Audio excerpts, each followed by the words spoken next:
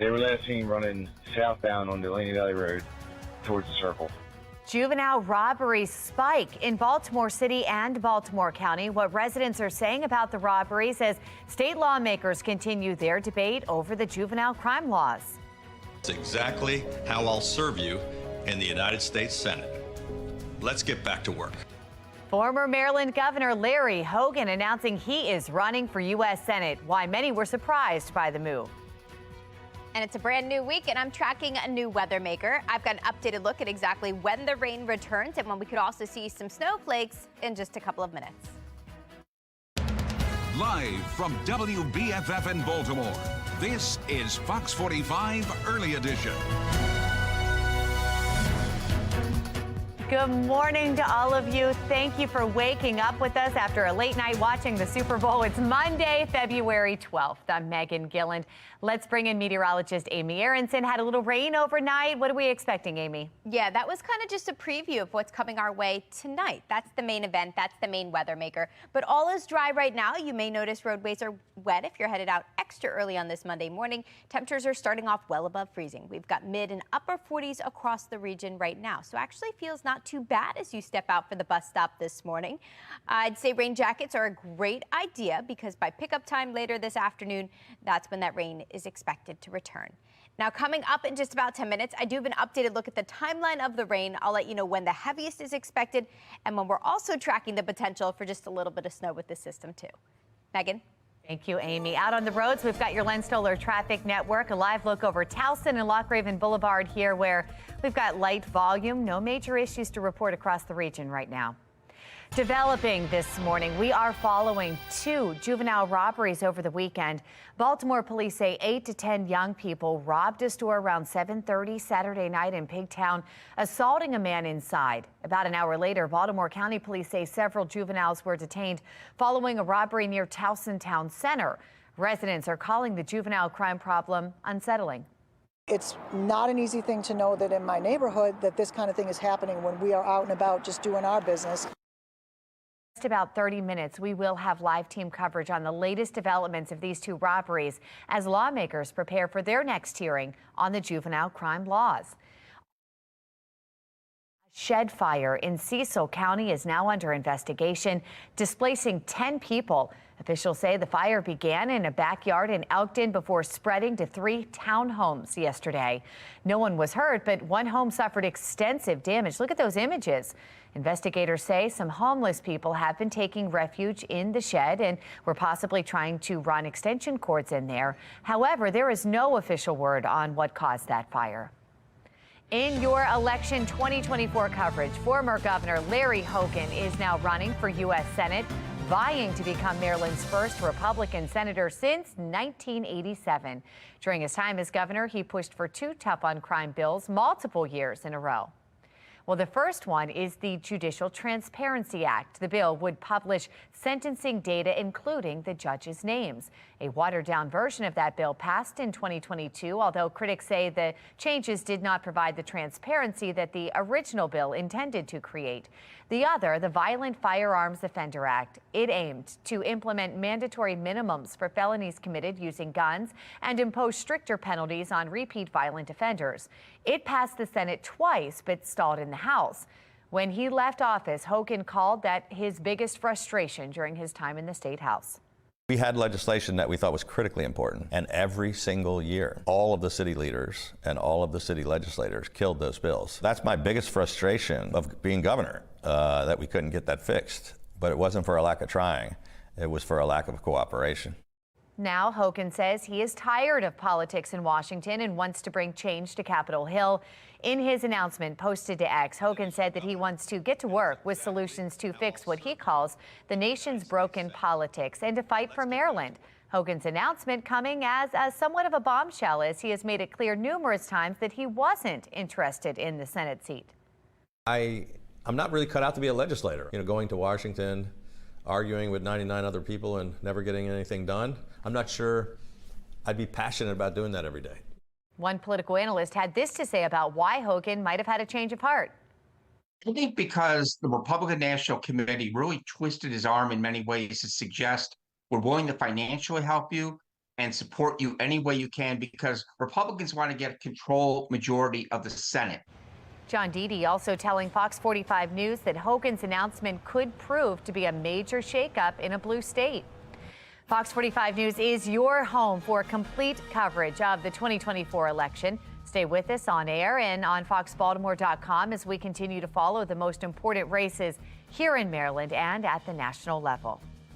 Continuing coverage now this morning, Baltimore City leaders are planning to expand the group violence reduction strategy, which provides services to people who show the potential to commit crimes. Researchers who studied the first year and a half of the program estimate it's led to a 25% reduction in homicides across the city. But in the Western District, where GVRS was piloted, homicides were up 28% from 2022 to last year. Former FBI agent Dr. Tyrone Powers joined us on Fox 45 News saying that numbers do not always paint the picture of safety. We always talk about perpetrators. We want to reduce crime. We know there has to be some intervention, interception, and some consequences, but we don't speak enough about the victims in the city. And I think if you want to get a true indication of how impactful any of these programs are, then the surveys or the data collected should be going out and talking to the people in these particular neighborhoods. Because if they don't feel safe and they're still saying things, no matter how many press conferences, political conversations you have, it's not going to change dramatically over time. GVRS is expanding to the Eastern District, something political analyst John Deedy calls low-hanging fruit because homicides and gun arrests are already down in that district. I think it is a smart political move to do something like this because it's an area that's having fewer problems, which is easier to show success when you're doing that. It's like tutoring an A student instead of tutoring a C student. It's going to be easier to show results with the A student than the C student. Fox 45 News asked the mayor's office why they're not expanding GVRS into more struggling districts. So far, we have not yet heard back. Many people are showing up to the Be More Healthy Expo. After the break, we take a look at the chime-in pictures you submitted. And we are starting off cloudy, but mostly dry. Meteorologist Amy Aronson is tracking what we can expect for the work week. It's 4:37 on Fox 45 Early Edition, all local, all morning.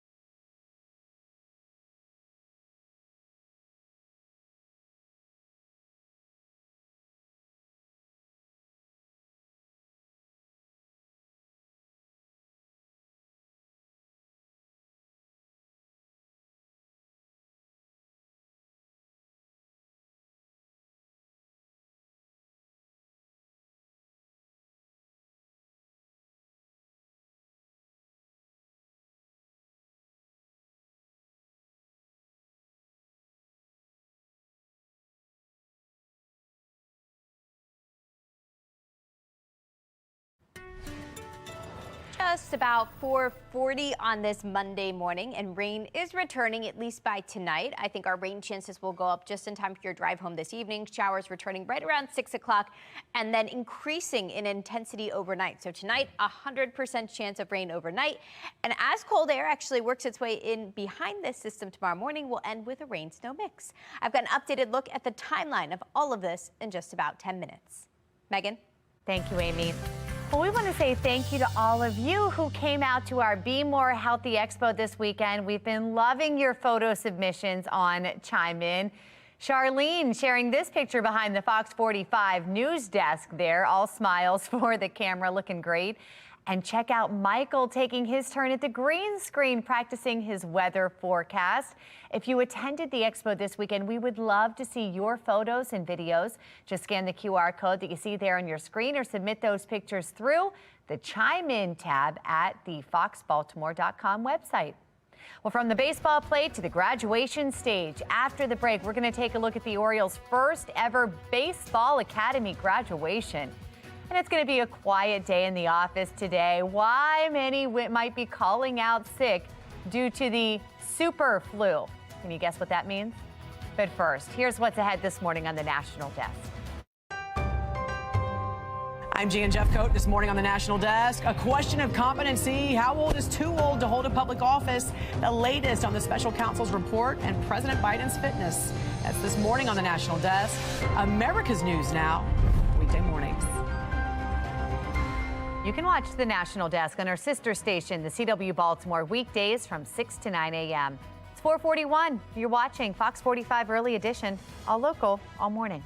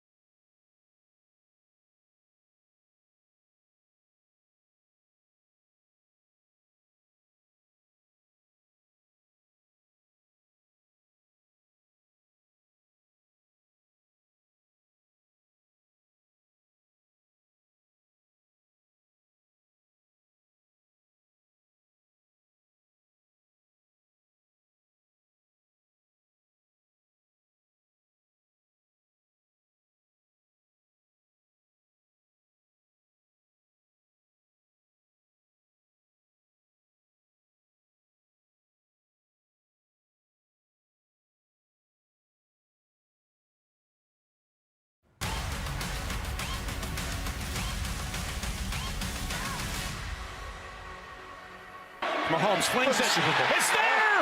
Hardman! Jackpot! Kansas City! Viva Las Vegas! The Kansas City Chiefs are back-to-back Super Bowl champions. Taylor won with less than 10 seconds left there in overtime. Patrick Mahomes throwing the ball to Hardman for the 3-yard game-winning touchdown. Final score, nail-biter, 25-22. Well, it was late night. Employers can expect to see fewer faces in the office today thanks to the expected outbreak of what is being called the super flu. According to a survey from UKG, an estimated 16.1 million Americans are expected to call their bosses and pretend to be sick following the big game. And while you may be one of those people, experts say that the influx of people calling out can cost businesses some $6 billion. One business expert says this is a good opportunity for managers and companies to be open to discussing time off ahead of the game. This is an easy conversation that managers should start a couple weeks before the big game and should give employees the room to tell them whether they want to take the day off or not. Just be a holiday. We all get the day off. Well, the number of people expected to call out is so large this year that many are asking the question, should the Monday after the game be a national holiday? According to UKG, only about a third of Americans would like that. Interesting. I'd like it. Well, Beyonce made some news during the Super Bowl. She teased the release of new music during a Verizon ad that aired during the big game. And then moments later on her official website, she posted a clip of a new song with a guitar strumming to a tune about the game, Texas Hold'em. Then she posted the words Act 2 and the date, March 29th on her site. People going crazy over that. We saw them at the game yesterday. Well, take a look at this. The Randallstown Community Center holding its 7th annual Crab Pot Tournament featuring the top wheelchair rugby teams from all across the DMV. The Maryland Mayhem hosting the tournament. The team consists of patients from the University of Maryland's Orthopedic Institute. Organizers say that they are proud of the athletes who overcame physical challenges and continue to be an inspiration. The Orioles host their first ever graduation ceremony at the team's baseball academy in the Dominican Republic. Founded in 2020, the academy has helped 12 players graduate, with 25 more currently enrolled. 7 of those 12 graduates are still in the Orioles organization. The program helps players develop their baseball skills, but also prepares them for the professional world after their playing careers. Congrats to all the graduates. All right, it's 4:47 here. For those of you that are going to work this morning, we want to bring in meteorologist Amy Aronson with a look at the forecast. How about the halftime show? It was good. That was what I stayed up for, and I was going to go to bed right before, and then I started hearing the music, and I just couldn't, so I stayed up for Amazing, and so many people there. I thought loved it was awesome. I know, there haven't been cameos the past couple of years. It was such a treat. Hopefully you all watched it too, and now you're up with us. Yep. We'll make it just as entertaining. Actually, going off the Orioles, yeah, we'll try to. 45 days until the start of baseball season. That's exciting stuff here in Baltimore. We've got the Orioles home opener coming up on March 28th. So just around the corner now, as of course football season wraps up. We are looking down at Towson early this morning, dark and early this morning. Actually seeing a few folks out and about getting their Monday started. You shouldn't face any weather issues on the roads this morning. We're actually off to a pretty comfy start, well above freezing. 40s and low 50s to begin, and this is where we're going to stay again today. We've got this new weather maker moving in from the south. That's actually producing flooding and severe weather across the southeast. As it heads our direction, not going to cause that. It will produce some winter weather eventually for our neighbors to the west and to the north too, but locally it's mostly a rain event for us. And Future Scan shows that. It shows the clouds sticking around as we head throughout the day today. Temperatures don't budge. We're close to 50 as we head through lunchtime. It's not until this evening for your drive home that we reintroduce some showers. They'll start to trickle in from west to east here, and then increasing coverage by 10 o'clock tonight. Late tonight, we get some soaking rain at times. That will continue through really early tomorrow morning. As the system wraps out of here around daybreak tomorrow, you'll notice a little bit of blue trying to show up there. I think we see some snow briefly mix in with these rain showers here as the system departs around 10, 11 a.m. tomorrow. But take note of the temperatures. They're above freezing, so although snow can fall at that point, it's going to have trouble accumulating. So instead, we're just tracking accumulating rain. Here's a preview of how much rain we're expecting from this system. It's actually a decent amount, close to an inch in most spots. Now that chance for snow, that's going to stay north of here for our neighbors to the north. If we take a look at how much snowfall they're expecting there, actually a decent amount, up to close to 6 inches, half a foot in a lot of locations across central and northern parts of Pennsylvania. But mostly rain for us, arriving late tonight, continuing through early tomorrow morning with a little bit of snow mixing in. After that, we're drying things out for Valentine's Day, cooling things down too. We're briefly back in the low to mid 40s by midweek. Looking at that whole 7-day forecast shows that chance for rain arriving tonight, wrapping up tomorrow morning as a brief rain-snow mix. After that, we're dry for the second half of the week, but we are tracking another little weather maker by Saturday, and this one's also going to come with the potential for a rain-snow mix again. Megan? Transit, we have Mark Jones with the MTA joining us now. Good morning, Mark. Well, good morning, Megan. Good morning, everyone. The commute start is a good one out there on the MARC train system. You'll find no major delay or issue on the Camden, Penn, or Brunswick lines. Light rail right on time for the start, and Metro Subway looking good between Owings Mills and Hopkins Station for travel. For the MTA Transit team, I'm Mark Jones. Thank you, Mark. A damning report, a defiant response, and many asking, what's next? I'm Christine Frazan with some new questions and answers about the mental fitness of the President of the United States. And new dispatch audio giving more insight into an incident related to Ravens wide receiver Zay Flowers. What we're learning about the timing of the alleged domestic assault. It's 4:51 now. You're watching Fox 45 Early Edition, all local, all morning.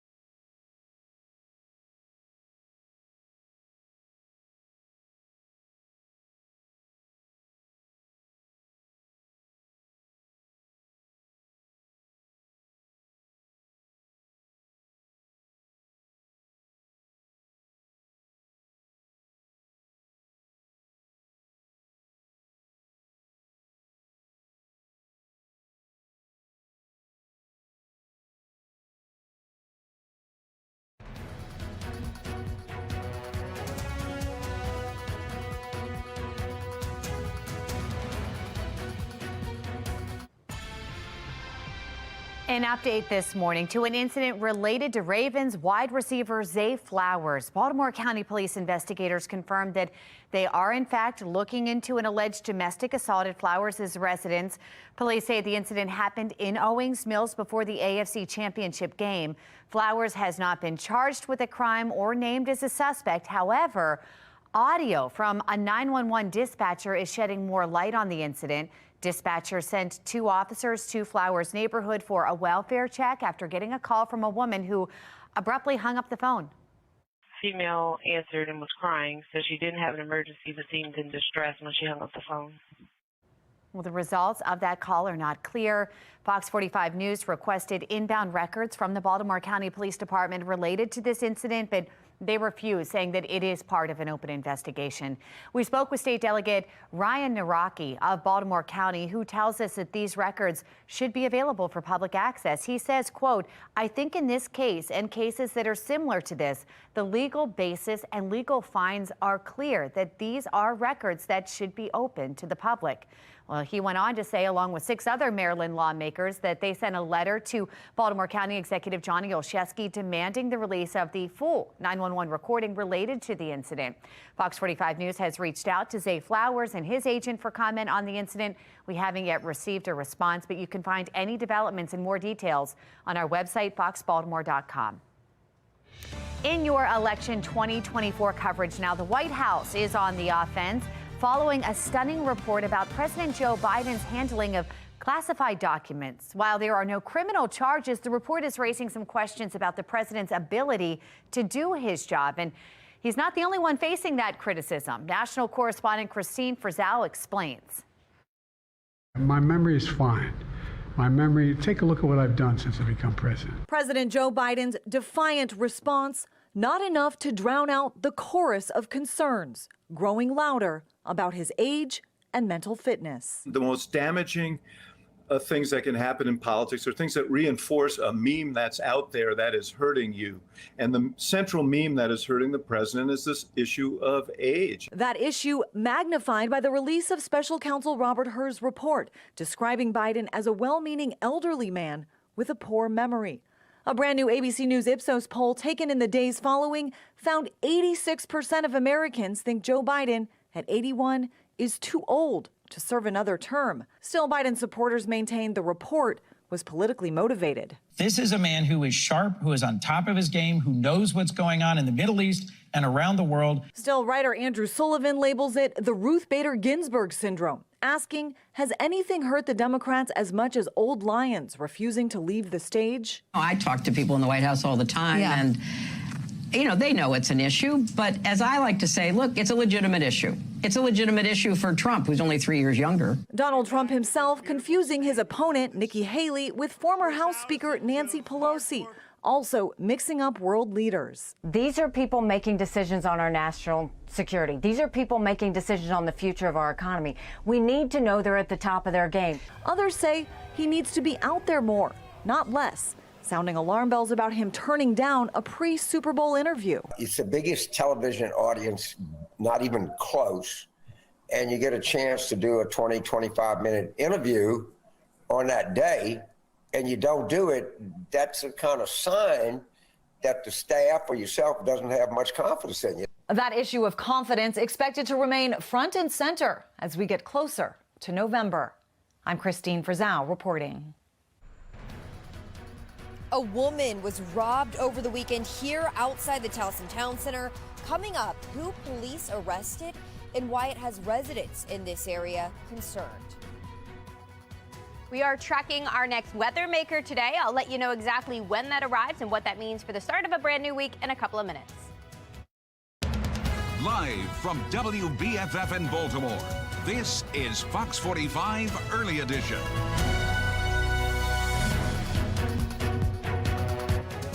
Good morning on this Monday, February 12th. If you're awake, I'm Patrice Sanders. I'm Tom Rogers. Yeah, 3 hours last night after OT for a Super Bowl. What a great game, great commercials, good halftime show. A lot to talk about today. Oh, yeah. Not Lots. a great ending because we lost. Yeah, we went did. with San Fran, but you know. All right, let's get over to meteorologist Amy Aronson with the look at the forecast. Yeah, so much fun. This morning, if you are venturing out dark and early, weather's quiet at least. We're starting off in the mid and upper 40s. Pretty comfortable to actually start off your Monday. It is cloudy out there while we wait on our next weather maker. That's coming our way this evening. But for your drive this morning, it gets the green light. No weather problems. We've just got cloudy skies through the remainder of the morning, and temperatures will be in the 40s. We'll wrap up the morning in the mid-40s. Now, your drive home this evening does include some rain. Coming up in just about 10 minutes, I've got an updated look at the timeline of this next weather maker, and I've also got an updated look at our rain snow chance for tomorrow morning's drive. Tom?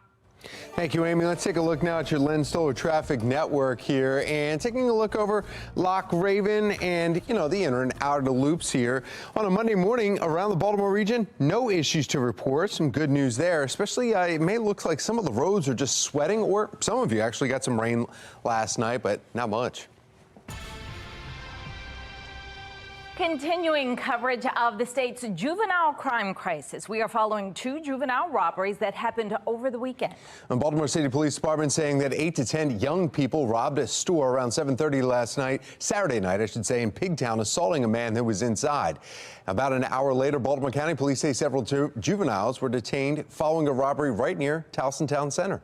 Now, this all comes as lawmakers continue to debate over the juvenile crime laws. We've got live team coverage surrounding the juvenile crime crisis unfolding across the state, starting with Shannon Lilly. She joins us live with an update on both robberies, plus how residents are reacting. Shannon. Well, residents we spoke to, Patrice, are concerned and frustrated. That latest incident, latest robbery happening here outside the Towson Town Center Saturday night. And take a listen to what we heard playing out over police scanners. A personal robbery just occurred. A group of male subjects came up to the caller and her friend. They were last seen running southbound on Delaney Valley Road towards the circle. But the suspected robbers didn't get far. Take a look here. Our cameras capturing the aftermath as Baltimore County Police detained 4 individuals. And according to police, all 4 suspects are juveniles. Meanwhile, we are hearing from one woman who was at the town center about an hour before the robbery. It's not an easy thing to know that in my neighborhood that this kind of thing is happening when we are out and about just doing our business. And just 30 minutes before that, this Towson robbery, another robbery by at least 8 juveniles in Pigtown. A man was inside a supermarket on Washington Boulevard when he was approached. Baltimore police arresting 3 teens, a 13-year-old and 2 16-year-olds in this case, but the others are still on the loose. And according to police, the youngest suspect in this case is just 10 years old.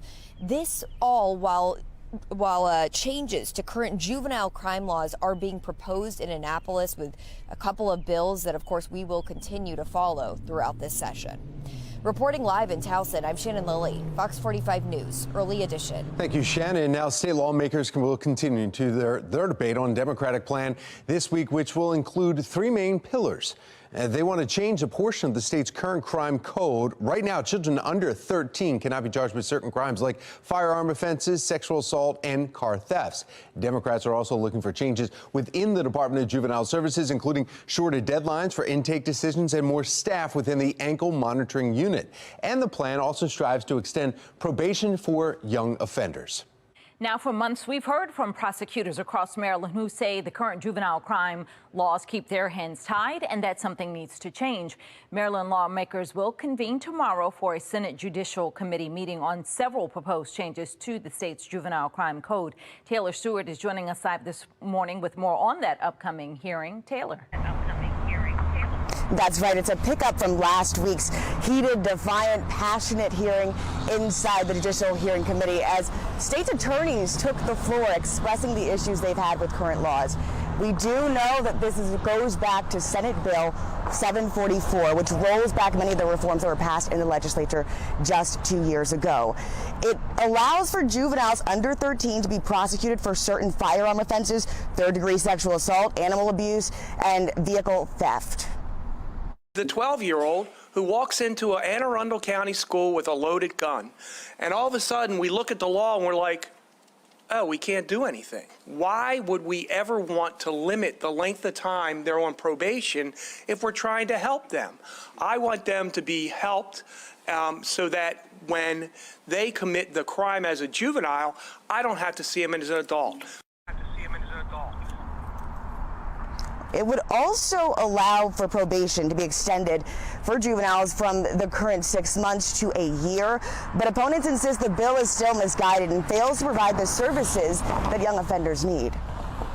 It's important that we take a system that has never had difficulty incarcerating or over-incarcerating our children, and we really put our focus on a front-end intervention, diversion, lack of putting children into a system where we know that once that happens, and the earlier it happens, that child is more likely to be in the system for a longer period of time. The biggest issue, the biggest problem is programs and services for children who are in need of services.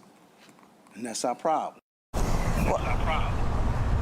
Well, look, the governor and other lawmakers have already backed this plan. Notably absent from that 10 hours long hearing last week was the Department of Juvenile Services Secretary Vincent Schiraldi. We'll continue to follow this debate as it picks up on Tuesday and bring you the very latest. We're live in Baltimore. I'm Taylor Stewart, Fox 45 News. Thank you, Taylor. In an earlier hearing, prosecutors and defense attorneys debated changes to the state's probation rules. Supporters of the new plan argue the current system doesn't allow enough time for proper rehabilitation, and they want judges and attorneys more involved in the process. Public defenders push back, arguing the current system that's now under the Juvenile Justice Reform Act allows children a fair chance to leave probation on good behavior.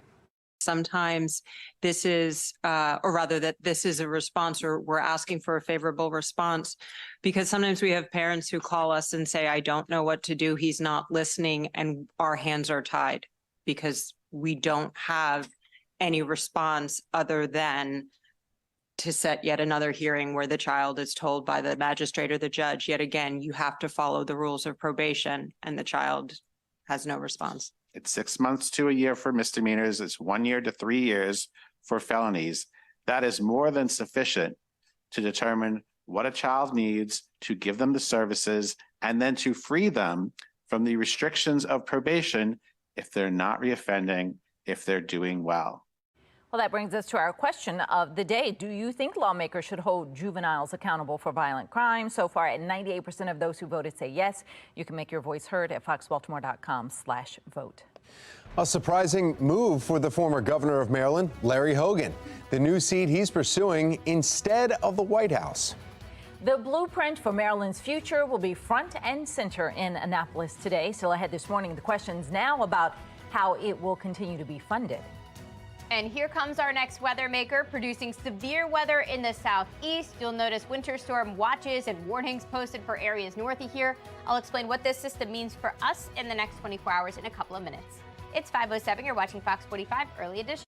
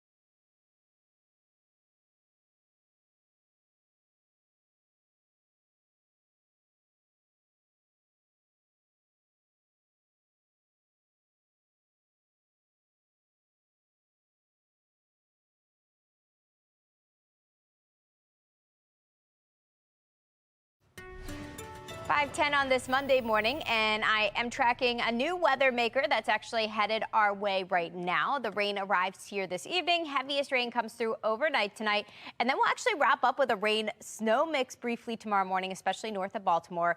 But don't get too excited. Accumulations look pretty unlikely with this system.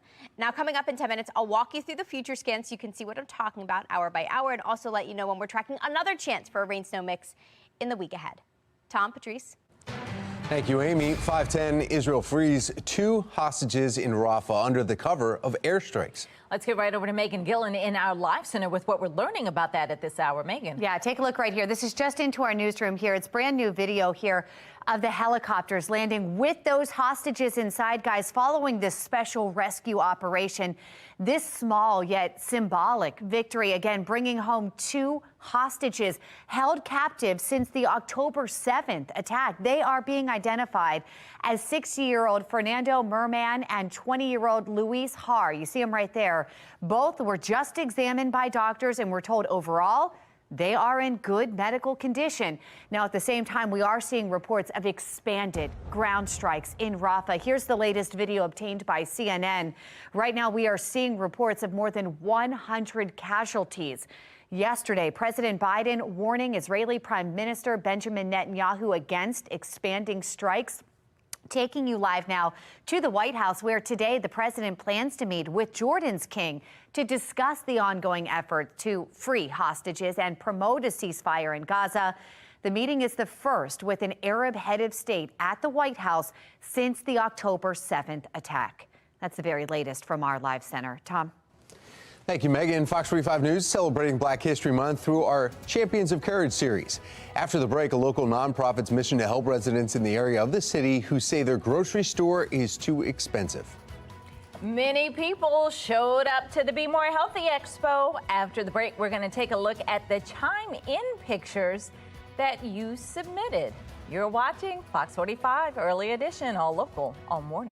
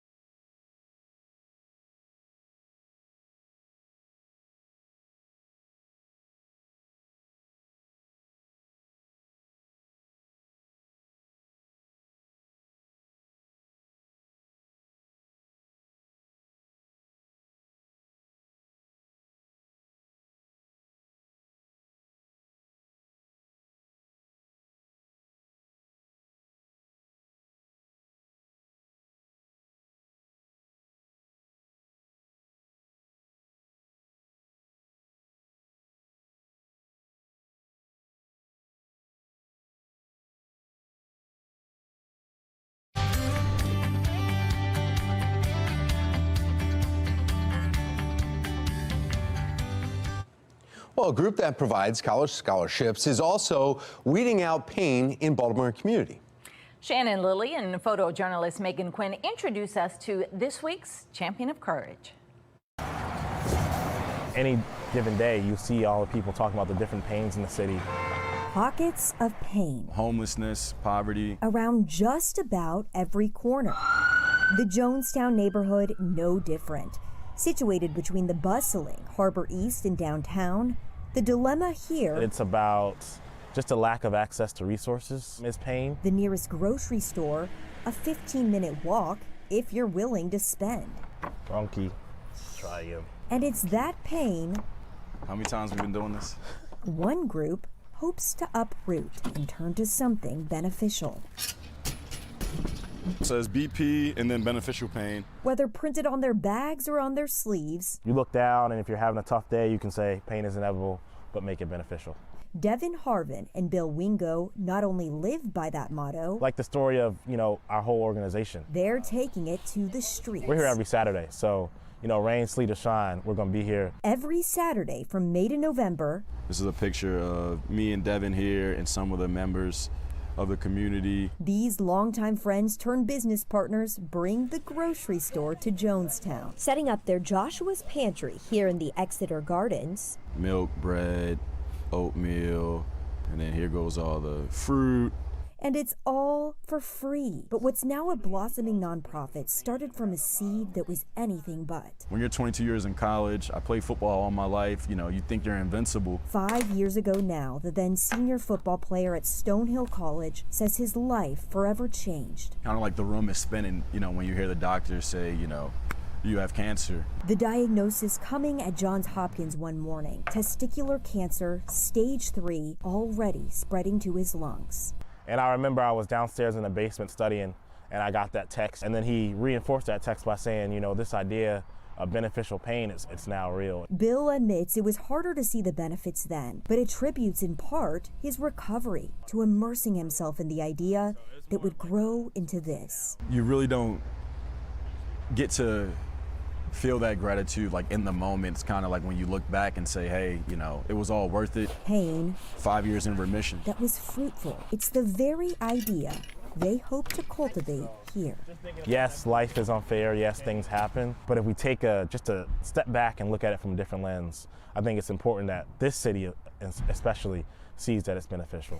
That's why Bill, Devin, and their nonprofit, Beneficial Pain, are champions of courage.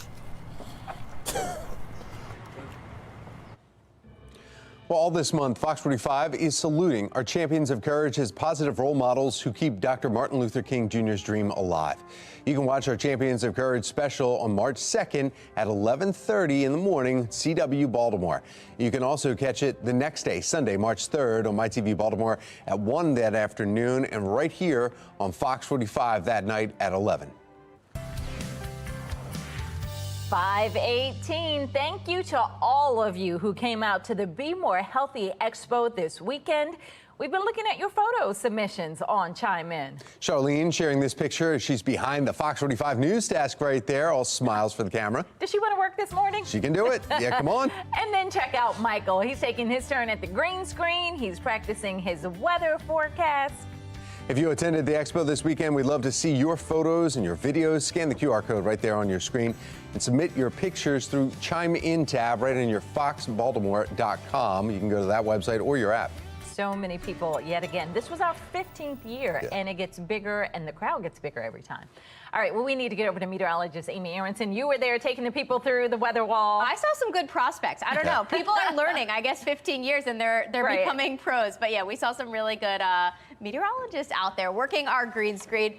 Early this morning, we are looking down at Towsing. You're looking down at York Road there. Looks kind of empty morning after the Super Bowl. Roadways, little wet, little damp. We had a tiny bit of rain overnight. Nothing too noteworthy. We've got more coming tonight. We are starting up mild. Temperatures in the mid and upper 40s to near 50 to start.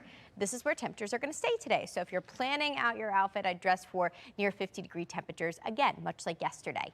We are tracking a weather maker, a pretty big system actually to our south that's causing flooding issues and severe weather in the southeast. That's going to push northward. You'll notice just north of here, we've got some winter weather alerts in place. Nothing for us locally, but I think we could see a little bit of snow from this system as it wraps out of here tomorrow. And Future Scan shows that chance. Future Scan shows the rain pushing northward today. We stay dry today. I think it's this evening that we see the showers roll in right around 6 o'clock, some light rain to start, and then some steadier rain overnight tonight through early tomorrow morning. Then tomorrow morning, as this system wraps up, look at what happens around 9 a.m. See this blue on the back side of it? Yeah, that's the colder air wrapping in. Now, temperatures at the surface will be above freezing, road temperatures above freezing. So I don't think we're going to see any issues on the roadways from this, but it's certainly going to create for a messy end to your drive tomorrow morning, despite the lack of accumulations. That should all wrap out of here right around midday. And after that, we are dry for the rest of your Tuesday, heading into your midweek for Valentine's Day. For today, we're dry to begin. It's later this afternoon and this evening that we start to see showers develop. At that point, we're close to 50 degrees. It's going to be a rainy night out there. Most locations end up with a solid inch of rain from this system. It will be mostly rain overnight. It's tomorrow morning that we briefly end with that burst of snow. But it's all out of here by Valentine's Day. So if you're planning ahead now for breakfast in bed, chilly one, temperatures in the low 30s to start off your Wednesday. We'll wrap up the day close to 40 for dinner date plans. Quick look ahead at what's to come for the end of the week heading into the weekend. It is a holiday weekend, President's Day weekend here already. Friday stays dry, but there is a brief chance for, look at that, a little rain snow mix on Saturday. Doesn't last long. The other long-range forecast model doesn't even show it, so confidence looks pretty low at this hour, and it looks like we are all dry by Sunday, regardless of what happens with that system. Here's a look ahead at all of our rain and snow chances. Plan on rain overnight tonight, a few rain and snow showers mixing in early tomorrow morning. After that, we're dry for the rest of the week. And yeah, I did throw in that chance for some rain, some snow showers on Saturday. Doesn't look like a big chance right now, but something worth watching for next weekend. Back to you. Thank you, Amy. Let's take a look at your Lens Solar Traffic Network. Taking a live look now over Ruxton and Charles Street. No major issues to report around the Baltimore region. Now we're going to get a check of your mass transit. We have Mark Jones in the MTA. Happy Monday morning, Mark. Were you happy about the loss, KC, or were you going for San Fran?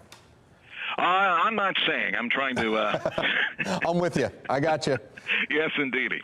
Well, out there right now, you'll find, Tom, a good commute. If your ride is on Light Rail Link, it's operating on time from end to end. No delays or issues. Metro Subway chiming in without delay between Owings Mills and Hopkins Station on the MARC system. We've got one delay. It's train 841. It's presently running about 5 minutes late. The other trains and lines look good for travel. For the MTA Transit team, I'm Mark Jones. Thank you, Mark. Baltimore city leaders are planning to expand the group violence reduction strategy, while some say the numbers don't always paint the picture of safety. Teachers and education advocates rallying against Maryland's blueprint for education, at least the cost of it. We'll tell you about the rally happening today.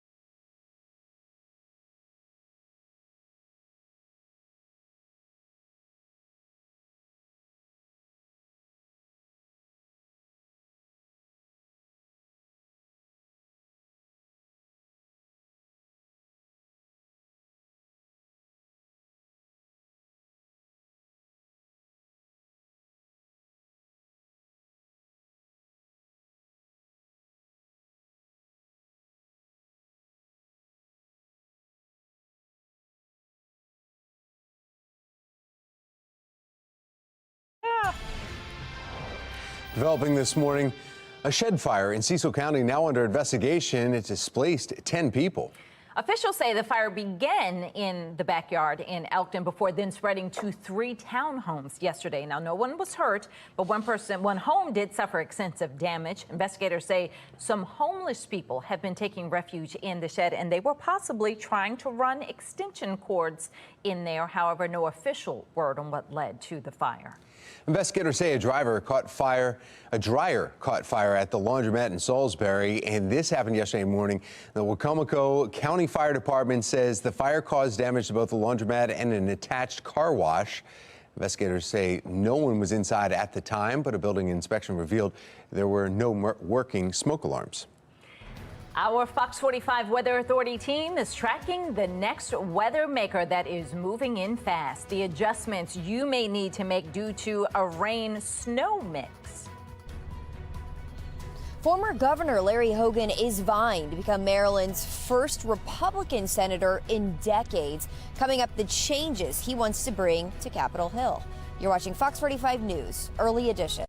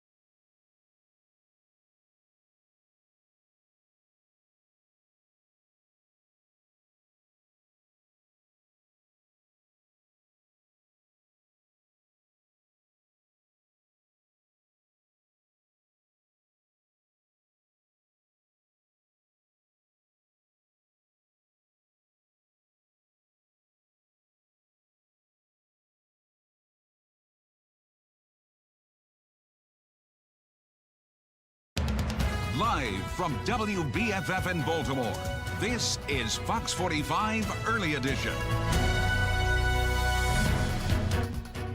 Good Monday morning, the day after the Super Bowl. Wake up. Wake up. It's 5:29. I'm Patrice Sanders. I'm Tom Rogers, and we need to find out exactly, was there rain? Was there not rain? Why are the roads wet? I'm not sure. I assume it was sweat. You're still asleep. Yeah, yes. Yeah, fell briefly while probably everybody was not paying attention to what was happening outside last night. Little bit of rain overnight, that's gone, but more is on the way. So actually most of today is dry during the daylight hours. We're starting off in the mid and upper 40s right now. Doesn't feel that bad when you step out the door. Yeah, but be prepared. Roadways are a little damp this morning as you head to the bus stop. Otherwise, skies are just cloudy. I would still send the kids with a rain jacket because look at pickup time. We are tracking another round of showers developing right around pickup time this evening, and then actually some pretty heavy rain coming our way overnight tonight. And then tomorrow morning, that's when things get interesting. We're going to throw a little bit of snow back into the mix too. Coming up in 10 minutes, I'll let you know exactly what all of that means for our drive come tomorrow morning. Tom, Patrice? All right, taking a look now at our Lynn Stoller traffic network at this early hour. As we look around the Baltimore region, everybody's moving along just fine. Not a lot of people even up and out at this hour. People getting slow to move after that Super Bowl, but roads are clear right now. I cannot deal with a $40 million increase in my education budget. Happening today, a large group of advocates, including educators, state leaders, and students, will be holding a rally in support of fully funding the Blueprint for Maryland's Future, or Kerwin. Now, this comes as many state lawmakers have faced pressure to scale back on the massive increase in education spending. Taylor Stewart joining us live with what we can expect from the rally as others say the plan is crushing their local budgets. Taylor. That's right. Strong Educators Maryland will gather with 150 of their members today. Teachers, leaders, advocates will go to Annapolis and rally against the cost of the Kerwin plan. It pumps $30 billion into public education over the next few years. And we know that the districts are liable for paying for that. That is something Bob Castley, among others, have expressed concerns with. Take a listen. There's got to be some give and take. There's got to be a additional look at this thing, and people need to be a little more rational in how we approach this. But to throw tax increases in now when the economy is struggling, families are struggling, is the wrong way to go for Maryland and for Harford County. This comes as we learn a new audit from the Maryland Department of Education shows millions of dollars allocated for schools in higher poverty areas went unused. We're still getting the exact numbers, but they looked at 8 schools and found $12 million weren't used from a $233 million grant. So as this spending concern rises, another one does. And today they're going to meet in Annapolis at 7 p.m. to rally against that. They've invited the governor as well as the House Speaker and Adrian Jones, House Speaker of the Senate. So we will see if they'll make it tonight and keep you updated. Back to you. 5:33 and in your election 2024 coverage, former Governor Larry Hogan now running for the U.S. Senate, vying to become Maryland's first Republican senator since 1987. During his time as governor, he pushed for 2 tough-on-crime bills multiple years in a row. Now, the first one, the Judicial Transparency Act. That bill would publish sentencing data, including the judges' names. A watered-down version of that bill passed in 2022, although critics say the changes didn't provide the transparency that the original bill intended to create. The other, the Violent Firearms Offender Act, it aimed to implement mandatory minimums for felonies committed using guns and impose stricter penalties on repeat violent offenders. It passed the Senate twice, but always stalled in the House. When he left office, Hogan called that his biggest frustration during his time in the State House. We had legislation that we thought was critically important, and every single year, all of the city leaders and all of the city legislators killed those bills. That's my biggest frustration of being governor, that we couldn't get that fixed. But it wasn't for a lack of trying, it was for a lack of cooperation. Now, Hogan says he's tired of politics in Washington and wants to bring change to Capitol Hill. Shannon Lilly joining us live with a closer look this morning. Shannon. Yeah, so the former governor, Tom Patrice, is telling voters that he wants to get back to work with solutions to fix what he's calling the nation's broken politics. And he says he wants to fight for Maryland. In fact, take a look at his brand new campaign video that was just released on Friday. That's exactly what I did as your governor, and it's exactly how I'll serve you in the United States Senate. Let's get back to work. Now, this decision marks a surprise turnaround for Hogan. You'll remember that he's a moderate who had originally considered a presidential bid. In fact, he sat down with FOX45 News back in March when he said after some soul searching, he decided that he would not seek the GOP nomination, but said he was not ready to walk away from politics then. He also added then, though, that the Senate was out of the question. Our political analyst John Deedy weighs in on what may have changed his mind. I think because the Republican National Committee really twisted his arm in many ways to suggest we're willing to financially help you and support you any way you can because Republicans want to get a control majority of the Senate. And regardless, Deedy adds that Hogan's Senate race may cause a major shakeup here in a blue state, and we're going to have more on that coming up at 6:30. Reporting live, I'm Shannon Lilly, Fox 45 News, Early Edition. Democrats David Trone and Angela Alsobrooks are battling for their party's nomination, with recent polling from Trone's camp saying he is leading in that race. Now, both candidates are reacting to Hogan's announcement. Trone calling Hogan a career politician who makes empty promises, and a vote for him is a vote for abortion bans, voter suppression, and massive tax cuts for the wealthiest Americans. Meanwhile, Alsobrooks is promising she is going to beat Trone in the primary and then take down Hogan in November and protect abortion rights when she becomes a member of the Democratic majority.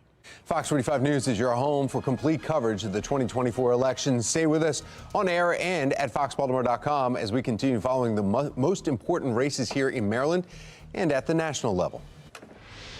Continuing coverage this morning, Baltimore City leaders are planning to expand the group violence reduction strategy, which provides services to people who show the potential to commit crimes. Researchers who studied the first year and a half of the program estimate it's led to a 25% reduction in homicides across the city. But in the Western District, where GVRS was piloted, homicides were up at least 28% from 2022 to last year. Former FBI agent Tyrone Powers joined us on Fox 45, saying that numbers don't always paint the picture of safety. We always talk about perpetrators. We want to reduce crime. We know there has to be some intervention, interception, and some consequences, but we don't speak enough about the victims in the city. And I think if you want to get a true indication of how impactful any of these programs are, then the surveys or the data collected should be going out and talking to the people in these particular neighborhoods. Because if they don't feel safe and they're still saying things, no matter how many press conferences, political conversations you have, it's not going to change dramatically over time. GVRS is expanding to the Eastern District. Fox 45 News asked the mayor's office why they're not expanding it into even more struggling districts. So far, we've not heard back. It's very upsetting. As I understand it, it was a group of youth. Juvenile robberies strike in Baltimore City and Baltimore County within an hour. Topping our next half hour, the age of the youngest suspect connected to one of the robberies. We are expecting our next chance for rain this afternoon. What the weather could bring for your Valentine's Day date night. 5:37, you're watching Fox 45 Early Edition, all local, all morning.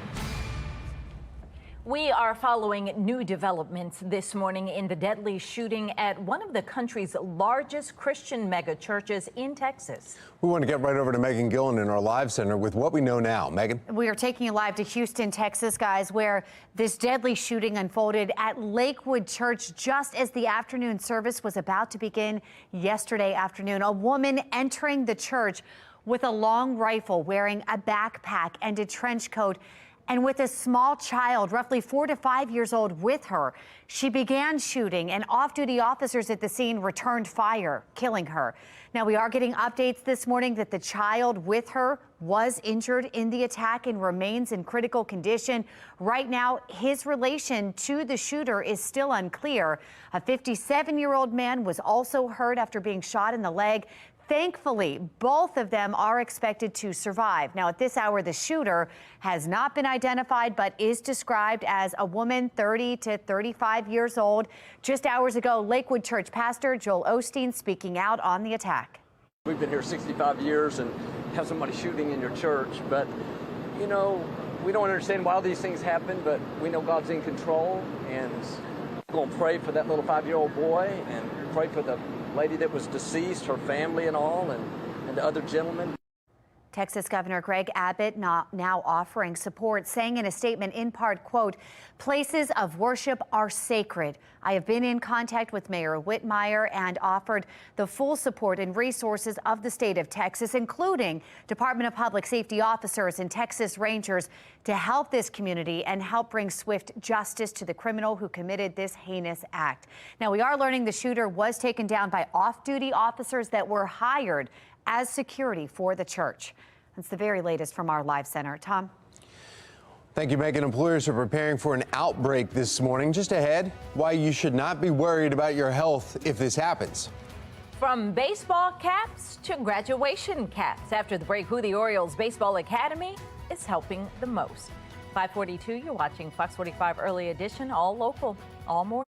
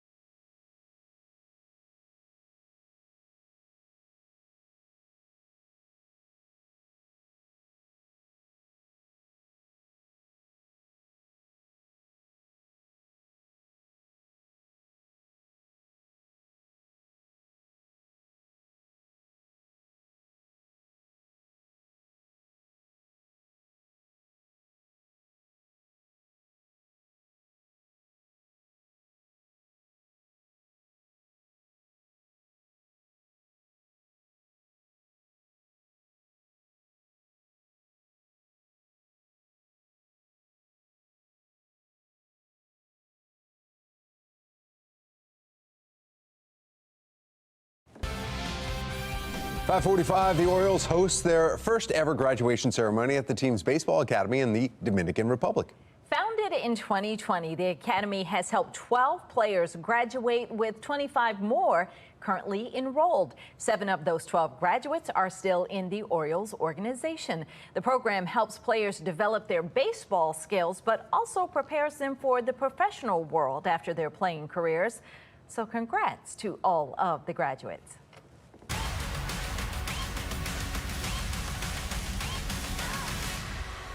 Mahomes flings it. It's there! Hardman! Jackpot! Kansas City! All right, the Kansas City Chiefs, back-to-back Super Bowl champions.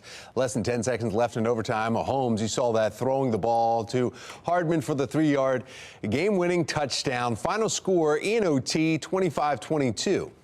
Well, employers can expect to see fewer faces in the office today thanks to the expected outbreak of the super flu. According to a survey from the UKG, an estimated 16.1 million Americans expected to call their bosses and pretend to be sick following the Super Bowl yesterday. While you might be one of those people, experts say the influx of people calling out can cost businesses some $6 billion.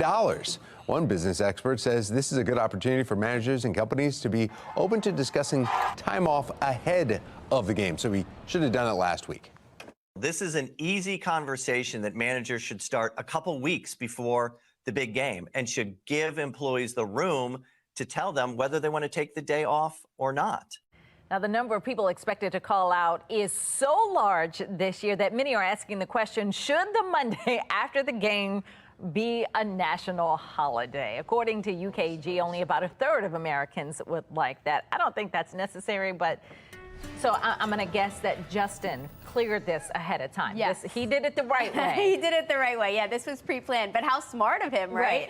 Yeah, he made it his own national holiday today. But as football season wraps up, why not talk baseball? We've got 45 days now until the Orioles home opener at Camden Yards. That's pretty exciting stuff. Not too far away now, and temperatures actually felt kind of spring-like back on Saturday. Of course, temperatures are closer to normal today. We are taking a look down at Camden Yards in the distance, just awaiting the start of baseball season there. Mid-40s, little overcast, little drizzly to start off your Monday morning. The heavier rain that's coming overnight tonight for your Monday night. And then we're going to wrap up this next weather maker actually with a rain-snow mix for our drive tomorrow morning, right around this time tomorrow. Here's a look at the weather maker to blame. It's south of here, producing severe weather actually across the southeast. That's going to push northward. This means winter weather for our neighbors to the north and west. Actually, a winter weather advisory was just posted for extreme western Maryland, where they could see a couple of inches of snow from this system. For us, I don't think we're tracking accumulating snow, but we are certainly going to see some wet snowflakes tomorrow morning as the system departs. Now, today leading up to that, it's just cloudy and overcast, temperatures near 50 around lunchtime. It's this evening that showers rush in for your drive home between 5 and 6 o'clock. Looks like the heavier rain will push through overnight tonight. That's when we get some steady rain at times, and it stays all rain through early tomorrow morning. Actually, some soaking rain around 4 a.m. After that, you'll notice some pink and some blue start to mix in here right around daybreak. That's that quick change over to some wet snow. You'll notice temperatures are above freezing, so that's why accumulations are going to be tough to get. We've got upper 30s and low 40s at that point. Doesn't last long. That brief of rain and snow wraps up by lunchtime tomorrow. But that certainly could create some sloppy conditions for your drive tomorrow morning. Now today, things are quiet, so let's just talk about the rainfall totals for tomorrow. By the time you wake up tomorrow morning, this is what we're up against. We've got about an inch of rain that we are wrapping up. Now, we're not tracking accumulating snow here. You've got to head further north to find that. If we take a look at how much snow our neighbors to the north are picking up from this system, about 5 inches plus in a lot of spots, close to a foot in northeastern parts of Pennsylvania. Not going to be the case here. It's primarily rain for us. That rain gets started this evening, highs near 50 today. We do wrap up with rain and some snow tomorrow morning.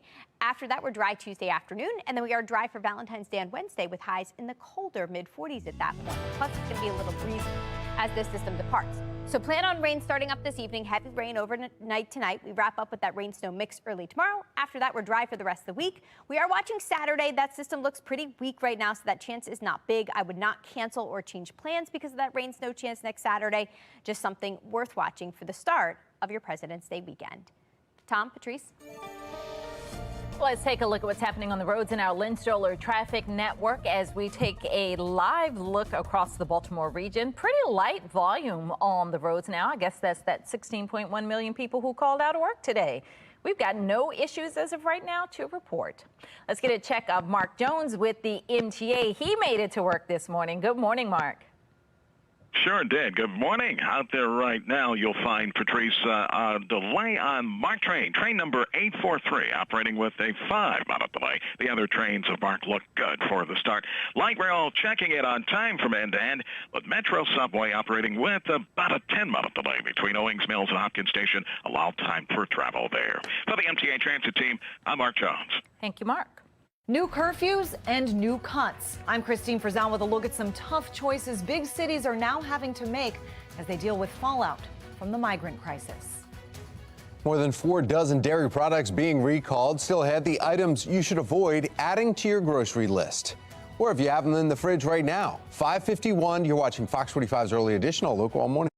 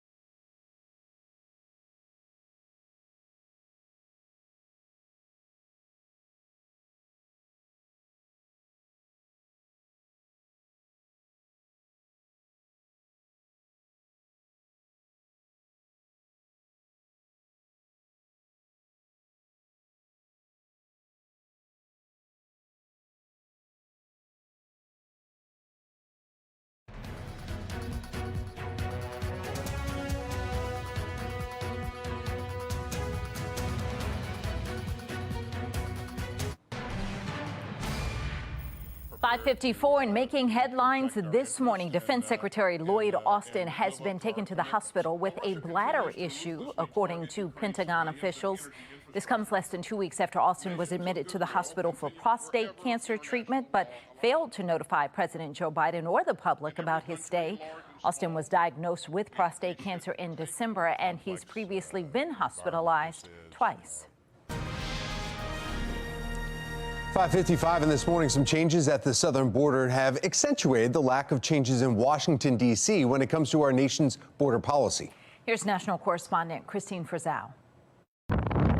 Along the Texas border, the numbers speak for themselves. The Del Rio sector, which recorded a daily average of nearly 2,300 migrant encounters in December, now seeing as few as 200, with similar drops reported in Eagle Pass, where Texas has installed razor wire and has taken over border security operations in certain areas. It's meant a huge spike in migrants entering elsewhere. Arizona and California sectors now overwhelmed. In Denver, caring for migrants has already cost the city $180 million, leading to cuts in services for its residents, including at the Department of Motor Vehicles. We are no longer taking vehicle registrations in person. We will move those to online. We will start rotating weekly DMV closures. We will also have to make some hard decisions around reducing services for Parks and Rec. Big changes in New York City as well. The mayor there imposing a new curfew at migrant shelters following a string of violent incidents. This 15-year-old Venezuelan migrant now arrested after police say he shot and injured a tourist in Times Square. Other tourists and locals targeted in a cell phone theft ring carried out by migrants. As the Secretary of Homeland Security shifts the blame to Republicans who stopped a bipartisan border deal from advancing. It certainly is a crisis, and we don't bear responsibility for a broken system, but fundamentally, Congress is the only one who can fix it. House Republicans have scheduled a vote for Tuesday, a second attempt to try to impeach Secretary Mayorkas after their first attempt fell short. Secretary Mayorkas says he is not distracted by the noise. I'm Christine Frizzell reporting. In your election 2024 coverage, the White House is on the offense following a stunning report about President Joe Biden's handling of classified documents. Now, while there are no criminal charges, the report raising questions about the president's ability to do his job. Well, the Biden administration is pushing back against comments Donald Trump made at a rally Saturday, hinting he wouldn't defend certain NATO allies if they do not meet defense spending targets. And one of the presidents of a big country stood up and said, well, sir, if we don't pay and we're attacked by Russia, will you protect us? I said, you didn't pay? You're delinquent? He said, yes, let's say that happened. No, I would not protect you. In fact, I would encourage them to do whatever the hell they want. You got to pay. A White House spokesperson calling the idea unhinged. And the Secretary General of NATO says the suggestion puts U.S. and European soldiers at increased risk. Senator Marco Rubio is staunch Trump ally, and he dismissed the concerns from the Biden administration. I have zero concern because he's been president before. I know exactly what he has done and will do with the NATO alliance. But there has to be an alliance. It's not America's defense with a bunch of small junior partners. Some of these are big countries with big economies. Well, 31 of NATO's members have agreed to spend at least 2% of their GDP on defense, but just 11 of those countries are actually meeting their promised threshold. It's not an easy thing to know that in my neighborhood that this kind of thing is happening when we are out and about just doing our business. A woman was robbed over the weekend here outside the Towson Town Center. Coming up, who police arrested and why it has residents in this area concerned. We've seen gun crimes go up for kids, over 220%. The debate around juvenile crime concerns ramping back up in Annapolis this week. We'll tell you about the heated debate from last week that brings us to this point. Stick with us here at Fox 45 Morning News. And I am tracking a pretty strong weather maker moving into our area today. I'll explain exactly when we'll see rain and even snow from this system in a couple of minutes. Live from WBFF in Baltimore, this is Fox 45 Morning News. Good morning on this Monday, February 12th. I'm Patrice Sanders. I'm Tom Rogers. A warm start. Almost feels like the roads are sweating out there, but we could see some snow coming up here. No, we don't want to talk about that. Let's get over to meteorologist Amy Aronson. I believe she is mentioning something to that effect. Yeah, but fortunately, accumulation's not going to be an issue, so it's going to be more of just a noteworthy snow that's coming our way tomorrow, and it's all part of this big system to our south here. You can see we're getting in on the cloud cover now. That's all the white streaming through, all the heavy rain and the severe weather staying to our south today. Now, that rain will arrive here this evening. We are starting off well above freezing everywhere, so as that rain pushes in, yeah, it will all stay rain for us. It's not until tomorrow morning at this time that I think we'll see some snow as that system actually gets out of here. But we're not facing any issues weather-wise for your morning drive. I'm giving it the green light. It's just cloudy this morning. You don't need the sunglasses. Temperatures will stay in the 40s through the end of the morning. Now, coming up in 10 minutes, I'll break down that rain and snow chance in more detail and let you know exactly what to expect for your drive this evening and your drive tomorrow morning, too. Tom? Thank you, Amy. On time now, it's straight up 6 o'clock, and continuing our coverage on the state's juvenile crime crisis, we're following 2 juvenile robberies that happened over the weekend. The Baltimore City Police Department saying 8 to 10 young people robbed a store around 7:30 Saturday night in Pigtown, assaulting a man who was inside. And about an hour later, Baltimore County Police say several juveniles were detained following a robbery right near Towson Town Center. This comes as lawmakers continue their debate over the juvenile crime laws. We have live team coverage surrounding the juvenile crime crisis unfolding across the state, starting with Shannon Lilly. She joins us live with an update on both robberies, plus how residents are reacting to this. Shannon. Well, residents we spoke to, Patrice, are concerned and frustrated about the ongoing juvenile crime crisis. The latest incident happening here just outside the front entrance of the Towson Town Center Saturday night. Take a listen to what we heard playing out over police scanners. A personal robbery just occurred. A group of male subjects came up to the caller and her friend. They were last seen running southbound on Delaney Valley Road towards the circle. Now, the suspected robbers did not get far. Take a look here. Our cameras capturing the aftermath as Baltimore County Police detained 4 individuals. And according to police, all 4 suspects are juveniles. Meanwhile, we're hearing from one woman who was at the town center about an hour before this robbery. It's very upsetting. As I understand it, it was a group of youth. It seems that what we're doing now doesn't seem to be as effective as it needs to be. And less than an hour before that Towson robbery, another robbery by at least 8 juveniles in Pigtown. A man was inside a store on Washington Boulevard when he was approached. Baltimore police arresting 3 teens, a 13-year-old and 2 16-year-olds in this case, but the others are still on the loose. And according to police, the youngest suspect is just 10 years old. This all while changes to current juvenile crime laws are being proposed in Annapolis right now, and those laws would potentially hold kids more accountable. Of course, we'll continue to track those bills as this session continues.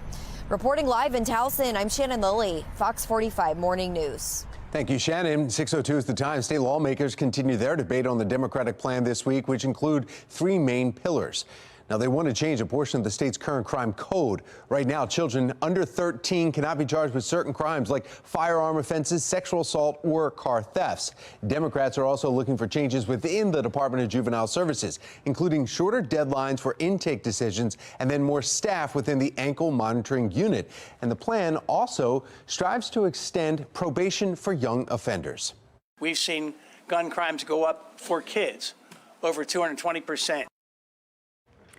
Well, this week in Annapolis, the debate on juvenile crime reforms ramps back up. Taylor Stewart live this morning with more on that upcoming hearing. Taylor. That's right. It is sure to be likely a passionate one, as we saw last week. For 10 hours, the Senate Judicial Committee hearing held its place in the Senate floor, and we heard from state attorneys who say they've had issue with the laws at hand. The new laws we're looking at is Senate Bill 744, which rolls back many of the reforms that were instituted 2 years ago when the legislature passed juvenile reforms. But this bill would allow juveniles under 13 to be prosecuted for certain crimes like firearm offenses, third-degree sex assault, abuse, animal abuse, and vehicle theft. The 12-year-old who walks into an Anne Arundel County school with a loaded gun, and all of a sudden we look at the law and we're like, oh, we can't do anything. Why would we ever want to limit the length of time they're on probation if we're trying to help them? I want them to be helped so that when they commit the crime as a juvenile, I don't have to see them as an adult. They're also calling for a probation extension for juveniles to go from 6 months to 1 year. But some people say the plan is misguided and does not address the concerns that have been raised. Take a listen to what opponents are saying.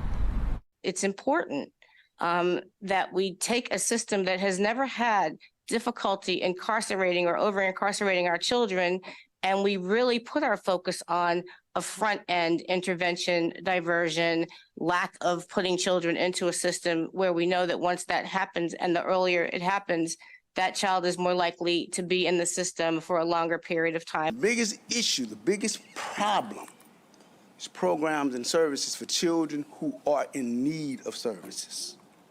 And that's our problem. But can they get it done is the question. We know Governor Westmore is behind this bill, but the Department of Juvenile Secretary did not show up at this hearing last week, so we'll have to wait and see if he'll be at the one happening this week as they try to hammer out these juvenile reforms. We're live in Baltimore. Taylor Stewart, Fox 45 News. Thank you, Taylor. This brings us to our question of the day. Do you think lawmakers should hold juveniles accountable for violent crime? So far, 98% of those who have responded voted yes.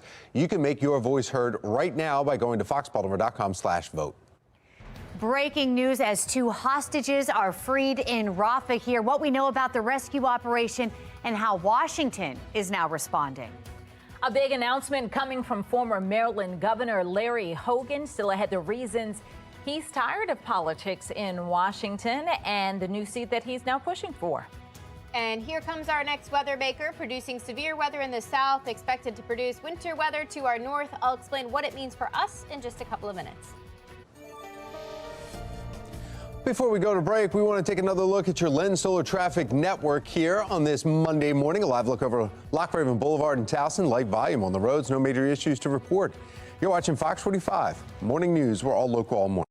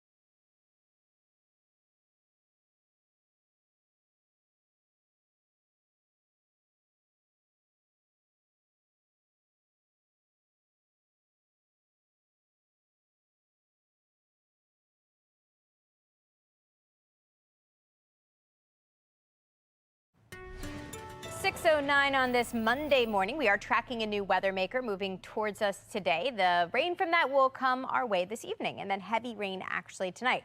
So here's the scoop on what we're expecting with this system. Heavy rain coming for us Monday night. We're actually going to wrap up with a brief period of a rain-snow mix tomorrow morning. With temperatures above freezing, though, both road temperatures and air temperatures above freezing, it looks like accumulations are pretty unlikely. I'll break down the timeline of this weather maker in more detail in just about 10 minutes. Tom, Patrice. Israel frees 2 hostages in Rafah under the cover of airstrikes. I want to get right over to Megan Gillen. She's in our live center with what we're learning at this hour. Megan. A lot of new information coming in, guys, just into our newsroom. What you're seeing here, this is brand new video, some images of the helicopters landing with those hostages inside. Following this special rescue operation, the small yet symbolic victory, again bringing home 2 hostages that were held captive since the October 7th attack. They are being identified as 60-year-old Fernando Merman and 20-year-old Luis Har that you see right here. Both were just examined by doctors, and we're told overall, guys, they are in good medical condition.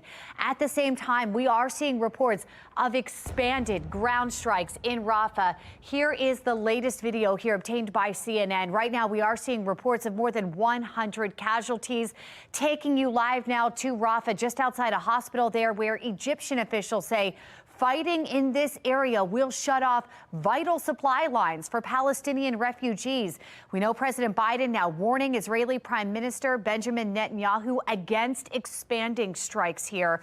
Live now to the White House, where today we're getting word the president will meet with Jordan's king to discuss the ongoing effort to free hostages, promote a ceasefire in Gaza. The meeting is the first with an Arab head of state at the White House since the October 7th attack. That's the very latest from our live center. Patrice? A big price for a public education spending plan. The people standing behind the plan and the concerns about how it will be paid. And after the break, a fire spreads from a shed to multiple homes. Well, the worries about who may have caused the fire that left multiple people now without a place to stay. 6:12 is the time. You're watching Fox 45 Morning News. We're all local all morning.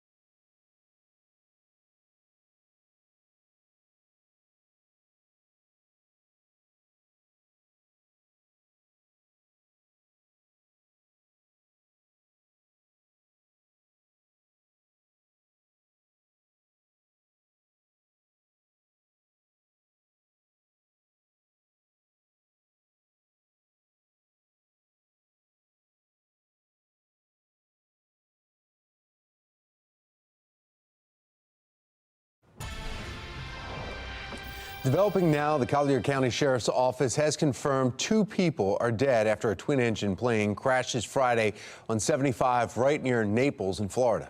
According to the FAA, 5 people were on board the Bombardier Challenger 600 on a flight that originated from Ohio State University. 3 of the passengers survived the crash. Their conditions have not been released. Well, here in the Maryland area, a shed fire in Cecil County is now under investigation, displacing 10 people. Officials say the fire began in a backyard in Elkton before then spreading to 3 townhomes yesterday. Now, no one was hurt. One home did suffer extensive damage. Investigators say homeless people have been taking refuge in the shed, and they were possibly trying to run extension cords in there. However, no official word on what led to the fire. Investigators say a dryer caught fire at a laundromat in Salisbury. You can see the images here. This happening yesterday morning. Wacomico County Fire Department says the fire caused damage to both the laundromat and an attached car wash. Investigators say no one was inside the buildings at the time, but a building inspection revealed there were no working smoke alarms. Well, topping your health headlines this morning, a recall of more than 4 dozen dairy products for potential contamination with listeria has now expanded to more than 5 dozen. Recall includes enchiladas, bean dip, dressings, and sauces. Fresh Creative, Trader Joe's, and Simply Fresh are now recalling products that were made with an ingredient called Rizzo Lopez foods that they supplied. Now, they were sold at stores including Albertsons and Costco. You can see all the products that are part of this recall right on the FDA's website. Meanwhile, products containing the cannabis compound Delta-8, sometimes known as diet weed or light THC, fueled a spike in calls to America's poison centers. In a recent report, the group says that calls related to Delta-8 jumped 82% from 2021 to 22. Provisional data for 2023 shows the trend leveling off, but public health experts warn risks remain, saying that users may think they're taking something milder than what they really are. Delta-8 products are often used to help with sleep, anxiety, or pain, and while their intoxication effects are generally less intense than some other THC products, they can cause adverse effects such as hallucinations, vomiting, and dizziness. Yeah, take a look at this. Thank you to all of you who came out for the Be More Healthy Expo we held Saturday. We've been loving your photo submissions on Chime In.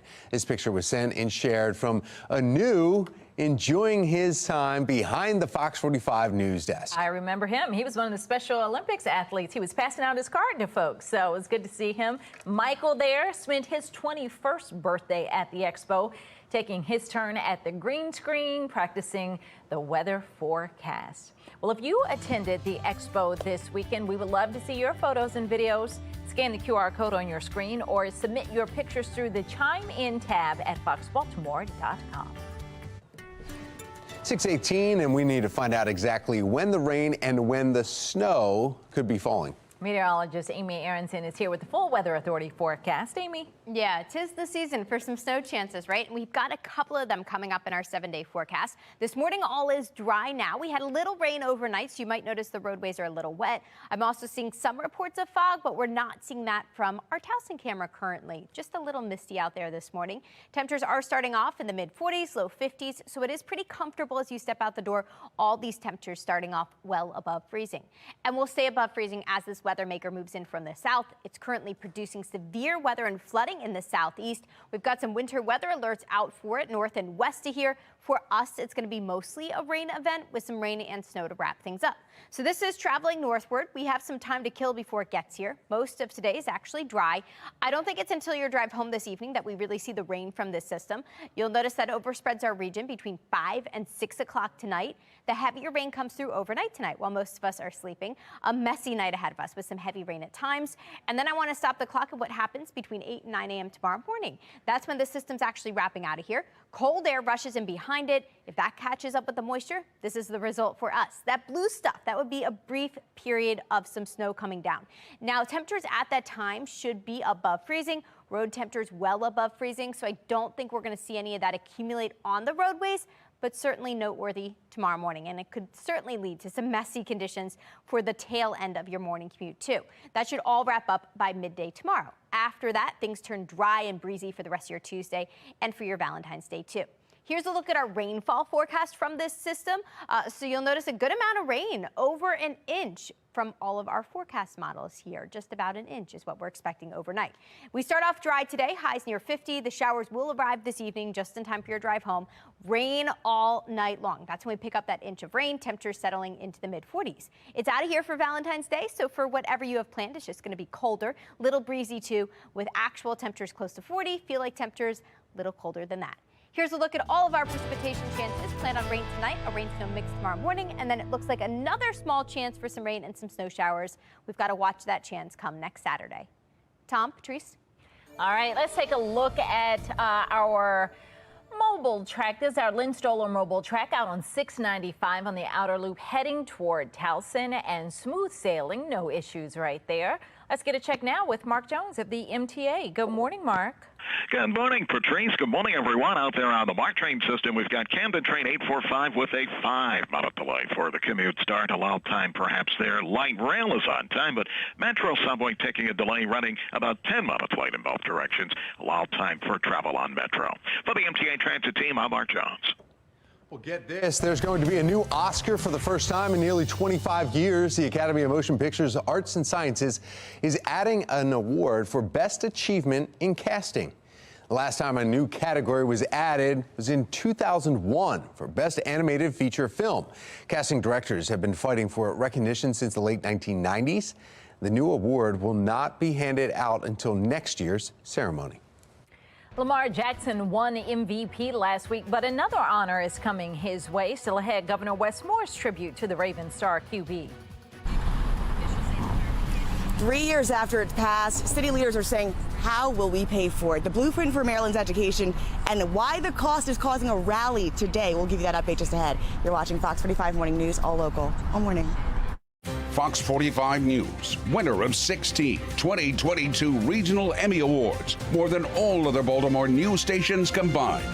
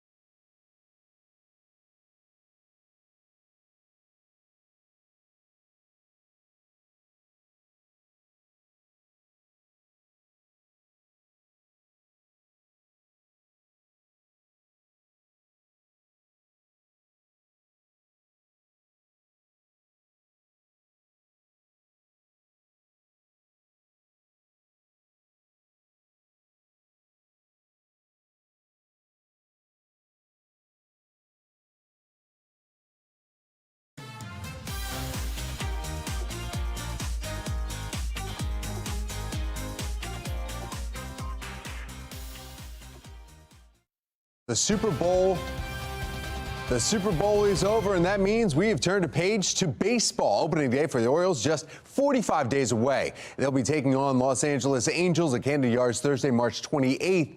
But before then, a player to keep an eye on this spring, Jackson Holliday. Mike Elias told FOX45 105.7 The Fan recently, Holliday, who primarily plays shortstop, will be getting a lot of time at second during spring training.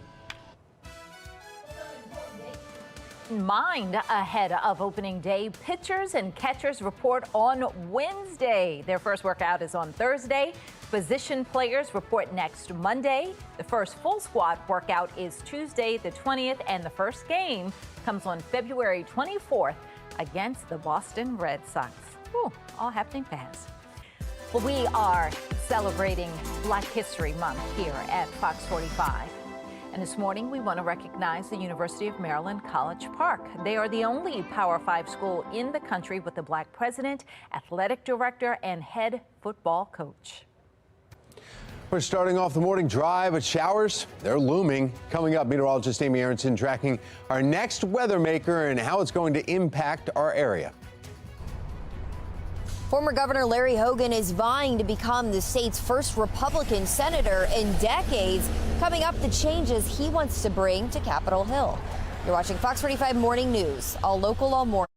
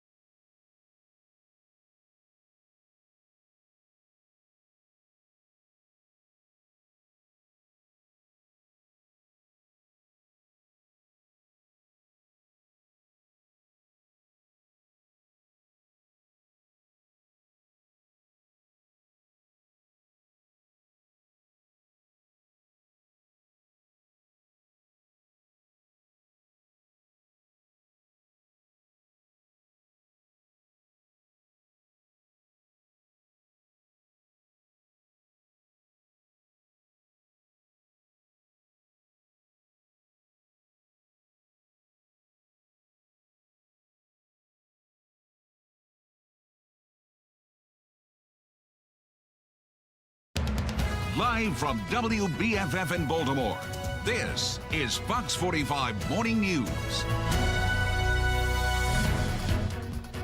Welcome back on this Monday morning. Coming up on 6:30, I'm Patrice Sanders. I'm Tom Rogers, and Super Bowl's over. Now Valentine's Day is in 2 days. That's right. So catch up on your sleep today and then get ready. Let's bring in meteorologist Amy Aronson, because you might be shoveling out for somebody because there's snow. Yeah, little bit of snow, maybe not shovel-worthy snow, but something on the grass maybe, just enough to make it pretty for Valentine's Day. Some festive snowflakes coming our way tomorrow morning, but this morning we are cloudy, overcast, temperatures in the mid-40s to begin. We're above freezing. Temperatures should stay above freezing as this next weather maker moves in. As you send the kiddos back out to the bus stop this morning, send them with a rain jacket. We've got rain developing by pickup time today with temperatures close to 50 at that point. Now, tomorrow morning we will be up against some snow. I don't think it means school delays or cancellations, but I will walk you through the future scan hour by hour in just about 10 minutes. Tom? Thank you, Amy. Let's take a look now at your Lens Solar Traffic Network. And throughout the Baltimore region, no issues to report. In fact, really, you can almost say that all the way across Maryland, there's no issues to report. The only incident that we have out there is on a back road in Maryland 480, north and southbound at Holly Road. There's an incident in Caroline County. That's it. We're not even, doesn't even show that there's a collision. So wide open roads at 6:30. I cannot deal with a $40 million increase in my education budget. Happening today, a large group of advocates, including educators, state leaders, and students, will hold a rally in support of fully funding the blueprint of Maryland's future. Now, this comes as many state lawmakers have faced pressure to scale back on that massive increase in education spending. Taylor Stewart is joining us live with what we can expect from the rally, as others believe that the plan is crushing their local budgets. Taylor. I mean, look, Patrice, that's what they say, and rather teachers, leaders, legislative leaders, as well as parents are going to rally today in Annapolis at 7 o'clock. It's all because of Maryland's blueprint for education and the cost associated with it. Now, at this point, we know that the largest increase in spending, in education spending in our state, has not been, there has not been a way to pay for it, making school systems and county leaders liable for coming up with the difference. Now, earlier this month, the Maryland Association of Counties wrote a letter to Governor Wes Moore and stopped delegates pressing lawmakers to revisit the plan. There's got to be some give and take. There's got to be a additional look at this thing, and people need to be a little more rational on how we approach this. But to throw tax increases in now when the economy is struggling, families are struggling, is the wrong way to go for Maryland and for Harford County. It comes as a report from the Maryland Education Inspector General uncovered millions of dollars in the Blueprint Grant Fund went unspent. It's a concentration of poverty-related schools, and they're supposed to get $233 million. An audit found that 24 schools, only got $12 million from that, and left with unspent money. We'll give you the update here as that rally gets underway at 7 o'clock. They've invited the governor. If he shows up, we will obviously be there and let you know. Back to you. In your election 2024 coverage, former Governor Larry Hogan is now running for U.S. Senate, vying to become Maryland's first Republican senator since 1987. Now, during his time as governor, he pushed for 2 tough-on-crime bills multiple years in a row. The first was the Judicial Transparency Act. That bill would publish sentencing data, including judges' names. A watered-down version of the bill passed in 2022, although critics say the changes didn't provide the transparency the original bill intended to create. The other, the Violent Firearms Offender Act. It aimed to implement mandatory minimums for felonies committed using guns and impose stricter penalties on repeat violent offenders. It passed the Senate twice, but stalled in the House. When he left office, Hogan called that his biggest frustration during his time in the State House. We had legislation that we thought was critically important, and every single year, all of the city leaders and all of the city legislators killed those bills. That's my biggest frustration of being governor, that we couldn't get that fixed. But it wasn't for a lack of trying, it was for a lack of cooperation. Well, now Hogan says he's tired of politics in Washington and wants to bring change to Capitol Hill. Shannon Lilly joining us live this morning with a closer look. Shannon? Yeah, the former governor, Tom, is telling voters that he wants to get back to work with solutions to fix what he's calling the nation's broken politics. He says he wants to fight for Maryland. In fact, take a look at his brand new campaign video that was just released on Friday. That's exactly what I did as your governor, and it's exactly how I'll serve you in the United States Senate. Let's get back to work. Now, this decision marks a surprise turnaround for Hogan. You'll remember he's a moderate who has originally considered a presidential bid. In fact, he sat down with Fox 45 News back in March when he said after some soul searching, he decided that he would not seek the GOP nomination, but said he was not ready to walk away from politics then. And he also added at the time, though, that the Senate was out of the question. Well, our political analyst John Deedy weighs in on how this change of heart could lead to a major shakeup in a blue state. It does shake up the race into the fact that most people considered this race a strong Democratic race where a Democrat would control, that basically a Democrat would win this race. Now, most people are rating it as likely Democrat, and that makes all the difference in the world. Now, 7 Republicans have filed to enter the GOP primary, but none as well known as former Governor Hogan. Reporting live, I'm Shannon Lilly, Fox 45 Morning News. New details in a deadly church shooting in Texas, what we know about the suspect and the child that was with her when police say she opened fire. State lawmakers are set to address juvenile crime once again, this time after 2 robberies over the weekend. Just ahead this morning, the bill's at the center of the conversations and the changes lawmakers hope to make. Showers making their way into our region later this afternoon. Meteorologist Amy Aronson is letting you know how your Valentine's Day will look. 6:35, you're watching Fox 45 Morning News, all local, all morning. Weather Window, presented by the National Weather Desk. An up-close view of ice shoves along the eastern side of Wisconsin's Lake Winnebago. Ice shoves happen when chunks of ice are literally shoved on shore. Temperature changes, currents, and strong winds contribute to their formation. They're fascinating to see, but can be destructive when there's enough ice piling up and moving forward, even smashing property in slow motion. For more content like this, like the National Weather Desk on Facebook.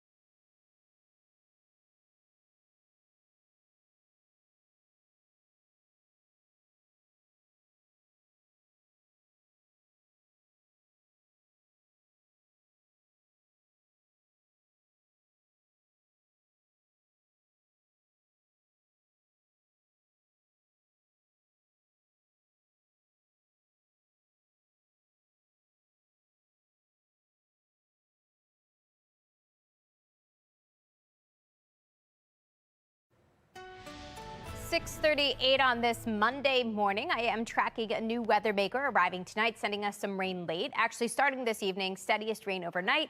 Tomorrow morning, we're going to wrap up with a wet rain-snow mix. So plan on messy conditions for your drive at this time tomorrow. After that, things are going to dry out, but it's also going to feel more wintry again for Valentine's Day, turning breezy with temperatures backing off into the low and mid 40s. Coming up in 10 minutes, we'll talk more about the timeline of this weather maker and what that means for your next couple of drives. Tom? Thank you, Amy. We are following new developments this morning in the deadly shooting at one of the country's largest Christian megachurches, pastored by Joel Osteen in Texas. Let's go right over to Megan Gillen in our live center with what we know, Megan. A lot just really surfacing here this morning, guys. We want to take you live to Houston, Texas, where this deadly shooting unfolded at Lakewood Church just as the afternoon service was about to begin yesterday. A woman entering the church with a long rifle, wearing a backpack and a trench coat, and with a small child, roughly 4 to 5 years old, with her. She began shooting, and off-duty officers at the scene returned fire, killing her. We are getting updates now this morning that the child with her was injured in the attack and remains in critical condition right now. His relationship to the shooter still unclear right now. A 57-year-old man was also hurt after being shot in the leg. Thankfully, both are expected to survive. At this hour, the shooter has not been identified, but is described as a 30 to 35-year-old woman. Just hours ago, Lakewood Church pastor Joel Osteen speaking out on the attack. We've been here 65 years and have somebody shooting in your church, but you know, we don't understand why these things happen, but we know God's in control, and we're going to pray for that little 5-year-old boy and pray for the lady that was deceased, her family and all, and the other gentlemen. Texas Governor Greg Abbott now offering support, saying in a statement, in part, quote, places of worship are sacred. I have been in contact with Mayor Whitmire and offered the full support and resources of the state of Texas, including Department of Public Safety officers and Texas Rangers, to help this community and help bring swift justice to the criminal who committed this heinous act. Now, we are learning that the shooter was taken down by off-duty officers that were actually hired as security for that church. That's the latest from our live center. Patrice? Thank you, Megan. Concerns over the expansion of Baltimore's group violence reduction strategy. Why? Some are questioning where the program is headed next. And the Kansas City Chiefs are your Super Bowl 58 champions. Coming up, how fans are reacting in Las Vegas after their 4th title in just 5 years. 6:41 is the time. You're watching Fox 45 Morning News. We are all local, all morning.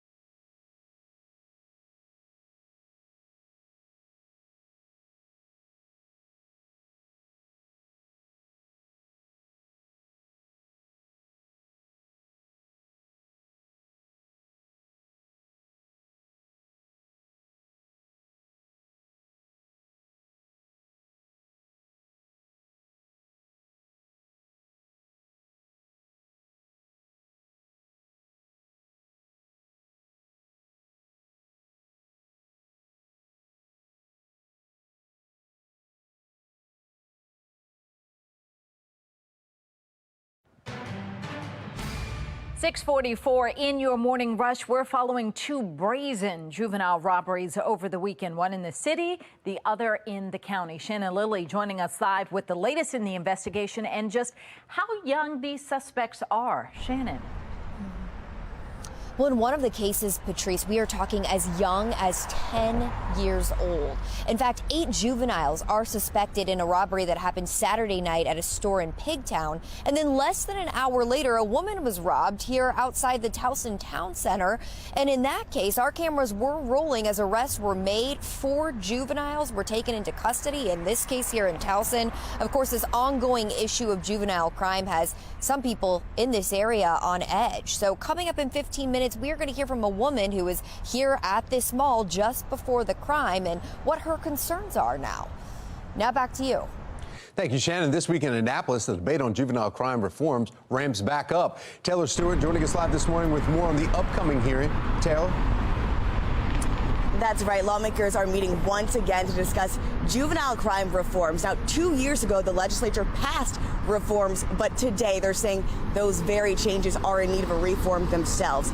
Last week, there was a hearing. It was very heated, 10 hours long, and we're expecting something like that to occur again on Tuesday in the Judicial Proceedings Committee. We'll tell you about the amendments they're looking to make and where folks stand on both sides of the aisle. That's coming up at 7. Taylor Stewart, Fox 45 News. All right, it's 6:46 now, and we want to get back over to meteorologist Amy Aronson.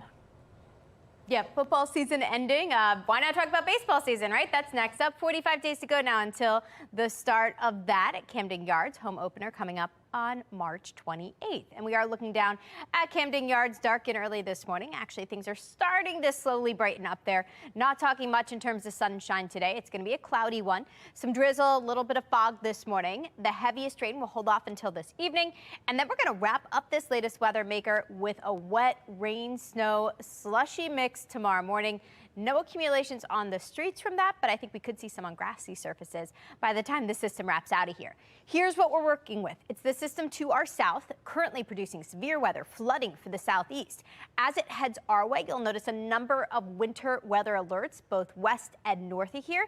None posted locally, and I don't think it's going to be a big accumulating snow for us, but certainly something noteworthy by tomorrow morning.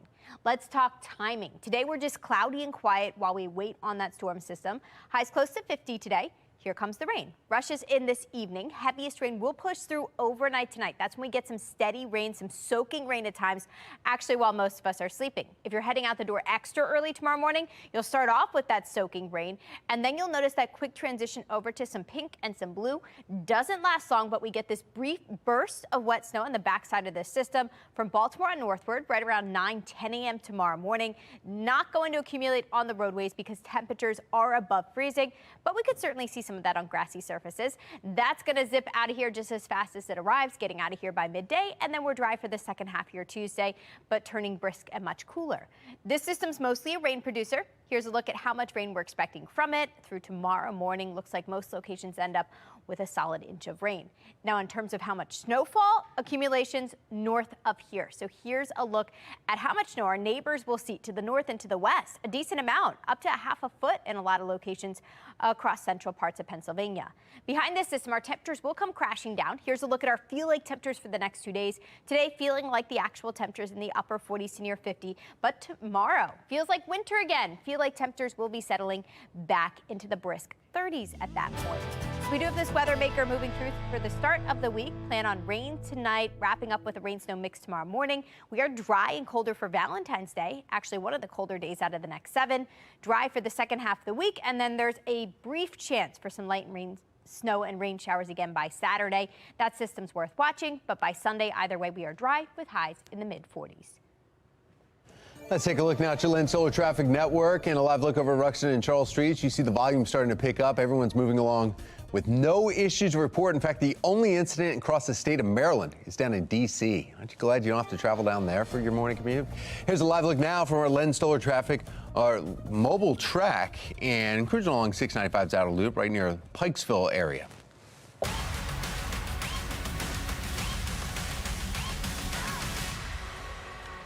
The Super Bowl is a wrap as the Chiefs take down the San Francisco 49ers 25-22. This is the Chiefs' fourth Super Bowl win in the last 5 years and their second against the 49ers. Brian Schnee from our Sinclair sister station in Las Vegas talked with excited Chiefs fans as they left last night's big game victorious.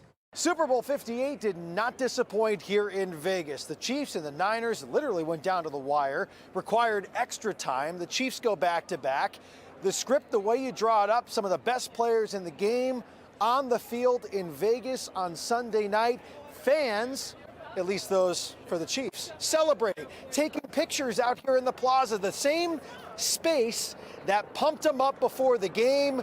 Fans excited after this one. Can't go against Mahomes. The greatest is the greatest. When it was Brady, it was Brady. When it was Montana, it was Montana. Now it's Patrick Mahomes. Back-to-back OT, and I was just telling my boss, it brought us to the game, and my wife, we've been to both overtime Super Bowls. Zero offensive holding which is crazy. This is the second one ever. This is awesome. That Lombardi Trophy, the Chiefs hoisting it now for the third time in the last 5 years. Boy, are they a dynasty or what behind Patrick and company? Let's talk about the host site of 58. Vegas didn't disappoint. So many events leading up to the big game. This is our final report from Sin City. I'm Brian Schnee. Governor Wes Moore has declared February 11th in Maryland is Lamar Jackson Day. Moore posting to X, stating that Lamar exemplifies the heart and work ethic that sets him apart as not only a generational talent in the NFL, but someone who cares deeply about his community. Very, very nice. All right, well, this Valentine's Day, give your bae the gift of balance, agility, and energy. See what we did there?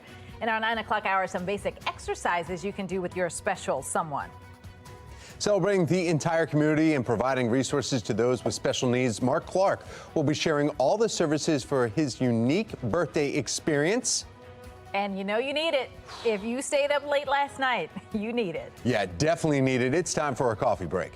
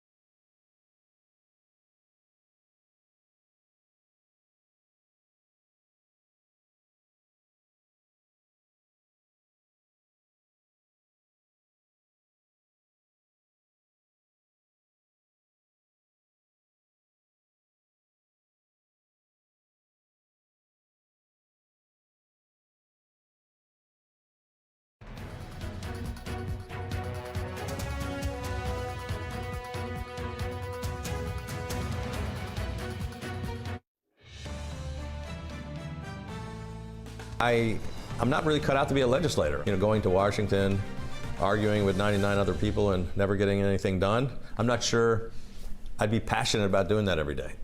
Despite past holdups, former Maryland Governor Larry Hogan is running for U.S. Senate. The move comes as a surprise, but political analyst John Deedy says Hogan's sudden change of heart is a part of a larger push by Republicans to take back control of the Senate. I think because the Republican National Committee really twisted his arm in many ways to suggest we're willing to financially help you and support you any way you can, because Republicans want to get a control majority of the Senate. Well, getting pushed or encouraged is one thing, but knowing you really have a good shot at winning the seat is another. And who else from the Republican Party could have such a chance in such a blue state? Joining us now on the Senate race and Hogan's entrance, political commentator Armstrong Williams. Good morning, Armstrong. Good morning, Tom. A surprise. Last minute, he signs up for it right before the end of this and says, you know what, I'm going to run for this. Were you surprised by Hogan coming into this? Shocked, considering he was considering a third-party candidacy. He hinted that he may run for governor again. I think it's just so perfect for him, Tom. You think about him in the tradition of his father, Larry Hogan Sr., who's the first to come out for the impeachment of Nixon during Watergate. He has always been a maverick, willing to criticize and condemn former President Donald Trump. I mean, he left the state with a surplus. He did not raise the citizens' taxes. I mean, he was a crossover for independence. He was a voice of reason, a unifier. He did not divide the state. And I can only imagine what Trone and also Brooke is probably thinking right now, that he's thrown himself in the race. And just think about this, Tom. There hasn't been a Republican elected to the Senate in over 30 years in the state of Maryland.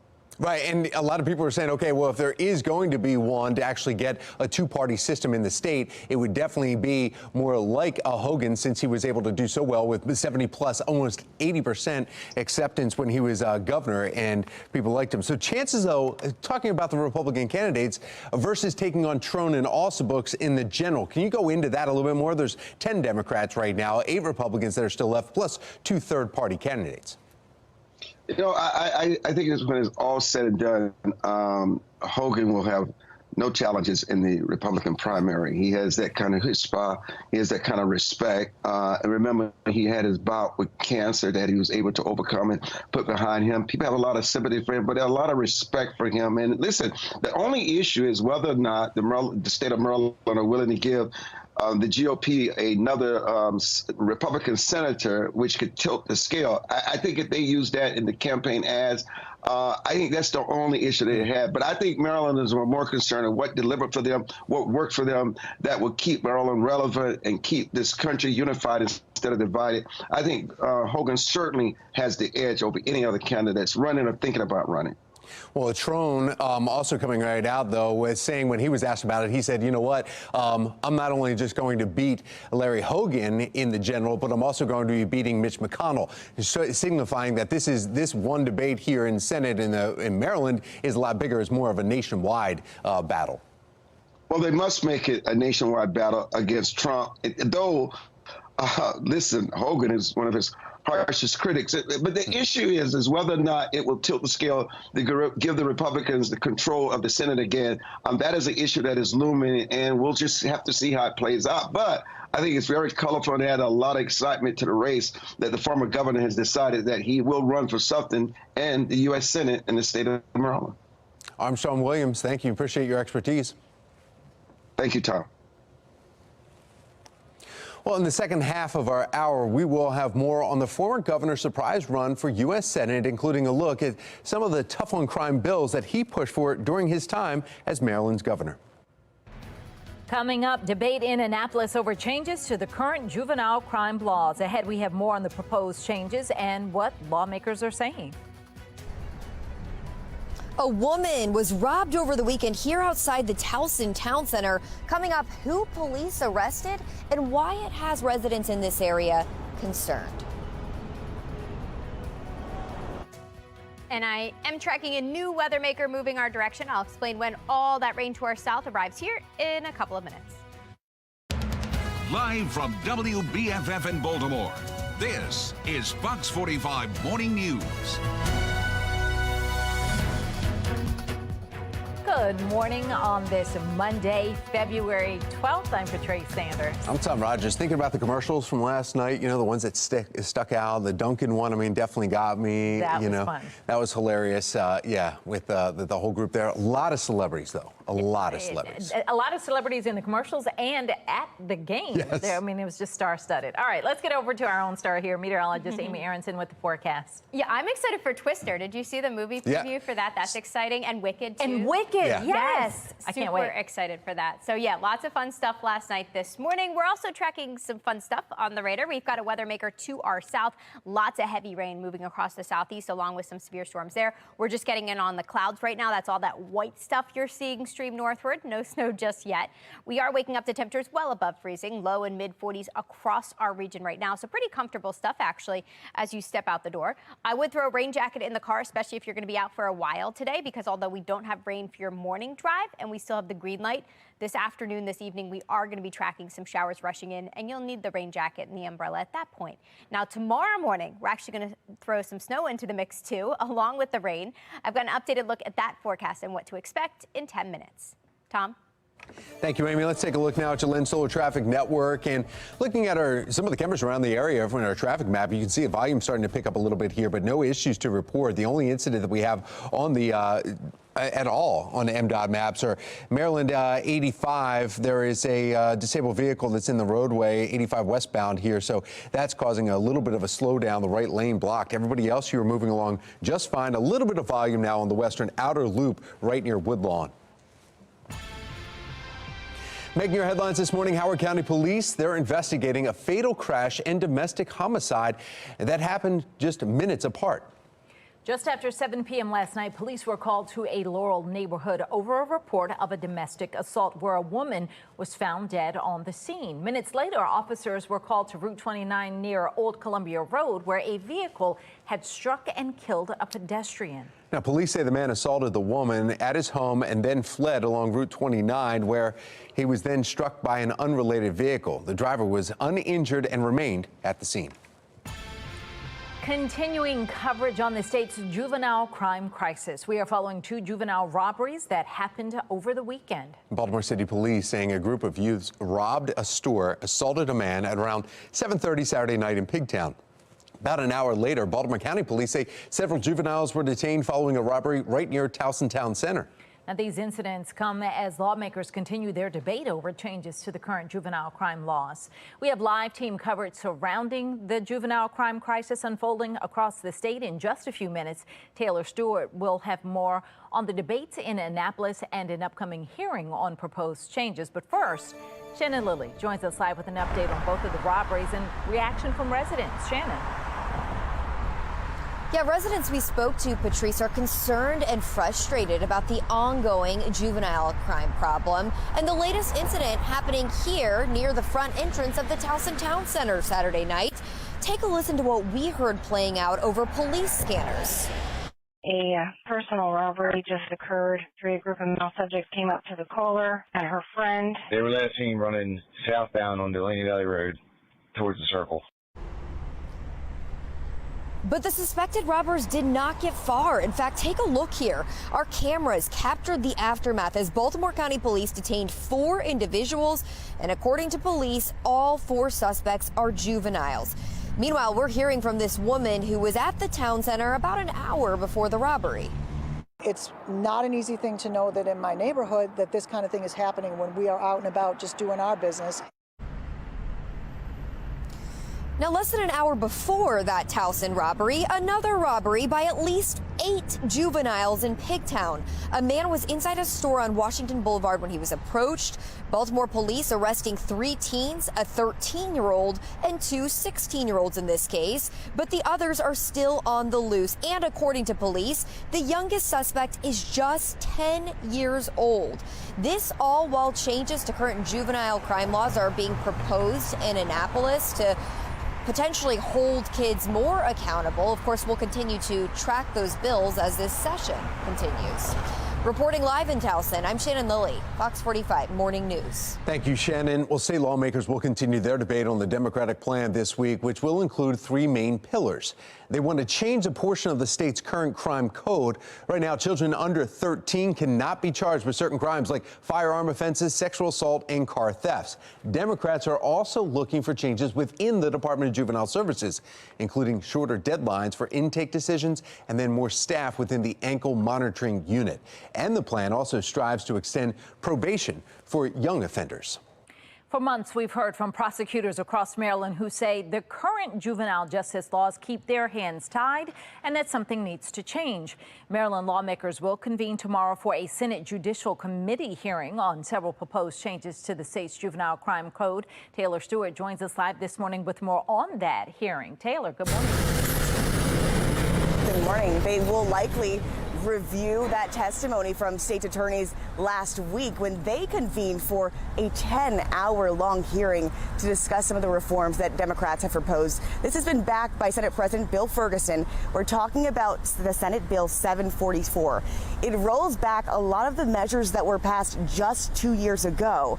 It would allow for juveniles under 13 to be prosecuted for certain offenses like firearm offenses, third-degree sex abuse, animal abuse, and vehicle theft, something we've seen a lot of in recent years. Now, it also would extend time for probation from 6 months to a year, but not everyone is on board. Take a listen.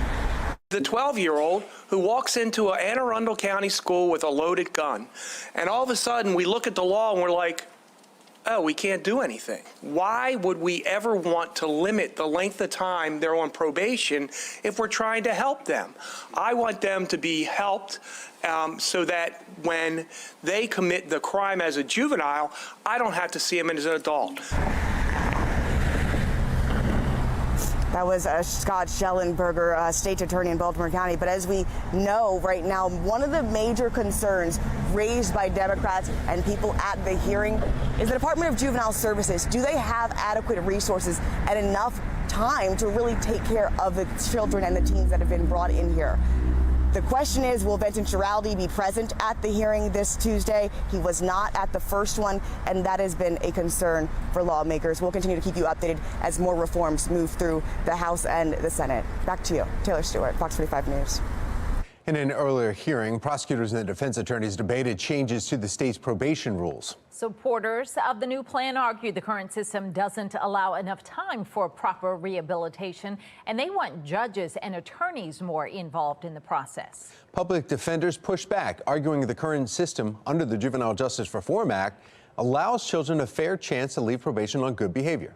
Sometimes this is, or rather that this is a response, or we're asking for a favorable response, because sometimes we have parents who call us and say, I don't know what to do. He's not listening, and our hands are tied because we don't have any response other than to set yet another hearing where the child is told by the magistrate or the judge, yet again, you have to follow the rules of probation, and the child has no response. It's 6 months to a year for misdemeanors. It's 1 year to 3 years for felonies.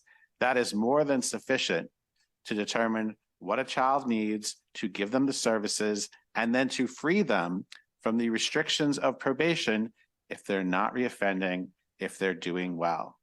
Well, that brings us to our question of the day. Do you think lawmakers should hold juveniles accountable for violent crime? So far, 99% of those who voted say yes. You can make your voice heard at foxbaltimore.com/vote. Well, it's 7:08, and we want to get another check of our forecast. Winter weather coming our way. Yeah, that's right. We have meteorologist Amy Aronson talking about when we could see some of the snow falling. Yeah, just a little bit. It's going to be festive looking snow come tomorrow. Actually, right around this time, we'll start to see that. But first, we've got to get some pretty heavy rain through our area. That's coming first, moving in this evening and overnight tonight. And then we'll wrap up this weather maker with a rain snow mix. It's brief. It's tomorrow morning. Temperatures will be above freezing, so no real accumulations are likely on the streets and the roadways, I think mainly confined to grassy surfaces. Now, coming up in 10 minutes, I will walk you through the updated timeline for the system and show you exactly what I'm talking about. Tom, Patrice. 7:08, Israel frees 2 hostages in Rafah under the cover of airstrikes. I want to get right over to Megan Gillen. She's in our live center with what we are learning at this hour. Megan. Yeah, guys, just into our newsroom. Take a look at this. We've got some new video, new images of the helicopters landing with those hostages inside following this special rescue operation. This small yet symbolic victory, again, bringing home 2 hostages held captive since the October 7th attack. They are now being identified as 60-year-old Fernando Merman and 20-year-old Luis Har. You see them both right here.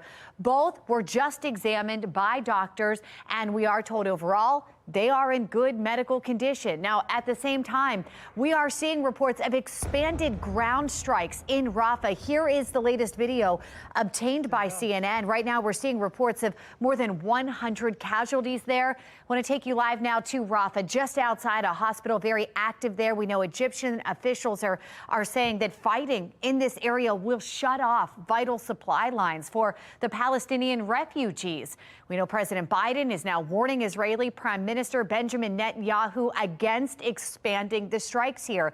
In fact, live now to the White House, where today we are getting word the president will meet with Jordan's king to discuss the ongoing efforts to free hostages and promote a ceasefire in Gaza.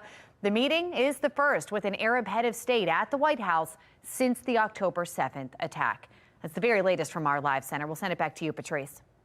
Thank you, Megan. Here's a look at the stories making headlines this hour. A rally today supporting funding for the blueprint for Maryland's future. Ahead, we have more on what some teachers are pushing for and the concerns from local lawmakers over where that money will come from. And February is Heart Health Month. I'll get it out. In honor of that month and the awareness, we're looking into heart disease and discussing some of the causes with a medical expert. Time now, 7:10. You're watching Fox 45 Morning News. We're all local all morning.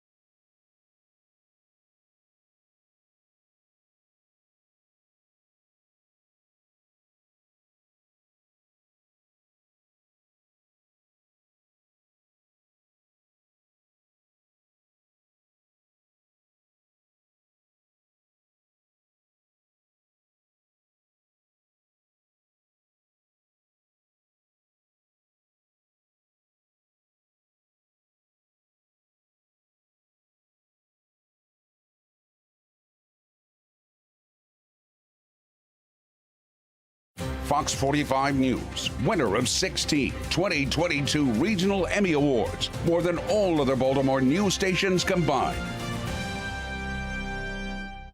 This Fox 45 News segment is sponsored by GBMC. 7:14 now. Heart disease is the #1 cause of death among Americans. That's why February has been dubbed Heart Health Month, a time to bring awareness to our hearts and what we need to do to keep them healthy. For today's Monday morning house call, Dr. Ala Diab, senior resident at GBMC, is joining us this morning. Good morning to you. Good morning. Thank you so much for having me with you today to talk about this very important topic. And we appreciate it. So heart disease still the #1 killer. Why is that? What are the factors that are contributing to just this high rate of death?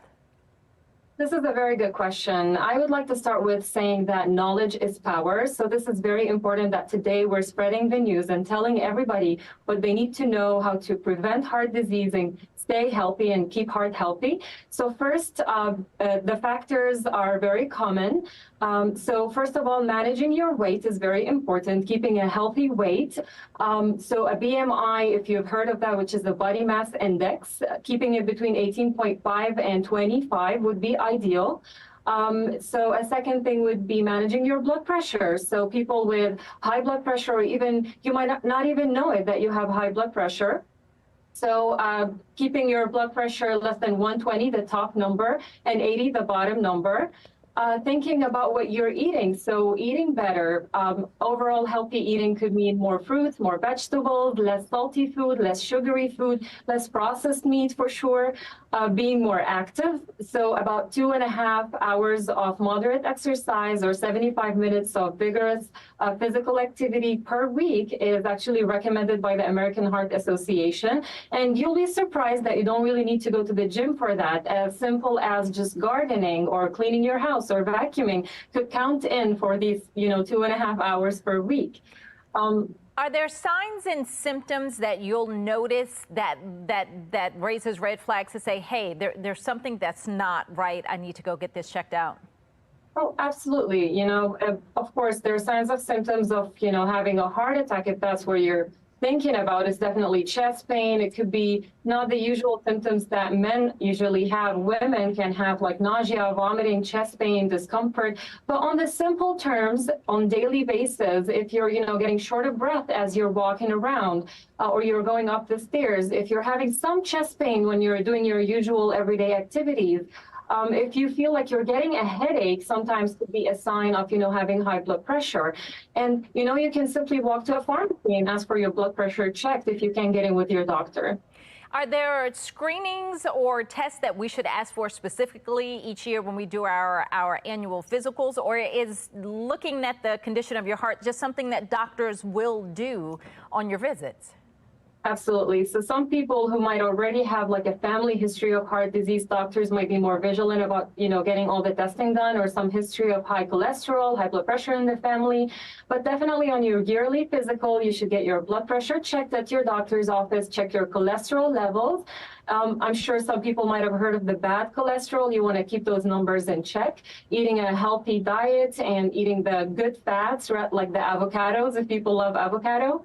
And of course, getting enough sleep. You'll be surprised that getting 8 to 9 hours of sleep every day would also be ideal. But ask your doctor. And a simple resource is just to go to the American Heart Association, Life's Essential 8. They have amazing, food recipes, how to manage your weight, how to check your blood pressure, and so much more. All right, Dr. Diab, thank you so much. Great information. Thank you for having me. All right, well, it is 7:18, and we want to get a check of the forecast because you see that right there, next weather maker. We've got something coming our way, Amy. It's coming, and things are looking more lively now in Towson. Looks like folks are waking up, getting their day started. You can see York Road looking a little busier at this hour as we also brighten things up from our view here.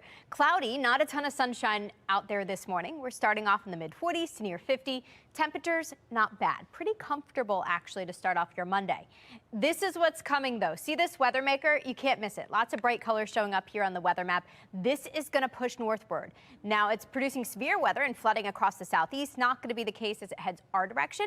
We have different types of colors across our region. We've got winter weather alerts north and west of here. Nothing in place locally, but we could actually see a brief period of some snow as this system passes by. But first, we start off with rain. Rain showers arrive 5 to 6 o'clock this evening. The heaviest rain comes through overnight tonight while most of us are sleeping, wrapping up right around daybreak tomorrow. Then we change over to this, the heavy snow on the back side of it. The heaviest snow in central parts of Pennsylvania, not here. We'll just see a period of wet snow to wrap things up between 8 and 11 a.m. tomorrow. By midday, it's actually wrapping out of here. With temperatures above freezing, air temperatures above freezing, plus roadway temperatures above freezing, nothing should stick there. I think if anything that does fall will just stick to grassy surfaces. I think the bigger story is how much rain we're getting. All of our big forecast models showing the potential for at least an inch of rain, and this would take us through tomorrow morning. Now, rain will get started later this afternoon, mainly this evening for your drive home. Temperatures close to 50 at that point. Plan on rain all night tonight. Temperatures will be above freezing, though. You'll see we are hanging out in the 40s. Once this weather maker gets out of here, we're dry, we're brisk for Valentine's Day. Little chilly, but perfect for breakfast in bed by Wednesday morning. Temperatures near freezing at that point. If you've got brunch or lunch plans or maybe a dinner date that evening, you're going to want to bundle up. Temperatures will be close to 40. You factor in a breezy day, and it's going to feel even cooler than that.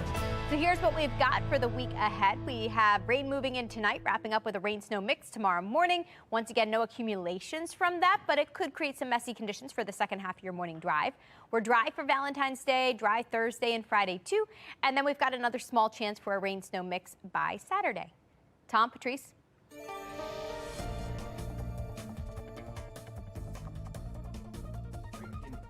That's causing some tapping of the brakes. It shows yellow on the map, but really it's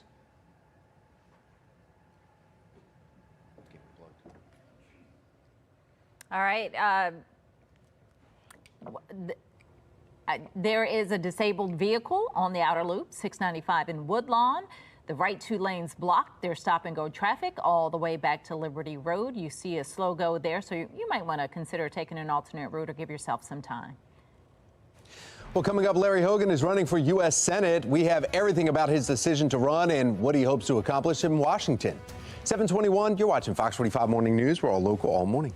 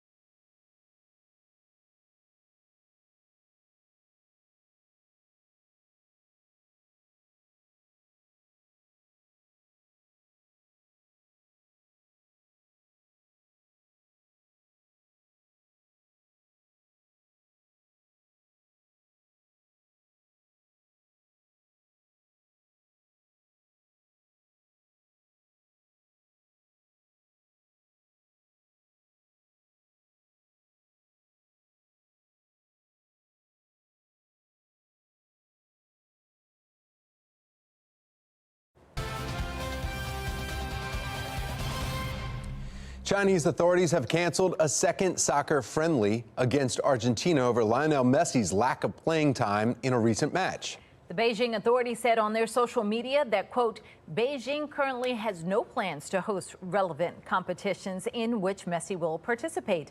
This comes after growing backlash in the country after the MLS star and World Cup winner remained on the bench during an Inter-Miami game in Hong Kong.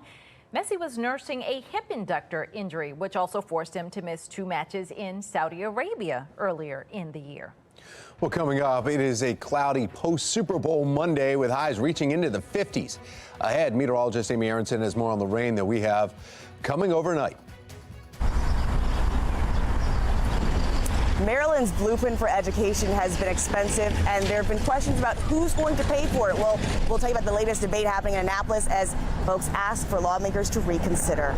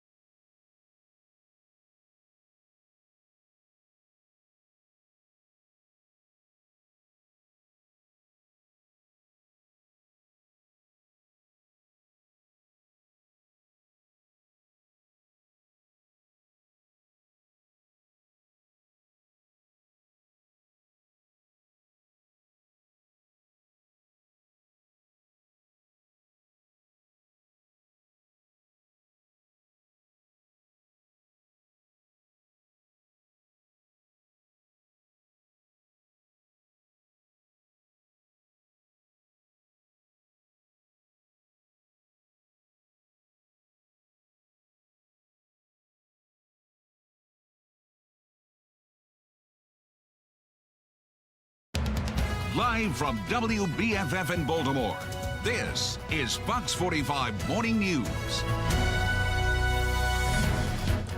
Welcome back on this Monday morning, day after the Super Bowl. Open up your eyes. It's 7:27. I'm Patrice Sanders. I'm 20. I am so tired. I got 3 hours last night. Yeah, I'm Tom Rogers.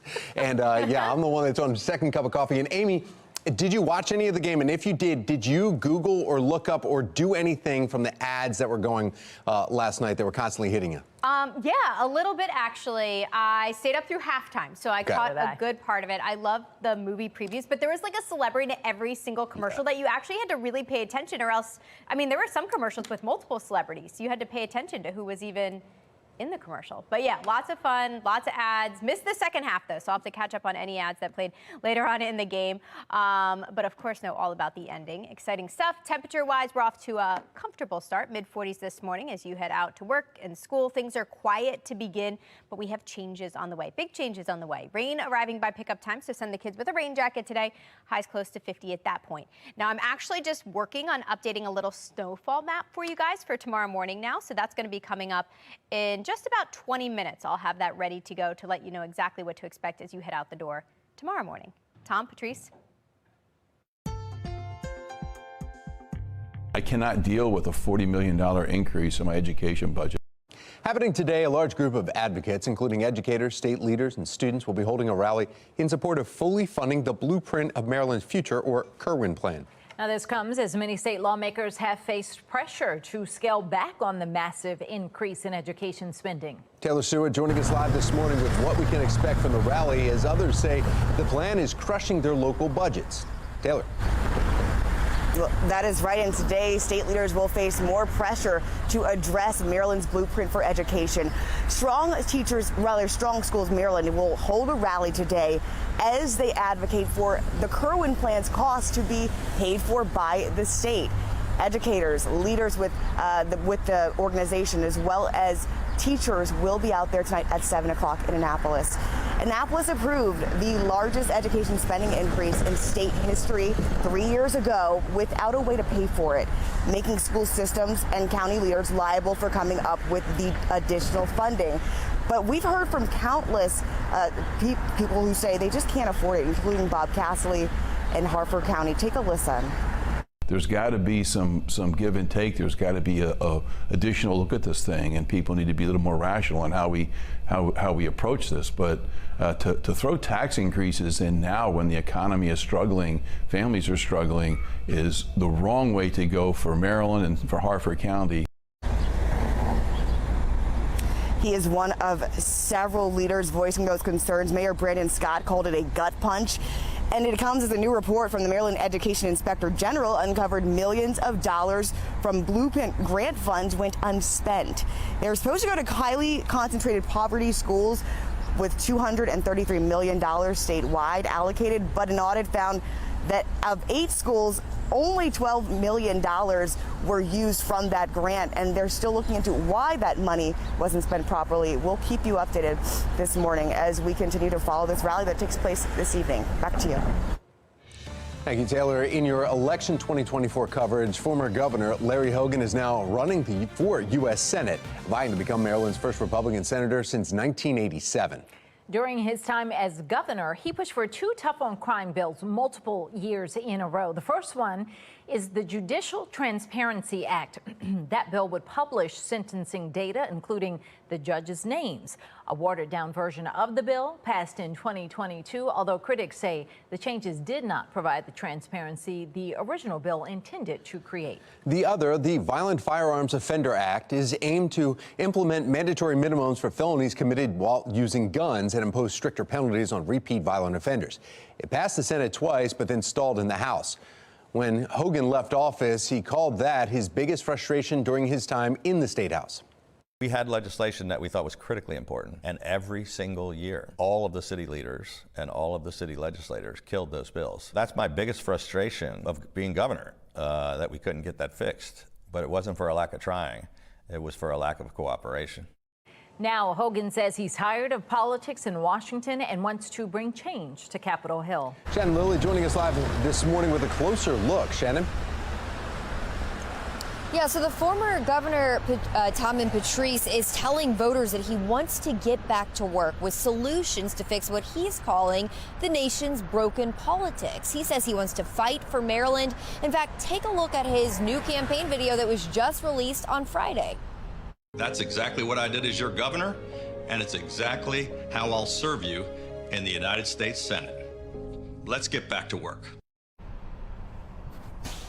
Now, this decision marks a surprise turnaround for Hogan. You'll remember he's a moderate who had originally considered a presidential bid. In fact, he sat down with FOX45 News back in March when he said after some soul searching, he decided that he would not seek the GOP nomination, but said he was not ready to walk away from politics. He also added, though, that the Senate was out of the question. Political analyst John Deedy weighs in on what may have changed his mind here. I think because the Republican National Committee really twisted his arm in many ways to suggest we're willing to financially help you and support you any way you can because Republicans want to get a control majority of the Senate. And Deedy adds that Hogan's Senate race may lead to a major shakeup in what's a blue state. We'll have more on that coming up at 8:30. Reporting live, I'm Shannon Lilly, Fox 45 Morning News. Democrats David Trone and Angela Alsobrooks are battling for their party's nomination, with recent polling from Trone's camp saying that he's in the lead in that race. Both candidates, though, now reacting to Hogan's announcement. Yeah, Trone called Hogan a career politician who makes empty promises and claims a vote for him is a vote for abortion bans, voter suppression, and massive tax cuts for the wealthiest Americans. Meanwhile, also Brooks is promising she is going to beat Trone in the primary and then take down Hogan in November and protect abortion rights when she becomes a member of the Democratic majority. Fox 45 News is your home for complete coverage of the 2024 election. Stay right here with us on air and at foxbaltimore.com as we continue to follow the most important races here in Maryland and at the national level. Continuing coverage this morning, Baltimore City leaders are planning to expand the group violence reduction strategy, which provides services to people who show the potential to commit crimes. Researchers who studied the first year and a half of this program estimate it's led to about a 25% reduction in homicides across Baltimore City. But in the Western District, where GVRS was piloted, homicides were up 28% from 2022 to last year. Former FBI agent Dr. Tyrone Powers joining us on Fox 45, saying that numbers don't always paint the picture of safety. We always talk about perpetrators. We want to reduce crime. We know there has to be some intervention, interception, and some consequences, but we don't speak enough about the victims in the city. And I think if you want to get a true indication of how impactful any of these programs are, then the surveys or the data collected should be going out and talking to the people in these particular neighborhoods. Because if they don't feel safe and they're still saying things, no matter how many press conferences, political conversations you have, it's not going to change dramatically over time. Well, GVRS is expanding to the Eastern District. Fox 45 News asked the mayor's office why they're not expanding into even more struggling districts. So far, we've not heard back. Well, coming up, a new bill that would require all tax increases to be explicitly approved by the state assembly. We have more on this proposal and how it would affect state finances. And heavy rain is on the way. Ahead, meteorologist Amy Aronson has more on the showers coming in overnight and into tomorrow and what else may be coming with it. 7:36, you're watching Fox 45 Morning News, all local, all morning.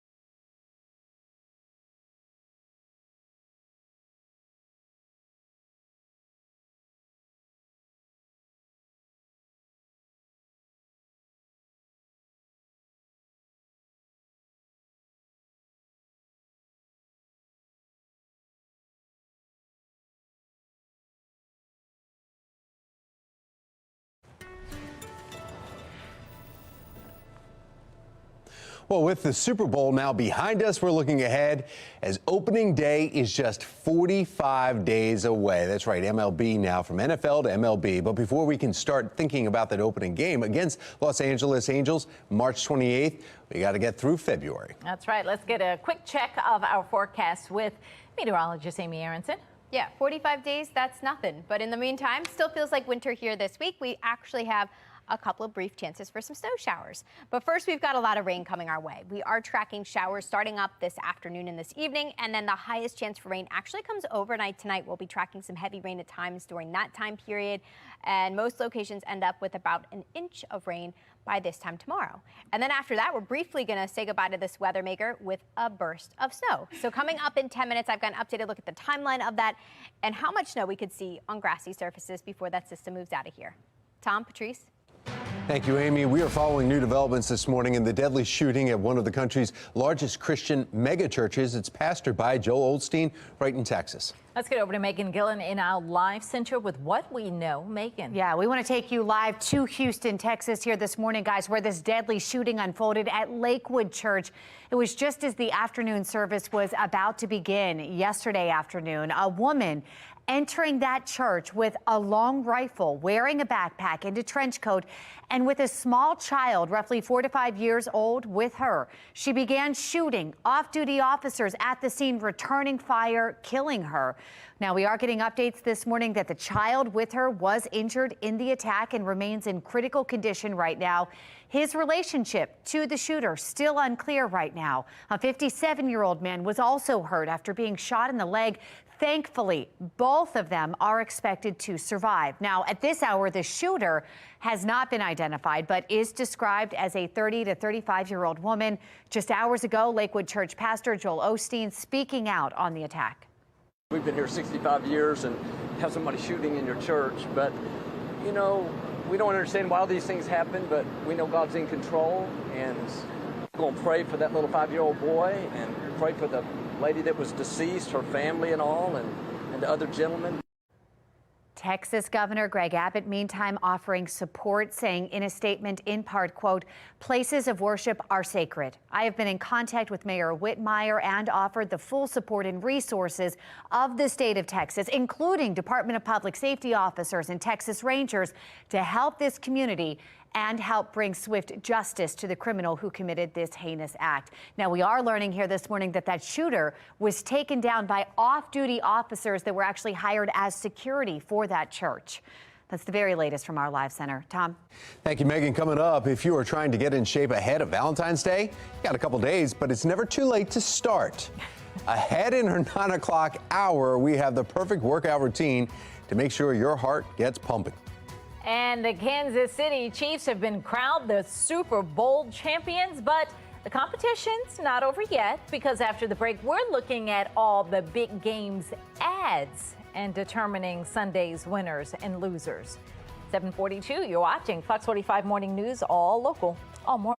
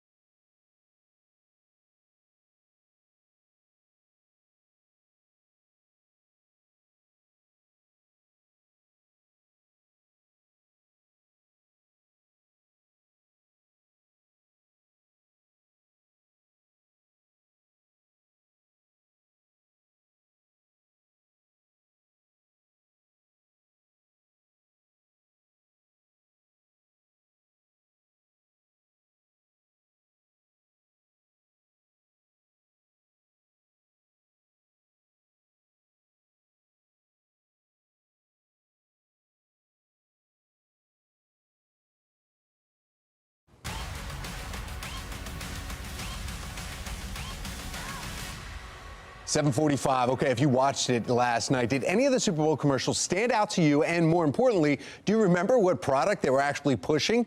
At $7 million every 30 seconds, the two components that make up the majority of the cost for a company.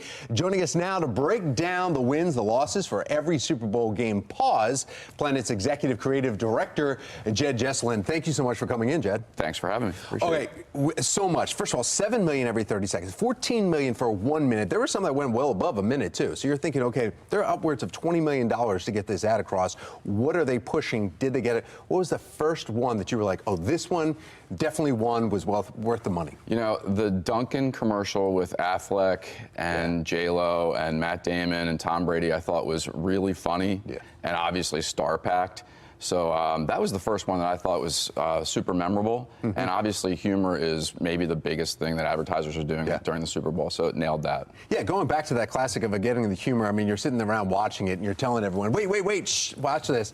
I thought also there was another funny one, though, that was in the beginning, NFL's own commercial where they promoted next year's with all the birds. You know, you had the Eagles, the Cardinals, and the Ravens that were involved with that. And so that was pretty neat. They're all flying in formation saying, well, now that's over. Did that, I mean, that's kind of like a bolstering of the NFL, which is doing unbelievably well. You know, the NFL, I think, might be one of the top 3 marketers in the entire world. Okay. They also promoted their Player Pathway program, which is basically searching for elite athletes all over the world to actually recruit for the NFL. So they're definitely great at promoting themselves. They did a great job with the Africa commercial, too, with, I mean, right at the end there. I mean, it was wonderful.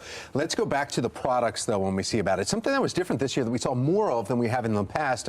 Mark Wahlberg and also He Gets Us commercials. There was a little bit more religion added into this segment that you typically don't see. Yeah, we obviously noticed that too with the group I was watching with, and you know, I'm not even sure exactly who's behind those ads, but they certainly spent a lot of money to promote, I think, maybe old school values and sort of coming together as a community. So a lot of money spent there. So is that those drives, though, I mean, and like a lot of these commercials we could talk about, though, does it drive people to the websites? Is that what I mean? It's, remember that whole, what was that, sorry, not this commercial. I mean, that was back in the day where people were like, what do we do? How do we know this? And there was a number and you call and find out, oh, it's for men's hair regrowth, you know? Right. Yeah, I think the commercials, they have different goals, obviously. This one's awareness, so that's the #1 goal for Super Bowl spot. Yeah. Calls to action and going to websites and QR codes are sort of, I think, the bonus. But as an advertiser, you want people to remember this and think about you and have some kind of feeling about you. So that is the key.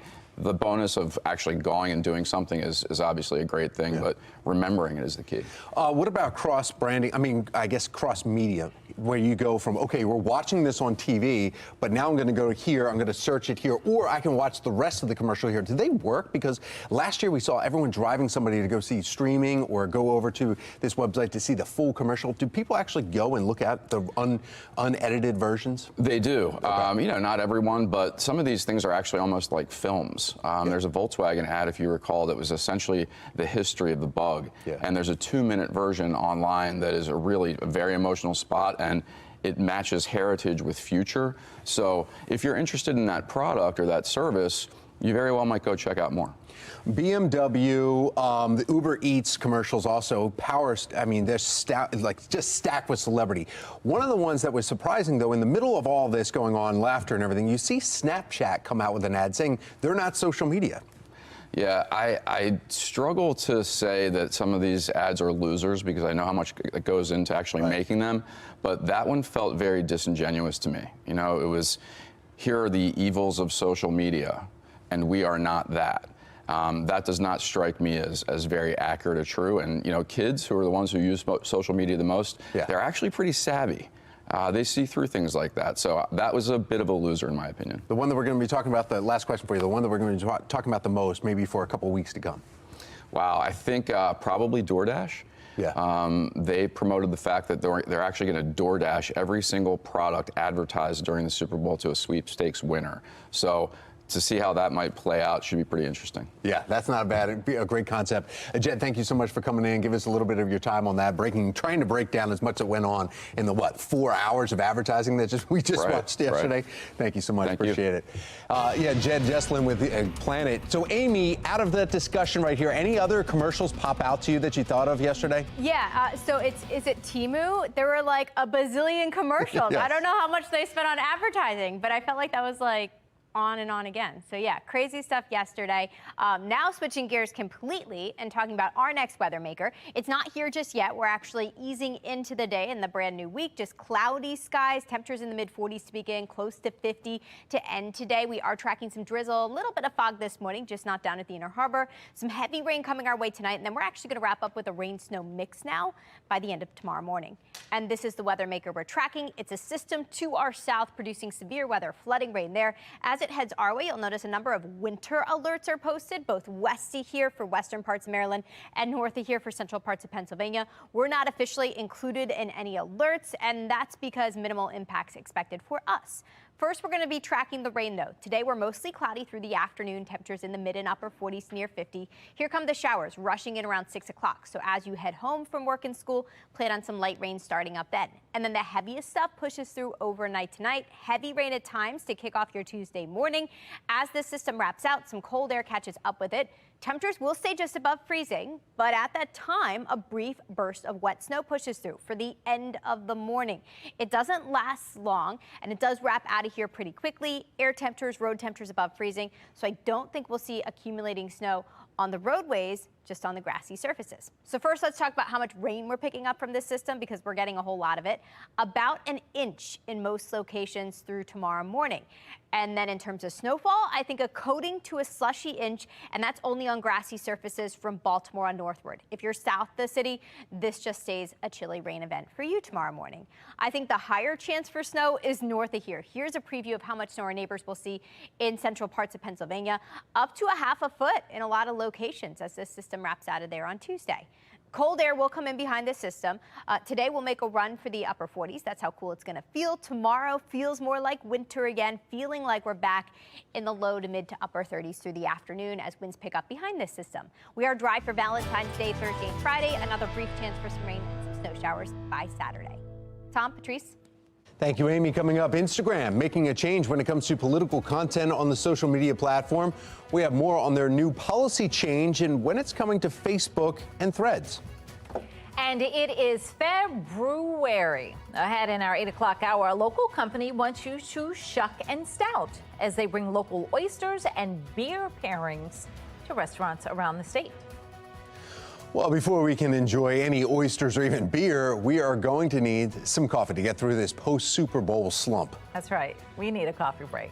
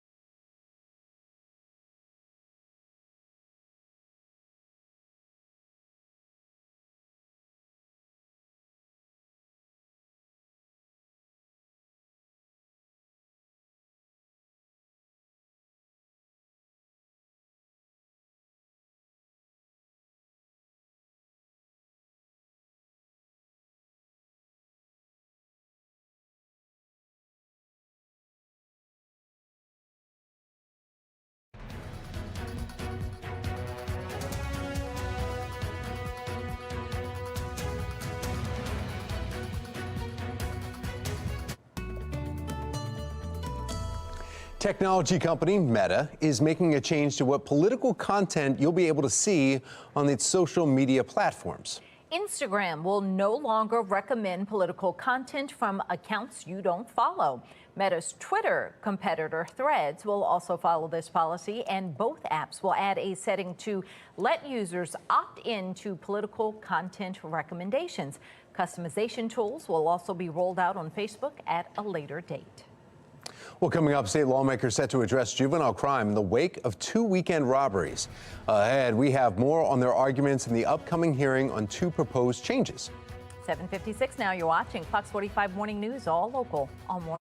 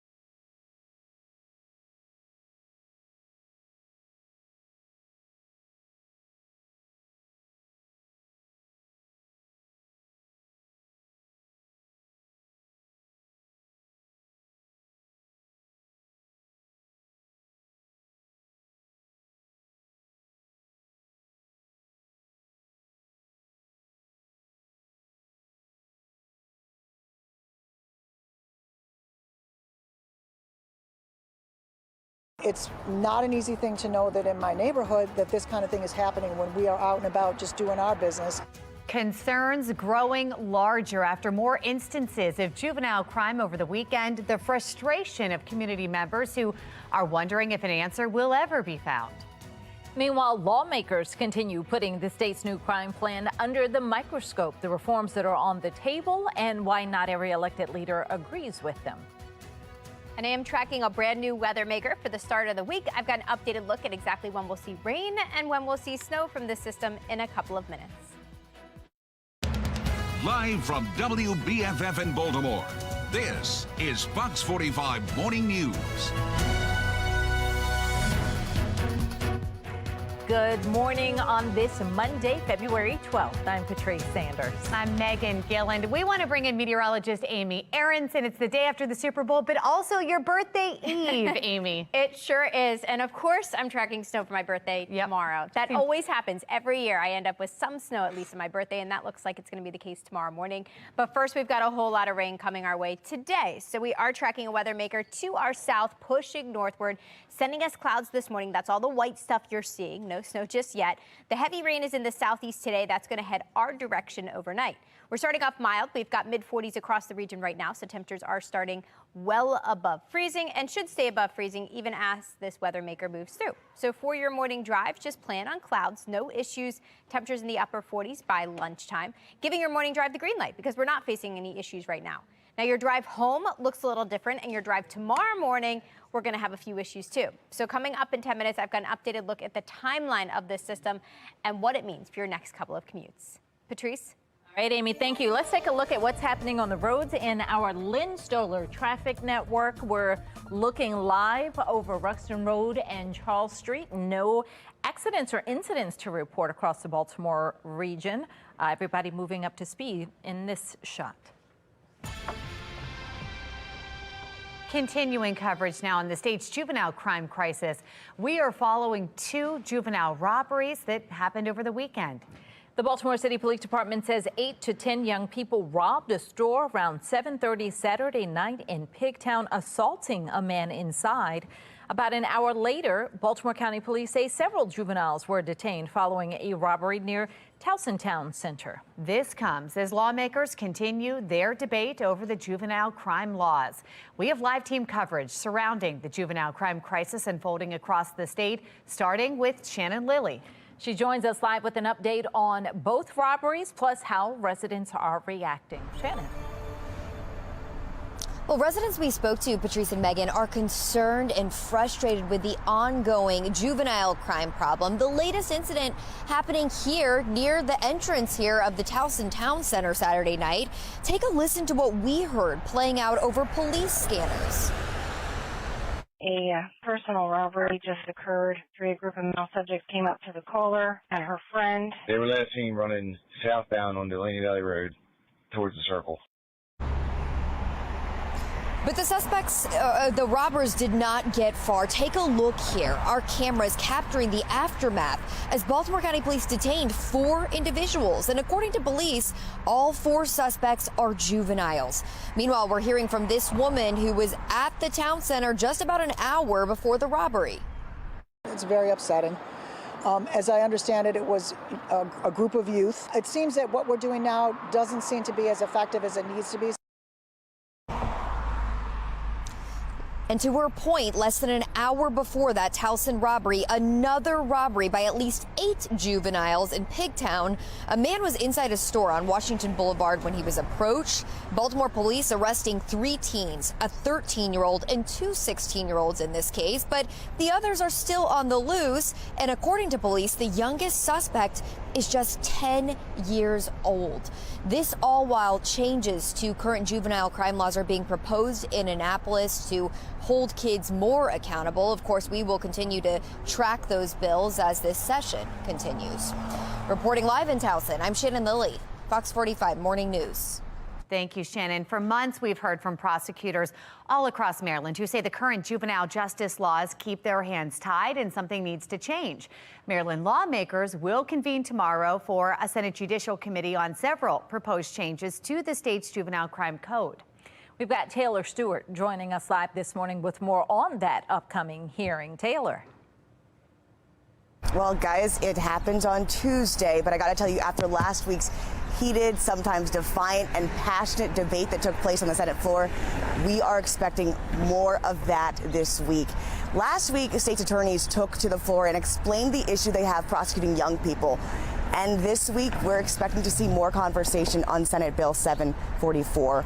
It seeks to roll back some of the reforms that were passed in the legislature 2 years ago. It would allow juveniles under 13 to be prosecuted for certain offenses like third-degree sex abuse, firearms offense, and animal abuse, as well as vehicle theft, a crime that we've seen skyrocket with juveniles these past 2 years. Take a listen. The 12-year-old who walks into an Anne Arundel County school with a loaded gun, and all of a sudden we look at the law and we're like, oh, we can't do anything. Why would we ever want to limit the length of time they're on probation if we're trying to help them? I want them to be helped so that when they commit the crime as a juvenile, I don't have to see them as an adult. Now, it would also allow probation to be extended for juveniles from that 6-month mark to 1 year. But opponents insist the bill is misguided and fails to provide the adequate services needed by repeat offenders, especially young people. It's important that we take a system that has never had difficulty incarcerating or over-incarcerating our children And we really put our focus on a front-end intervention, diversion, lack of putting children into a system where we know that once that happens and the earlier it happens, that child is more likely to be in the system for a longer period of time. The biggest issue, the biggest problem is programs and services for children who are in need of services. And that's our problem. And those services, ones that were offered by DJS, they say they are inadequate. At this point, we know Vincent Giraldi, the head of DJS, was not present at the hearing last week, but we're hoping to see that he's there this week as Democrats try to hammer out this plan. There are other concerns, but we'll keep you updated as movement on this conversation continues in Annapolis. Taylor Stewart, Fox 45 News. Well, that brings us to our question of the day. Do you think lawmakers should hold juveniles accountable for violent crimes? So far, 99% of those who voted say yes. You can make your voice heard at foxbaltimore.com/vote. Maryland's former governor is running for a new seat. The change Larry Hogan says he'll bring to Washington, D.C. if he wins a U.S. Senate seat. Calls to continue funding Maryland's future, where educators say the money should continue to go, and the worry lawmakers have about how the state will pay for it. And here comes our next weather maker. See all that rain to our south? That's headed our direction. I'll explain exactly what it means for us in a couple of minutes. And before we head to break, a quick look at our Lens to Learn traffic network here. We've got a disabled vehicle we're watching on the 695 outer loop. This is right near exit 12B and Maryland 372. As you can see, it is causing some delays right now. Take that into account if you're heading out that way this morning. 8:07, you're watching Fox 45 Morning News, all local, all morning.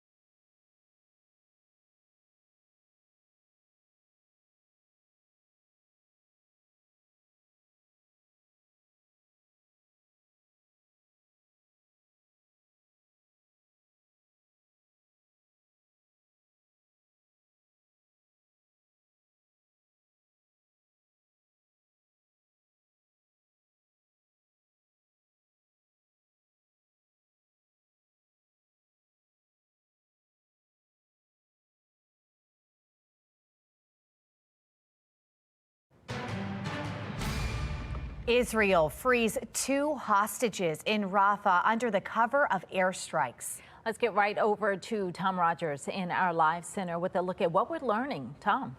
Yeah, just into our newsroom, there's some brand new video of helicopters landing with the hostages inside following a special rescue operation.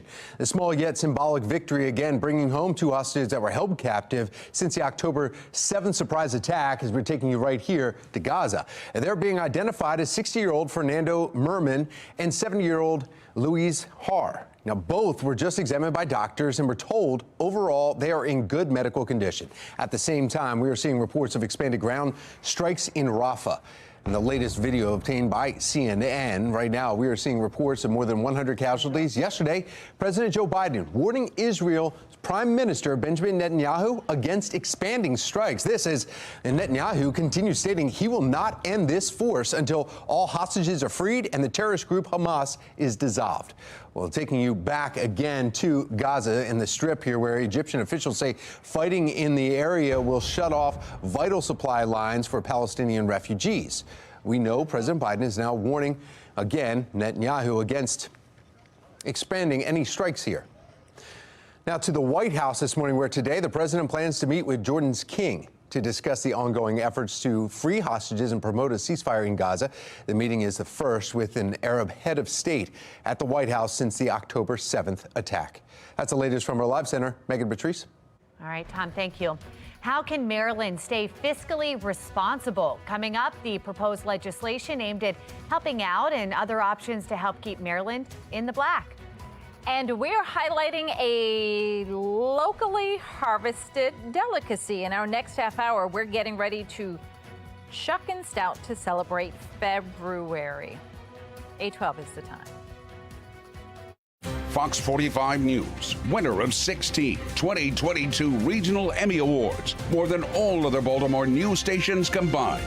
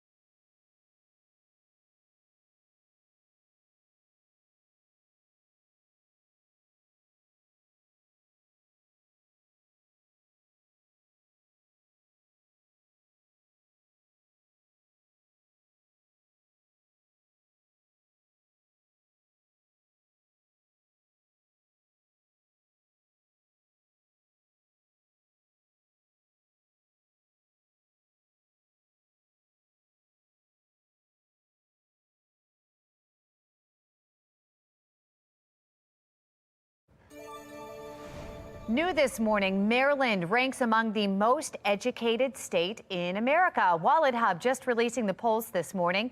Massachusetts ranks first. Vermont ranks second. Wallet Hub compared all 50 states across 18 metros, like educational attainment, school quality and achievement gaps between gender and races, Stay with Fox 45 Morning News, because in just about 15 minutes, we are taking a closer look at the Kerwin plan as supporters prepare to rally in Annapolis. Well, as the Maryland legislative session continues, State Delegate Nino Mangione is proposing a bill that would require all tax or fee increases to be explicitly approved by the Assembly. This morning, David Williams with the Taxpayers Protection Alliance is joining us live to weigh in on this. David, good morning. Don't tax increases already have to be approved by the General Assembly? Good morning, Megan. And yes, they do. And listen, we know that Maryland is in tough financial shape. They're facing, a structural deficit for years to come. And this bill is interesting because what it says is any tax increases or fee increases has to be approved. You're right, but there are some taxes that actually increase with inflation. Look at the gas tax. The gas tax is about 48 cents per gallon.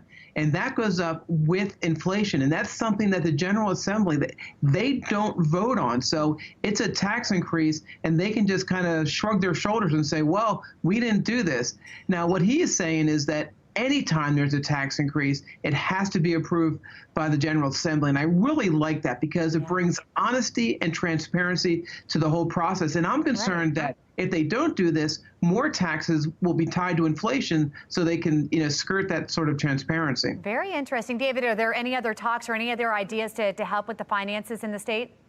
Yeah, cut spending. Look at a commission to go through every nook and cranny. Have independent auditors go through, look for programs that are duplicative.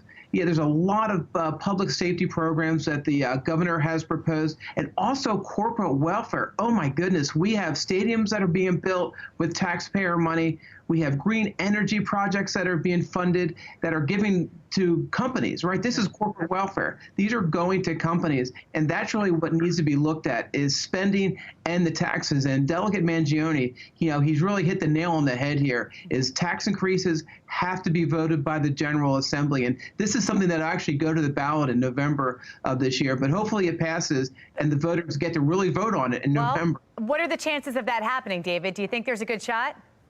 I do. I think there is a good shot of this happening. And again, let it be the voice of the taxpayer, of the citizens, to vote for this in November.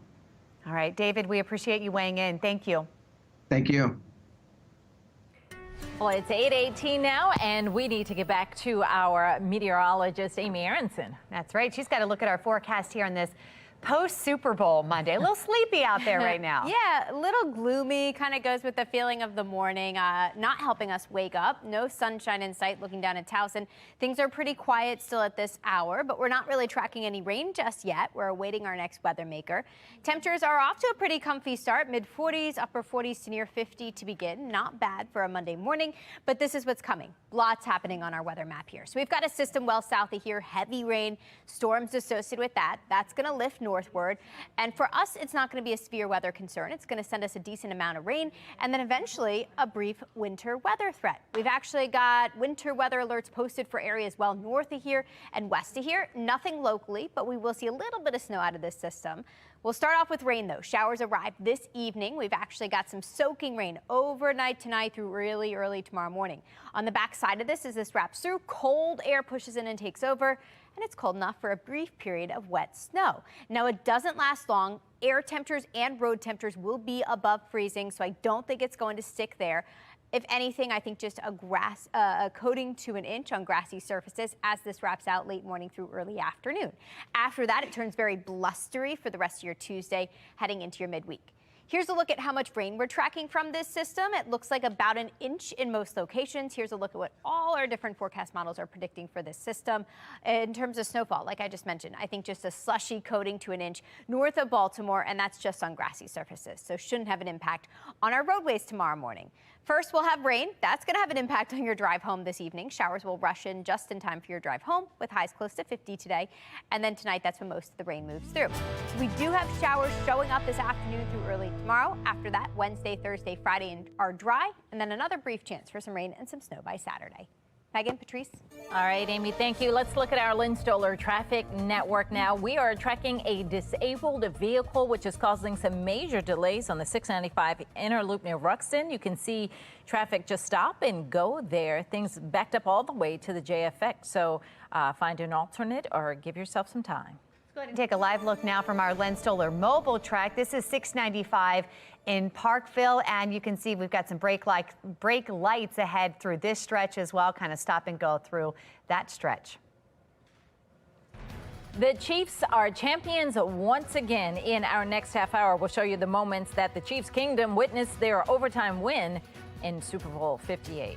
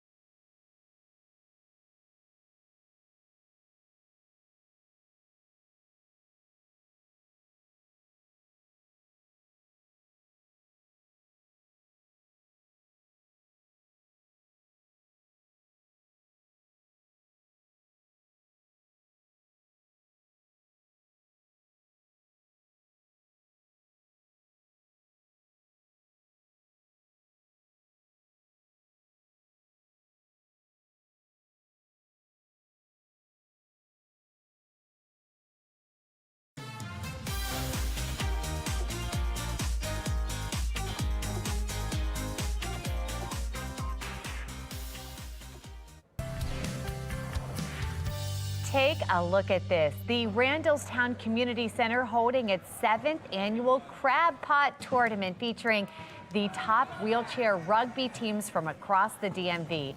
The Maryland Mayhem hosting the tournament. The team consists of patients from the University of Maryland's Orthopedic Institute. Organizers say they are proud of the athletes who overcame physical challenges and continue to be an inspiration. The Orioles host their first ever graduation ceremony at the team's baseball academy in the Dominican Republic. Founded in 2020, the academy has helped 12 players graduate, with 25 currently enrolled.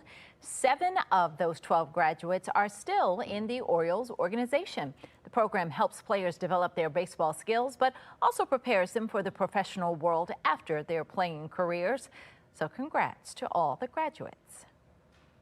And thank you to all of you who came out to the Be More Healthy Expo this weekend. It was a good time, and we have loved seeing your photo submissions on Chime In. Charlene, take a look at this one, sharing this picture behind the Fox 45 news desk.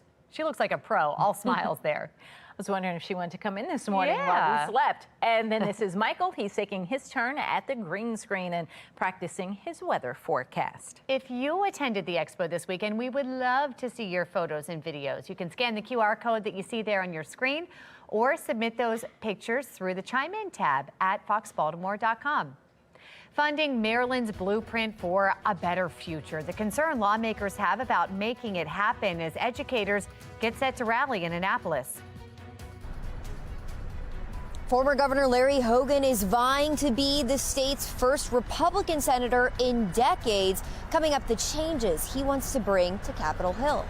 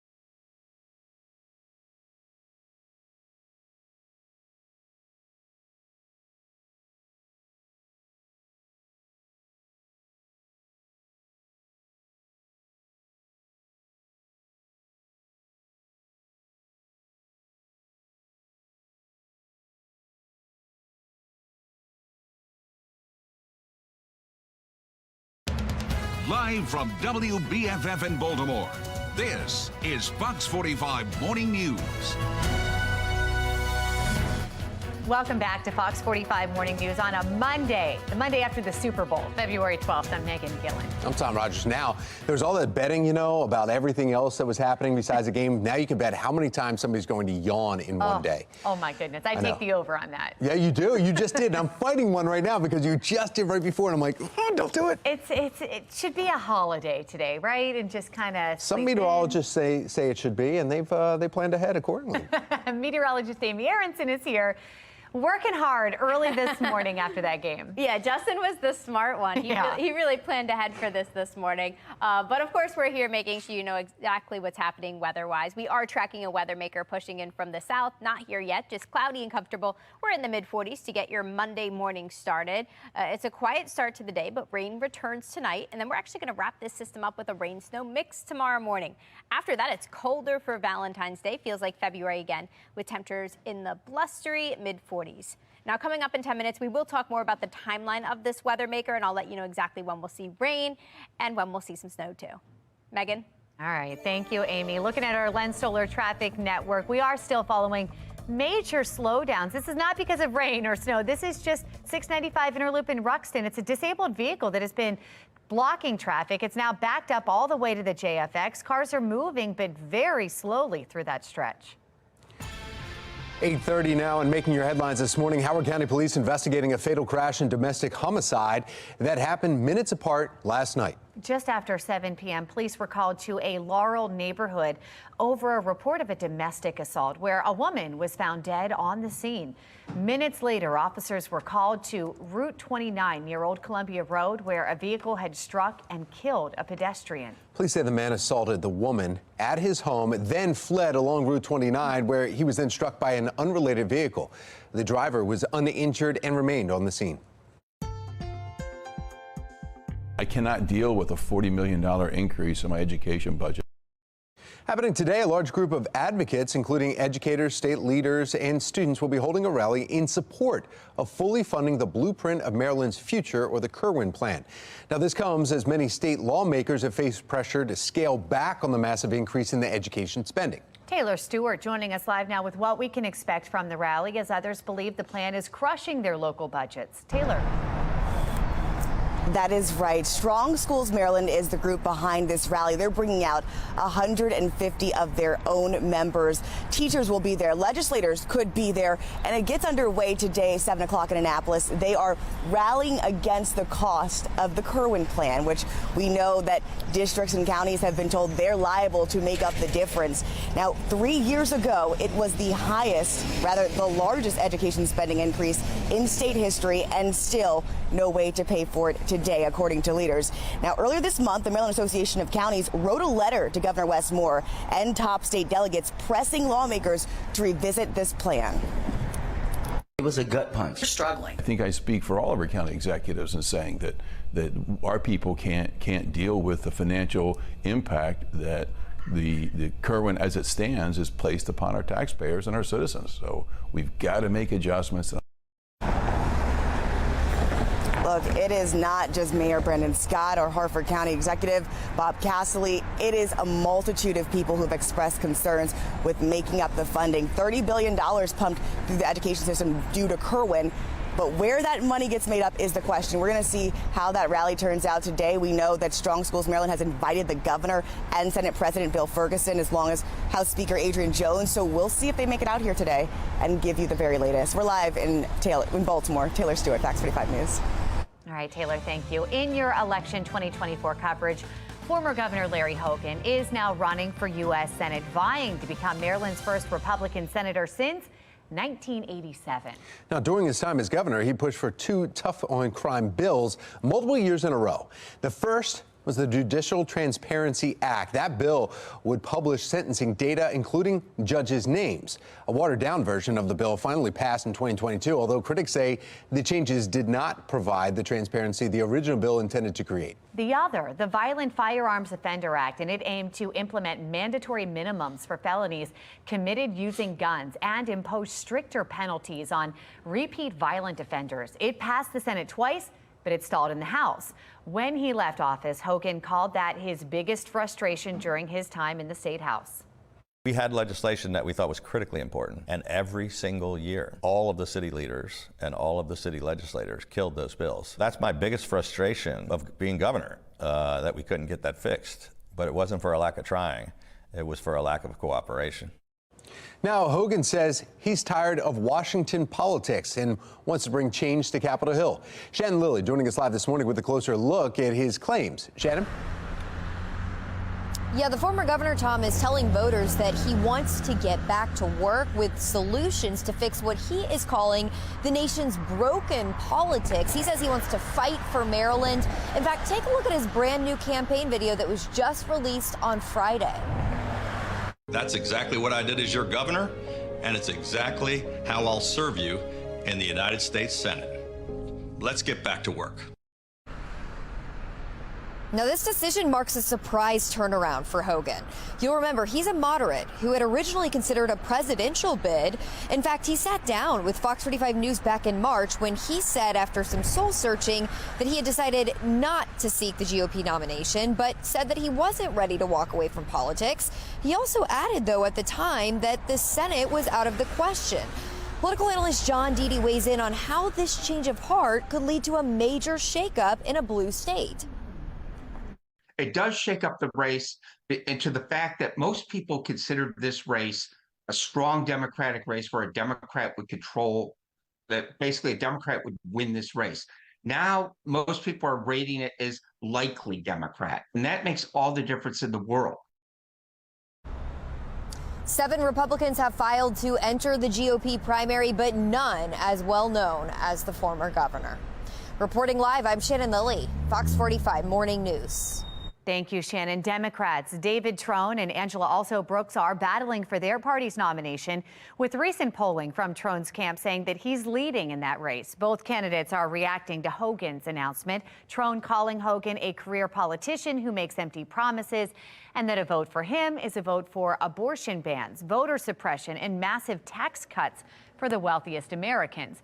Meanwhile, Also Brooks is promising she's going to beat Trone in the primary, then take down Hogan in November and protect abortion rights when she becomes a member of the Democratic majority. Well, Fox 45 News is your home for complete coverage of the 2024 election. You can stay with us on air and at foxbaltimore.com as we continue to follow the most important races here in Maryland and at the national level. Heated debate centered on discussions around crime reform in Maryland, what proposed reforms would bring and what opponents say it lacks that could hurt communities statewide. Let the countdown to spring and baseball season begin. Meteorologist Amy Aronson breaking down if the weather will be nice enough for you to get out and play ball. You're watching Fox 45 Morning News, all local, all morning.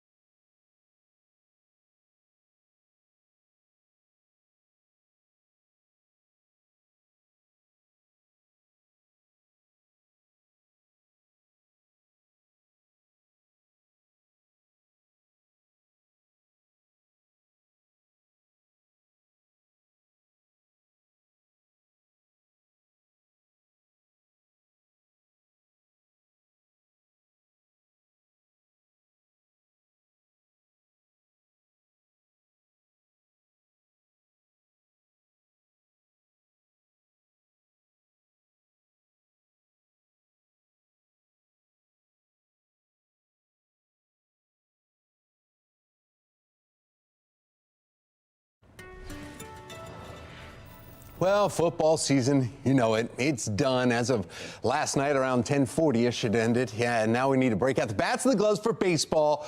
But when will it be nice enough for that first pitch? Are we 45 days away from opening 45, day? you got it. Man, that's just around the corner. We want to bring in meteorologist Amy Aronson to this. We're thinking baseball, but you're talking snow. Yeah, a few chances in the week ahead. Remember, we're still in February, so we still have to get through another month with the potential for winter weather. First, we've got a lot of rain coming our direction, though. We've got a new weather maker moving in today. It actually arrives this evening with a chance for scattered showers starting up late this afternoon, early this evening for your drive home. And then the best chance for rain actually comes overnight tonight. So from 6 p.m. up through midnight, we get some soaking rain at times, actually up to an inch in some spots around our region. And then after that, as this whole weather maker clears out of here, cold air rushes in. And yeah, it's going to be cold enough for a little bit of wet snow as this system wraps up tomorrow morning. So coming up in just about 10 minutes, I've got an updated look at the timeline of this whole system, and I'll let you know exactly how much snow we could end up seeing from it too. Tom, Megan.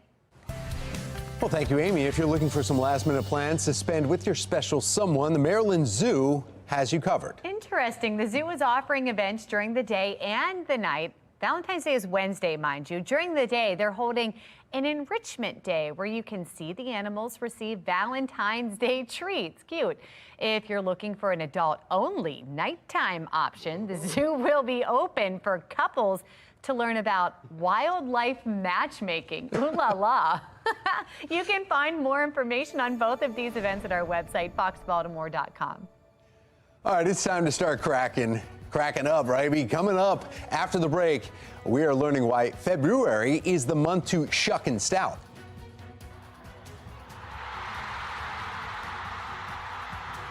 The big game did not disappoint. The celebrations of this year's Super Bowl champions and the word being used to describe their extended run of success.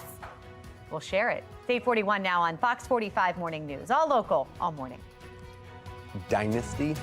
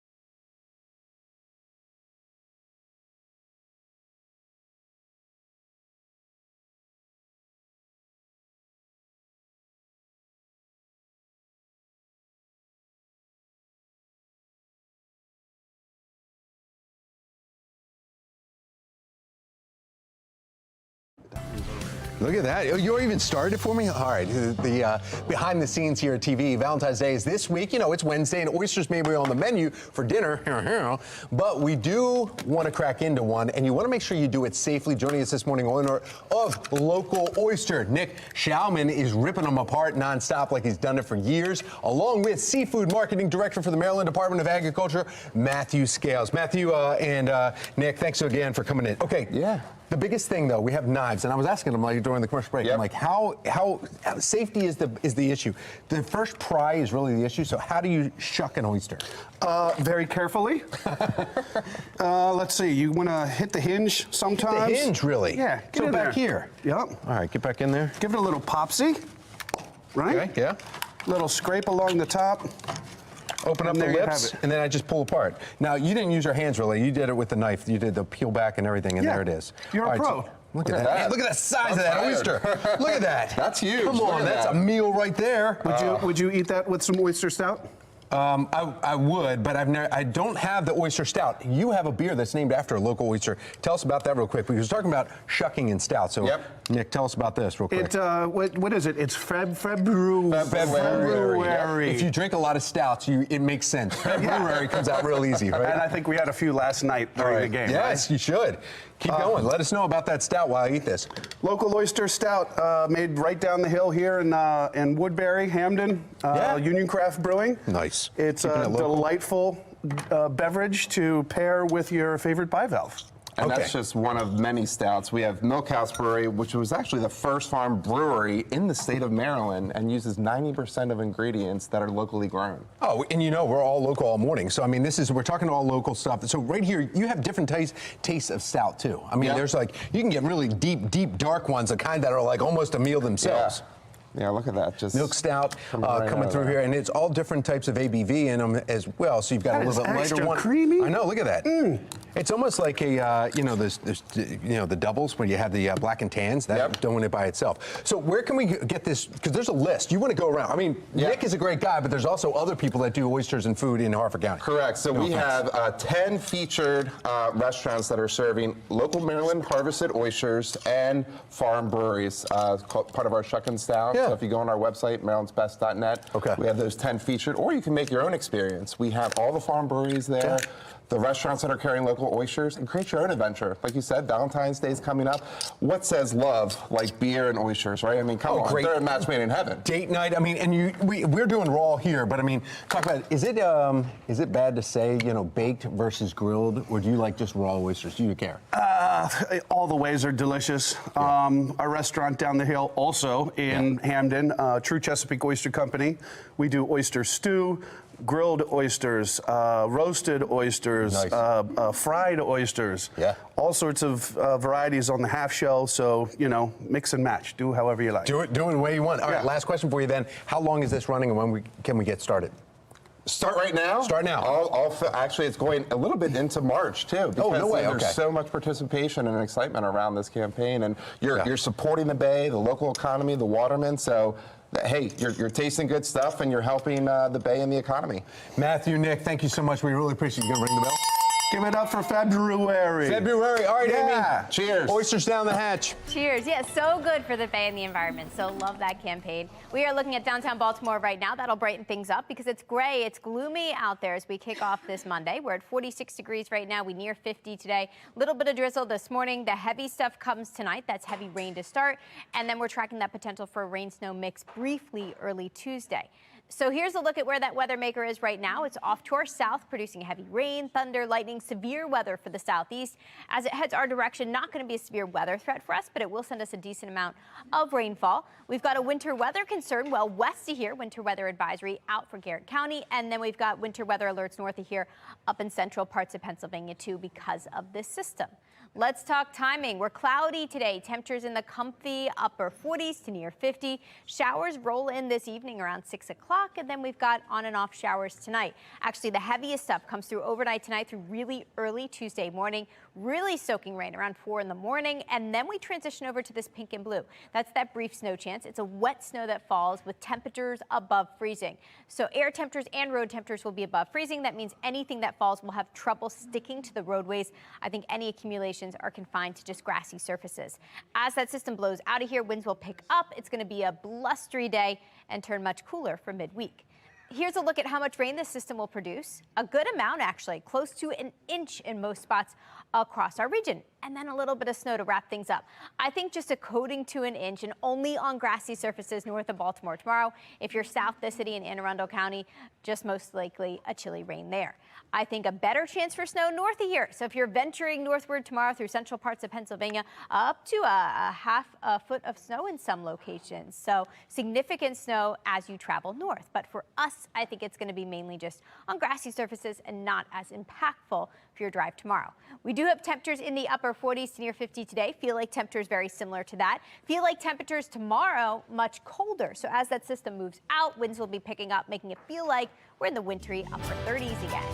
We do have that weather maker coming through tonight through early Tuesday. After that, things are quiet Wednesday, Thursday, and Friday.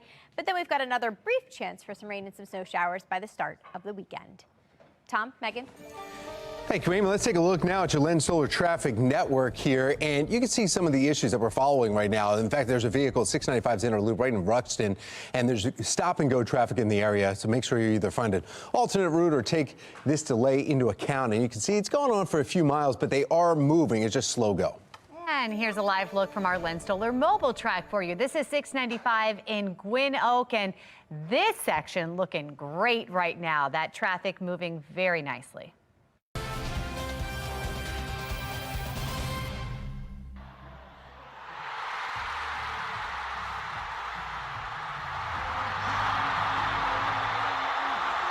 Yeah, you know exactly when that busted out right there. 10:39 last night.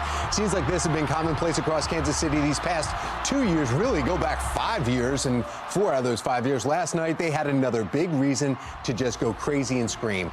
Kansas City Chiefs earning their second straight Super Bowl title with a 25-22, technically 26. I mean, they would have kicked the extra point, but it was time was over. And over the San Francisco 49ers become the first team to win back-to-back championships since New England Patriots did it in 2003-2004 season. That's right. We have Mark Clark joining us in studio with what Chiefs players had to say after that big win. Mark, it's always exciting to see fans unite and cheer and celebrate. That's so true, Meg. The players were even more excited than the fans. Take a look at how last night's game ended. Mahomes flings it. It's there! Hardman! Jackpot! Kansas City! Viva Talking coming up big, Patrick Mahomes finding a receiver wide open for the game-winning score. After the game, Mahomes dissected the winning play and his emotions as it happened. I can't even explain what was going through my mind. I was just extreme joy. Didn't even know where to go. But I mean, just it's so excitement, man. I'm so proud of the team, so proud of the guys, and to battle to the very end. I mean, that was the microcosm of our season. I said it, and everybody came together and we were able to get the win. I love it. So with the win, the Chiefs have now won 3 of the past 5 Super Bowls, all of them after trailing at halftime. The word being thrown around to describe them now, dynasty. The players who have been there throughout this run of success have known what it's been played to play to this extended run of success. And this was... I don't care what people call us. I know I'm back-to-back and I won 3 in whatever years. Y'all can call us a dynasty. You can call us whatever you guys want. I know what we got is something more special than really what you see in the NFL. It's because the guys in this locker room and the head coach. Now, the champion has been crowned. The NFL offseason officially begins in full. Next up for the league, it's the NFL Scouting Combine later this month, followed by the NFL Draft. That will take place in late April in Detroit, Michigan. Just like that, on to the next. You get a minute to celebrate, and then who you drafting. And there's baseball and some other sports in the middle there, but you know, But Olympics. Sundays, but yeah. Sundays are over. It is a weird, the February month is weird without football. Mark, I don't know how you are, but I know we're going to start getting a lot of things done around the house. That's right. It's the baby list. What's it called? The to-do list. Honey-do That's right. list. That's right. Oh, the yeah. honey-do list is strong. I'll tell you one thing's not going to happen. I'm not going to ever yell at my wife like he yelled at his coach. Oh, yeah, I know. Been a lot of talk. I was watching about Andy Reid's reaction to that too. He said it was all cool, but yeah, let's say that now. But all right, thank you, Mark. Something else heating up right now? Yes, exactly. We need to heat up some caffeine for anybody that watched it last night and then woke up at 2 a.m. Let's take a coffee break.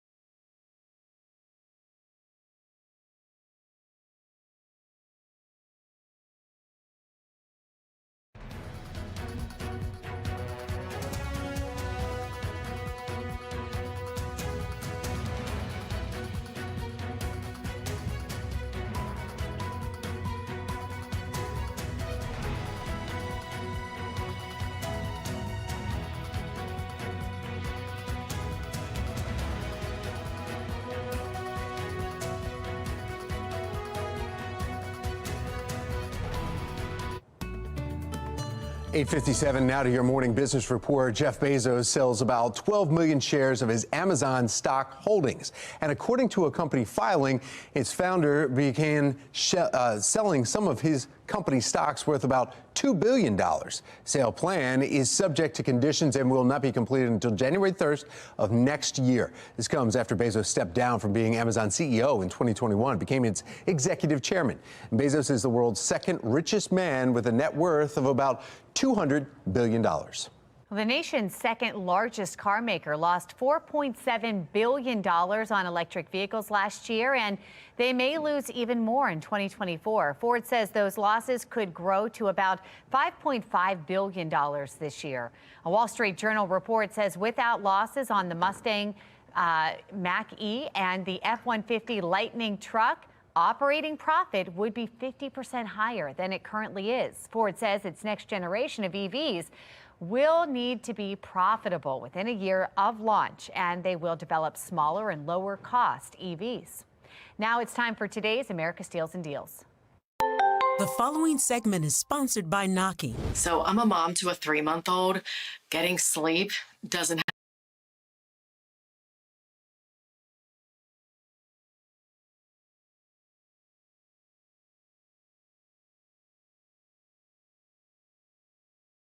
happen a lot. But you know what? I don't want it to look like I'm not sleeping. So thankfully, I have the Wrinkle Schminkles self-dissolving microneedling pads. They are amazing. So for me, my problem area is right around my under eyes. It is so cool. When I saw the list of ingredients, I had to try this, and I absolutely love them.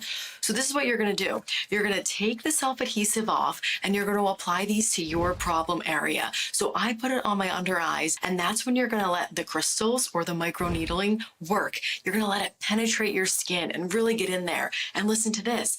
It is penetrating your skin with collagen. So it's plumping it up. Hyaluronic acid, which is giving you so much moisture. Don't forget about the peptides, which is all about strengthening. And then finally, you have the caffeine, which I need a lot more these days as well. So that caffeine is tightening and brightening. It is amazing. You guys have to try it if you are looking to age-defy your skin. So it's great for any problem area, whether it's your forehead, underneath your eyes, around your mouth, wherever you need it. So right now we're offering 25% off on Wrinkle Schminkles. Head to asadeals.com for this exclusive. A woman was robbed over the weekend here outside the Towson Town Center. Coming up, who police arrested and why it has residents in this area concerned. And the debate over juvenile crime reforms ramping back up in Annapolis this week. We'll tell you about the back and forth from last week that has people saying, what will we do to fix the problem? And we've got a new weather maker moving into our area tonight. I'll explain when we'll see rain, when we'll see snow from the system in a couple of minutes. Live from WBFF in Baltimore, this is Fox 45 Good Day Baltimore. Good Monday morning to you. It's February 12th. I'm Patrice Sanders. I'm Megan Gilland. If you were sleepy from maybe the Super Bowl last night, the word snow might wake you up. It woke me up. Yep. Meteorologist Amy Aronson is here, and not in a good way, Amy, but you're saying not a lot, nothing to worry about. Not a lot, minimal impacts, kind of pretty snow that's just going to make an appearance tomorrow, at least briefly. But first, we've got a lot of rain coming our way. Clouds arriving now. That's the white stuff you see here on our radar satellite. The rain will follow. That's all to our south. Heavy rain moving through the southeast, but pushing our direction too. While we wait on the rain, we're hanging out in the mid-40s right now, so not bad temperature-wise to kick off a Monday morning. For your morning drive, we're in good shape, just cloudy, no sunshine to worry about. We've got the green light this morning with temperatures making their way into the mid and upper 40s by midday. Now your drive home's going to look a little different, and your drive tomorrow is going to look a little different. I'll break down the timeline of the rain and the snow in more detail in 10 minutes. Megan, Patrice. All right, Amy, thank you. Breaking news. There is new information about the search to find the person who killed Rachel Morin. This week marks 6 months since the Harford County mom was found murdered on the Ma and Pa Trail in Bel Air, and still there have been no arrests in the case. But now the Harford County Sheriff's Office has released 2 new sketches of the suspect in the case. Take a look at your screen. Detectives believe the killer may have been in the area for days before their crime, and they are now hoping that someone recognizes him from these sketches and can come forward with information. Right now, a $35,000 reward is being offered for help leading to an arrest and conviction in this case. Continuing coverage now of the state's juvenile crime crisis. We are following 2 juvenile robberies that happened over the weekend. The Baltimore City Police Department says 8 to 10 young people robbed a store around 7:30 Saturday night in Pigtown, assaulting a man inside. About an hour later, Baltimore County Police say several juveniles were detained following a robbery near Towson Town Center. This comes as lawmakers continue their debate over the juvenile crime laws. We have live team coverage surrounding the juvenile crime crisis unfolding all across the state. In a few minutes, Taylor Stewart will be live with a look at the crime-fighting proposals in Annapolis as the discussion continues tomorrow. But we begin with Shannon Lilly. She joins us live with an update on both robberies, plus how residents are reacting. Shannon. Yeah, residents we spoke to, Patrice, are concerned and frustrated with this ongoing juvenile crime problem. And the most recent incident happening right here outside the entrance of the Towson Town Center on Saturday. In fact, take a listen to what we heard playing out over police scanners. A personal robbery just occurred. 3 group of male subjects came up to the caller and her friend. They were last seen running southbound on Delaney Valley Road towards the circle. Now, the suspected robbers did not get far. In fact, take a look here. Our cameras capturing the aftermath as Baltimore County Police detained 4 individuals. And according to police, all 4 suspects are juveniles. Meanwhile, we are hearing from this woman here who was at the town center just about an hour before this robbery. It's not an easy thing to know that in my neighborhood that this kind of thing is happening when we are out and about just doing our business.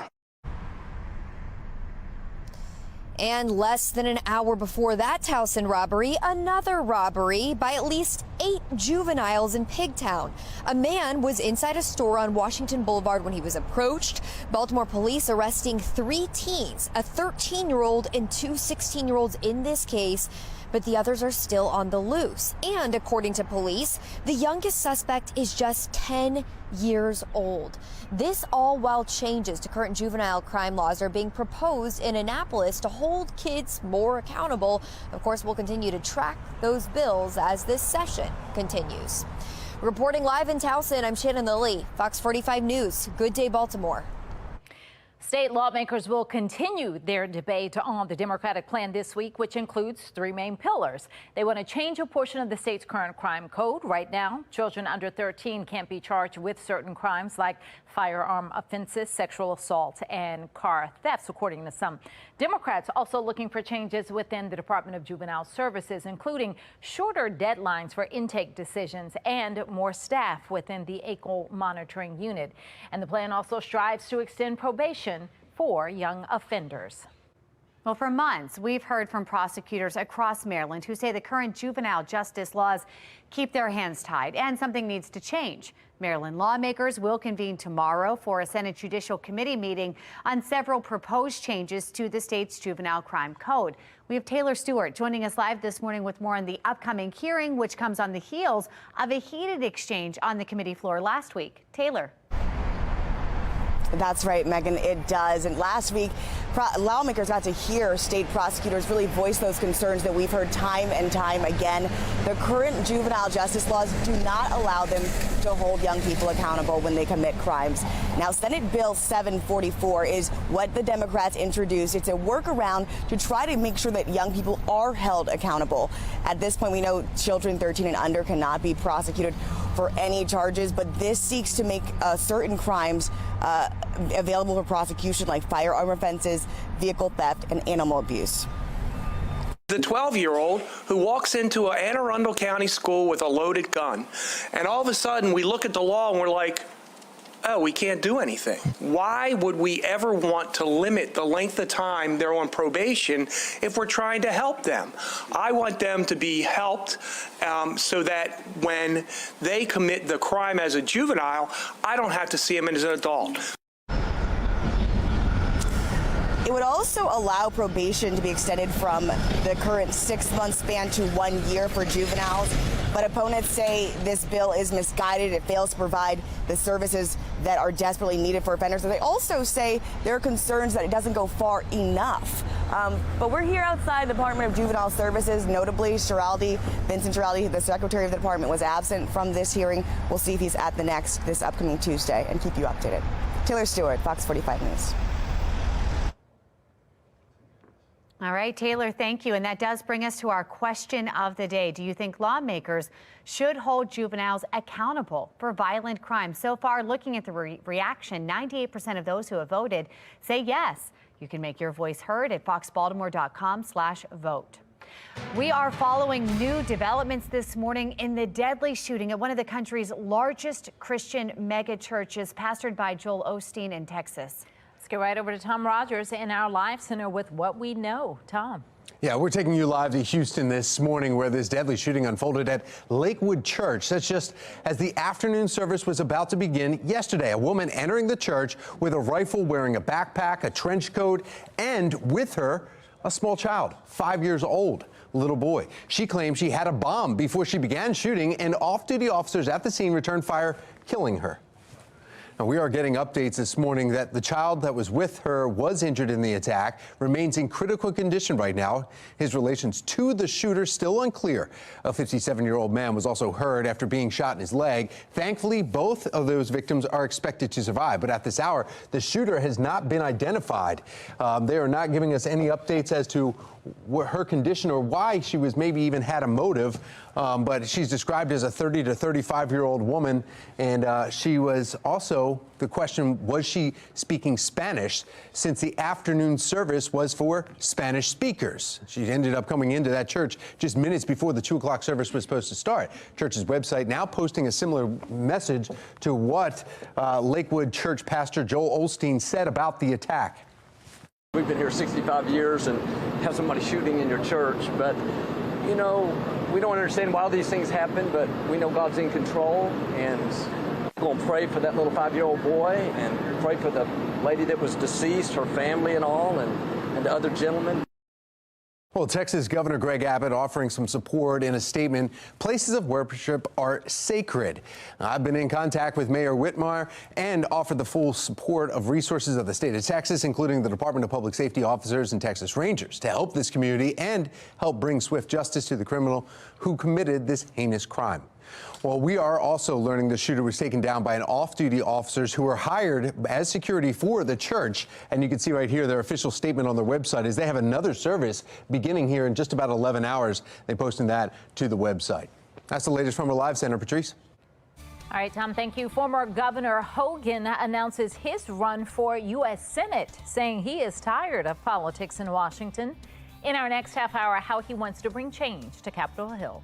But first, we take a look at who President Biden is expected to meet at the White House today. After the break, how it relates to releasing more than 100 hostages being held by Hamas.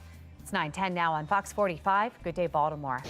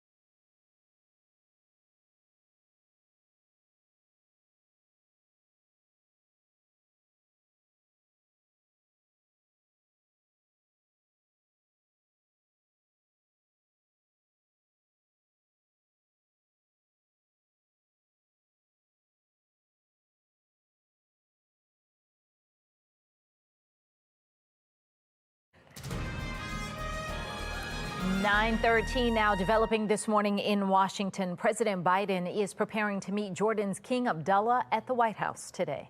Christine Frizzell, live on Capitol Hill. Christine, what is this meeting all about? What are they hoping to do? Megan and Patrice, first and foremost, it's about releasing the more than 130 hostages still being held by Hamas in Gaza, and coming to a deal to see that happen. There is also growing concern over a possible military operation in Rafah, which the White House has warned Israel against unless there is a, quote, credible and executable plan for ensuring the safety and support of more than 1 million people sheltering there. This meeting is the first between the two countries since 3 American troops were killed by a drone strike at a U.S. base in Jordan, an act of violence blamed on Iran-backed militias. The next steps could be incredibly complex, with the White House facing growing criticism over its support for Israel over these last few months. President Biden also, of course, facing criticism and even some calls to step aside in the presidential race after that stunning report released last week by special counsel Robert Hur, in which Biden was described as an elderly man with a poor memory. We expect these questions to remain front and center at the White House today. Of course. All right, Christine, senators were supposed to return home for a 2-week recess, but instead they spent the weekend on Capitol Hill working on an aid package for Ukraine and Israel and Taiwan. What's the status? What's going on there? Yeah, vote to advance it passed yesterday, 67 to 27 in favor. And we're hearing this morning the Senate expects to pass the bill no later than Wednesday of this week. The $95 billion military aid package includes about $60 billion to support Ukraine's war against Russia, as well as $14 billion to support Israel, $9.2 billion in humanitarian assistance, and then another $8 billion or so for the Indo-Pacific region, including Taiwan, as it faces continued threats of invasion by China. So this bill did contain, the earlier iteration of it contained some major updates to U.S. border security, but that failed to advance. And despite opposition from former President Trump to this legislation, it does look more likely to pass the Senate. Passage in the House, though, expected to be much more difficult. Megan, Patrice. We'll be watching. Christine Frizzell, live from Washington. Thank you.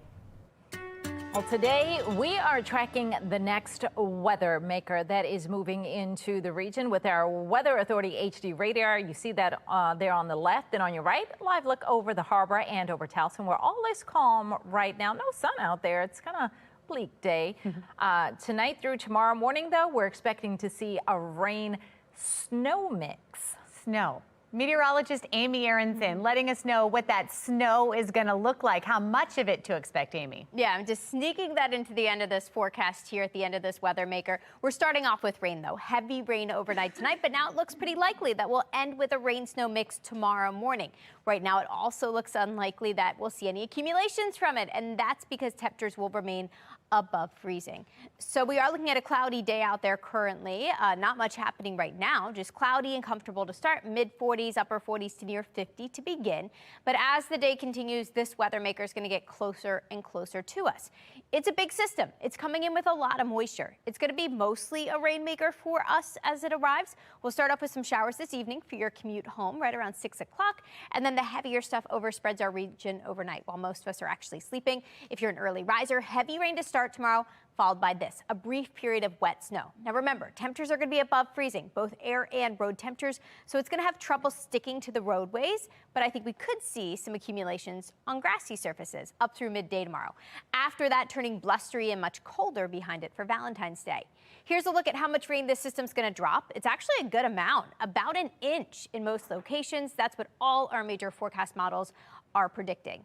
We start off cloudy and dry today. If you have errands to run, things to do, knock it out early. Showers will show up this evening with highs near 50 at that point. Tonight, all rain. We are tracking steady rain overnight tonight with temperatures in the mid-40s, and then tomorrow morning we throw in that risk for some wet snow too. By Valentine's Day, this whole mess is out of here. It's dry for whatever you have planned. Breakfast in bed, little chilly, temperatures near freezing. Brunch, lunch plans, bring a big puffy jacket, temperatures in the low 40s, and upper 30s for any dinner plans Wednesday evening. We do have a chance for showers overnight tonight, heavy rain at times, wrapping up with that rain-snow mix tomorrow morning.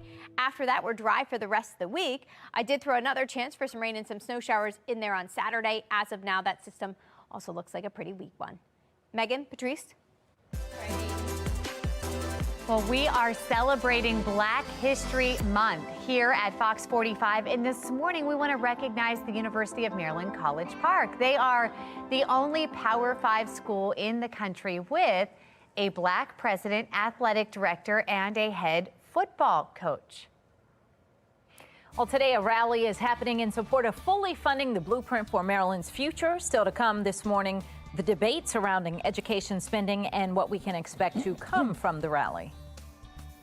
And the Chiefs win Super Bowl 58, but music fans share a different win this Super Bowl Sunday. After the break, Queen Bee, Queen Bey, however you want to say it, adds a twist to country music. You're watching Fox 45. Good day, Baltimore.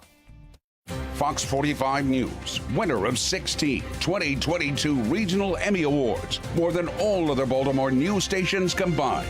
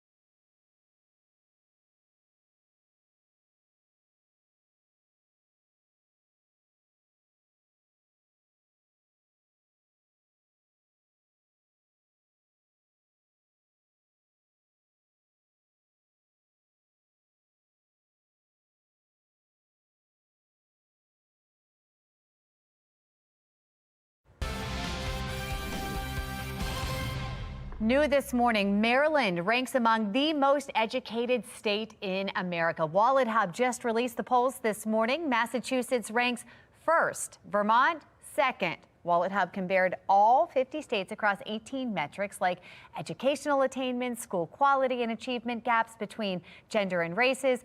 Stay with Fox 45 Morning News because in about 15 minutes, we are taking a closer look at the Kerwin plan as supporters prepare to rally in Annapolis. The countdown to Major League Baseball opening day 2024 is on. We're just 45 days away, taking you live to Camden Yards where the Orioles will go head-to-head with the Los Angeles Angels on Thursday, March 28th. That first pitch will be at 3:05 p.m. It's just next month. Well, in other Orioles news, the team hosts their first ever graduation ceremony at their baseball academy in the Dominican Republic. The academy, founded in 2020, has helped 12 players graduate, with 25 more currently enrolled. 7 of those 12 graduates are still in the Orioles organization. The program helps players develop their baseball skills, but also prepares them for the professional world after their playing career. So congrats to all the graduates.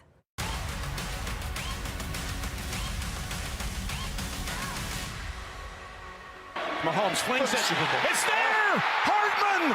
Jackpot! Kansas City! Viva Las Vegas! A little excited. excited. Celebrations continuing for the Kansas City Chiefs as they are now back-to-back Super Bowl champions. Mark Clark joins us live in studio with a look at the game that came down to a last-second touchdown. Hey, Mark. Kansas City, as celebrations are set to continue throughout the week.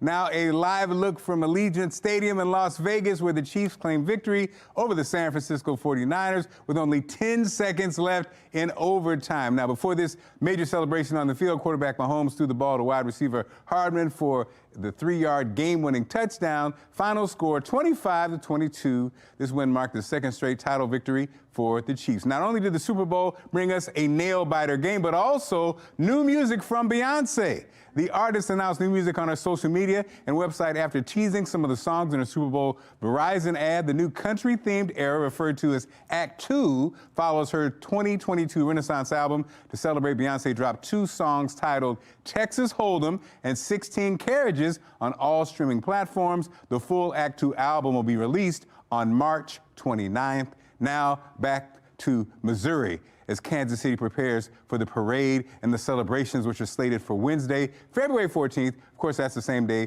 as both Valentine's Day and Ash Wednesday. At when Kelsey proposes to Tay-Tay? Has he told her he loves her yet? I think so. The next weather maker is on its way. Did he mean it? No. Bringing rain or snow, whether you like that or not. Meteorologist Amy Aronson is tracking if it's going to impact your morning commute later this week. Former Governor Larry Hogan is vying to become the first Republican senator Maryland has had in decades, coming up the changes he wants to bring to Capitol Hill. You're watching Fox 45 News. Good day, Baltimore.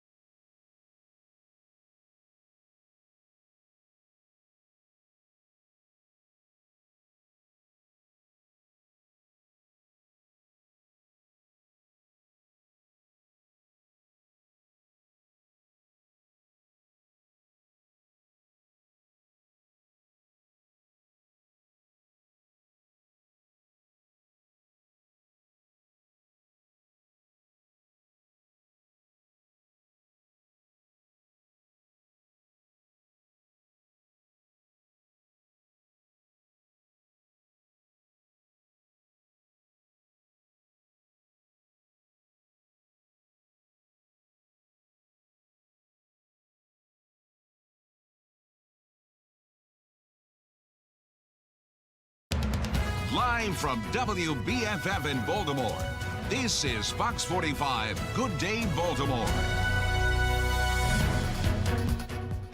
Welcome back on this Monday morning, 9:28. I'm Patrice Sanders. I'm Megan Gilland. We want to bring in meteorologist Amy Aronson. She's been talking about snow that she's gifting herself for her birthday tomorrow. Yeah, why not? I feel like it's every year. It's probably just going to snow because it's my birthday tomorrow. Little bit of wet snow. It's nothing too impactful. So that's the good news. That's the silver lining. But first, we've got to get a lot of rain through our region. So first, we're tracking the clouds. That's the white stuff you're seeing here on the satellite radar. The rain is south of here, but it is pushing our direction. So first, we're going to get a lot of rain with temperatures well above freezing, mid and upper 40s ahead of us today. We've got the rain coming through this evening and overnight tonight. And then as this system pushes out, there's now a chance for a rain-snow mix to wrap things up. I think a slushy coating to an inch on grassy surfaces only tomorrow. So no major impacts expected on the roadways, but definitely with precipitation during that time, enough to mess with your morning drive. By Wednesday, it's out of here. We're dry for Valentine's Day. It's going to be blustery and colder with highs in the mid-40s. Now, coming up in 10 minutes, I do have an updated look at our future scan. I'll take you through that hour by hour and also show you that updated snow map, too, to let you know exactly what we're up against tomorrow morning. Megan? Thank you, Amy. Out on the roads, we've got your Len Stoller traffic network as we take a live look over Lochraven Boulevard in Towson. You can see traffic is really clearing up out there. They're moving freely. No major incidents to report there. Just come high volume areas that will slow your drive down. Breaking news, there is new information about the search to find the person who killed Rachel Morin. This week marked 6 months since the Harford County mom was found murdered on the Monpar Trail in Bel Air, and still there have been no arrests in the case. Now, the Harford County Sheriff's Office is releasing 2 new sketches of the suspect in the case. Take a look at your screen. Detectives believe the killer may have been in the area for days before the crime. They believe this is what he looks like, and they're now hoping someone recognizes him and can come forward with information. In addition to the new sketch, there is this video of the suspect. They say surveillance video caught the man leaving a home in LA following a March 2023 assault. DNA from that case matches DNA in the Morin murder. Right now, a $35,000 reward is being offered for help leading to an arrest and conviction in the case. I cannot deal with a $40 million increase in my education budget. Happening today, a large group of advocates, including educators, state leaders, and students, will hold a rally in support of fully funding the blueprint for Maryland's future. This comes as many state lawmakers have faced pressure to scale back on the massive increase in education spending. Taylor Stewart joins us live with what we can expect from the rally as others say the plan is crushing their local budgets. Taylor. And that's exactly why folks are coming out tonight at 7 o'clock in Annapolis. Now, Strong Schools Maryland is putting this rally together. They're sending 150 of their own members. We're looking for educators, teachers, legislative leaders will all be in attendance tonight. And it all goes back to the highest education spending increase that was passed in the legislature just 3 years ago. The Kerwin plan asked for schools to make up the difference of the $30 billion that are being pumped into education. Earlier this month, the Maryland Association of Counties wrote a letter to Governor Wes Moore and state delegates pressing them to revisit the plan. There's got to be some give and take. There's got to be a additional look at this thing, and people need to be a little more rational in how we approach this. But to throw tax increases in now when the economy is struggling, families are struggling, is the wrong way to go for Maryland and for Harford County.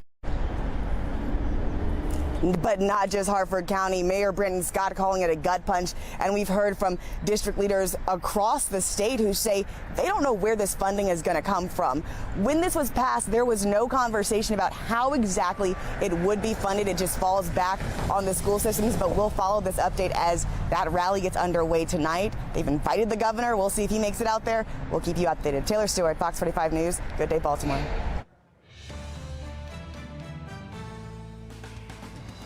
In your election 2024 coverage, former Governor Larry Hogan is now running for U.S. Senate, vying to become Maryland's first Republican senator since 1987.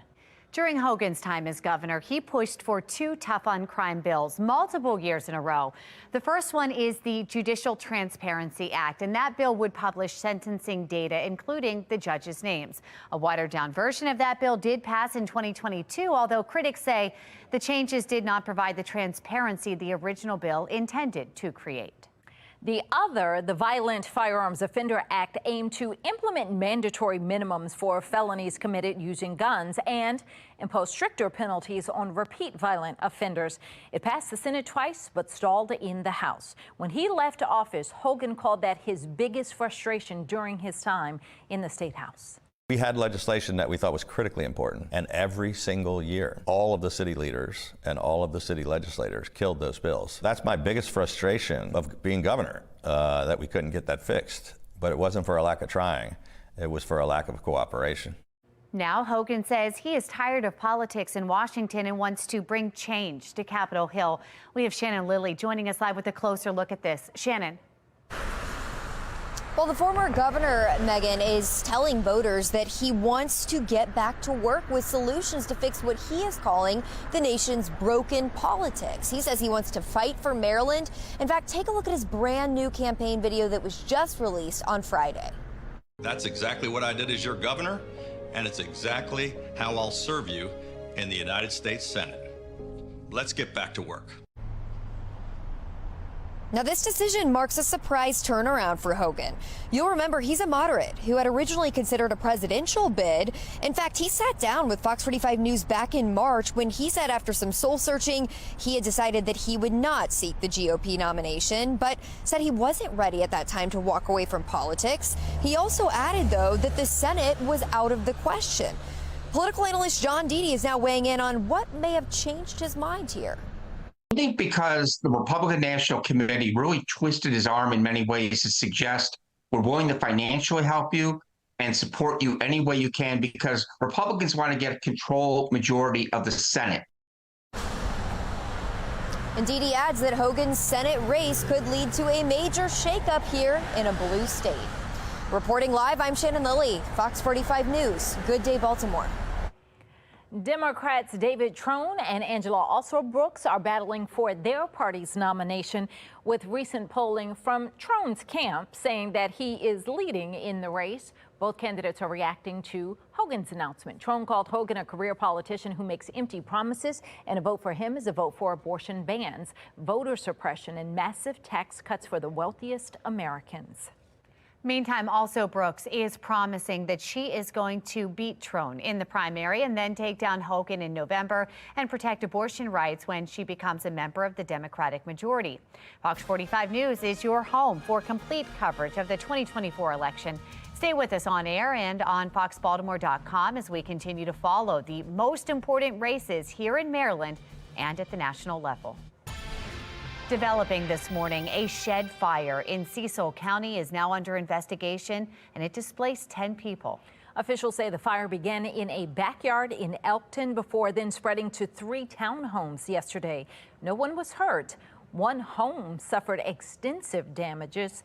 Investigators say homeless people have been taking refuge in the shed and were possibly trying to run extension cords in there. However, there is no official word on what led to the fire.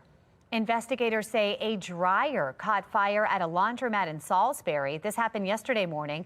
The Wycomico County Fire Department says the fire caused damage to both the laundromat and an attached car wash. Investigators say no one was inside at the time, but a building inspection revealed there was no working smoke alarm. Mothers in the workforce being told to come back to the office or miss promotions as major cities are seeing a commercial building values plummet. Today, Maryland is awaiting its next weather maker. Our Weather Authority team is tracking if we're going to see a wintry mix throughout the Baltimore region. 9:37, you're watching Fox 45. Good day, Baltimore.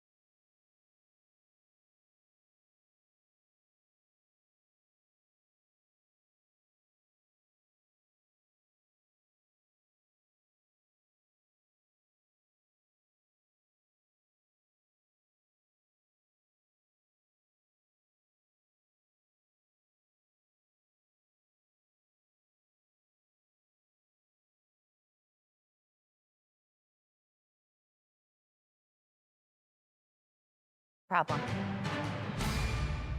The number of companies mandating that employees come back to the office for at least a couple of days is growing.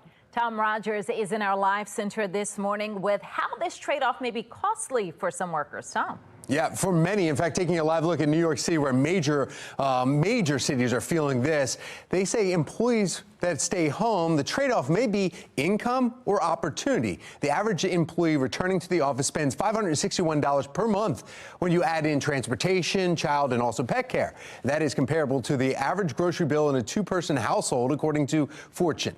Well, an op-ed by Joanne Lippman of Yale University reads, return to office mandates could halt or reverse the progress women have made in the workplace since the pandemic eased. Now, since April, the unemployment rate, or the employment rate, I should say, among women ages 25 to 54 topped 75%, according to Wharton Business School of Penn. And for college-educated mothers with children under the age of 10, that figure is almost 80% of those working. That's an 11% jump from 20 years ago. But with the sobering statistic in commercial real estate, more companies are pushing for a return to work for at least a couple of days per week. Remote work risks wiping out $800 billion in real estate ventures, as we were talking about, for the office value of office buildings in the major cities worldwide by 2030. But here in the U.S., New York, Philadelphia, the latest example, IBM reportedly telling U.S.-based managers to immediately report in person or exit their role. Some experts point out there are benefits to coming to the office, including being more social, connected, and learning from your coworkers. Plus, workers who go into the office have a greater chance of getting a raise or promotion. That's the latest from our live center. Megan Patrice, back to you. All right, Tom, thank you. Coming up after the break, get fit with Fox 45, how you can work on your balance and agility with a Valentine's Day workout. And our Love at First Bite contest is over, and we got some great submissions. After the break, the winner is going to join us to talk about her recipe to love. Your time now, 9:42. You're watching Fox 45. Good day, Baltimore.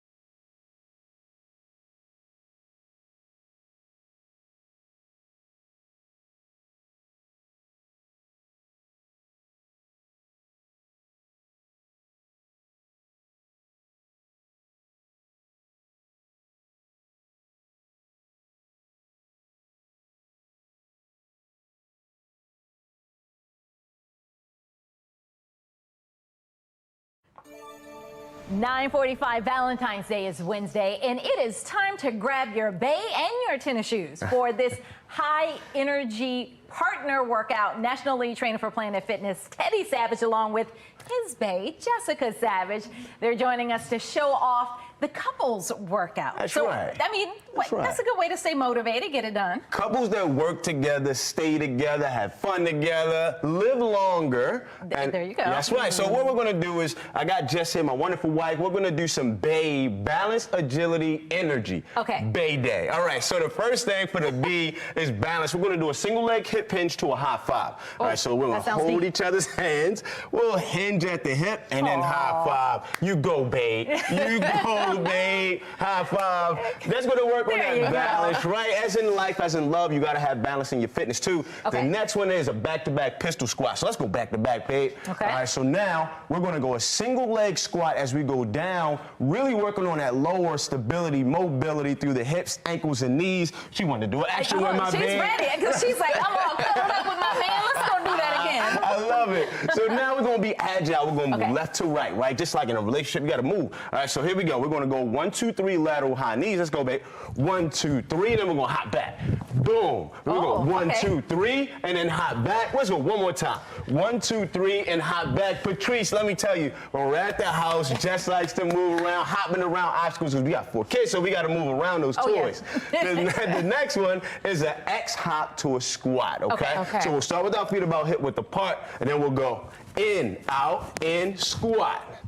In, out, in, squat. X marks the spot, right? And it's so good when you can do it with somebody else, because sometimes if you're by yourself, you're going to want to slack off a little, or you're going to be like, oh, I did 3, I didn't need that 4th one. So this is a good way to, you know, have fun too with it. Do you like to get motivated like that one? Absolutely. Yeah, see? So that works for me and my husband too. Yeah. So I like it as long as he doesn't go into like, you know. Like Hulkster, you gotta go. But no, and he's not that. So is he like that at home? Not at all. Okay. Not at all. Thank you. I told her that. She had to say that. Yeah. All right, last one. So the last one, high energy. The E in bae is for energy. Let's just do fast feet. Well, fast feet. Okay. Make it fast, and then power slide to the right. Ooh. And that's it. and listen, I'm glad you were here, because then that kept us from having to just face you. Yes.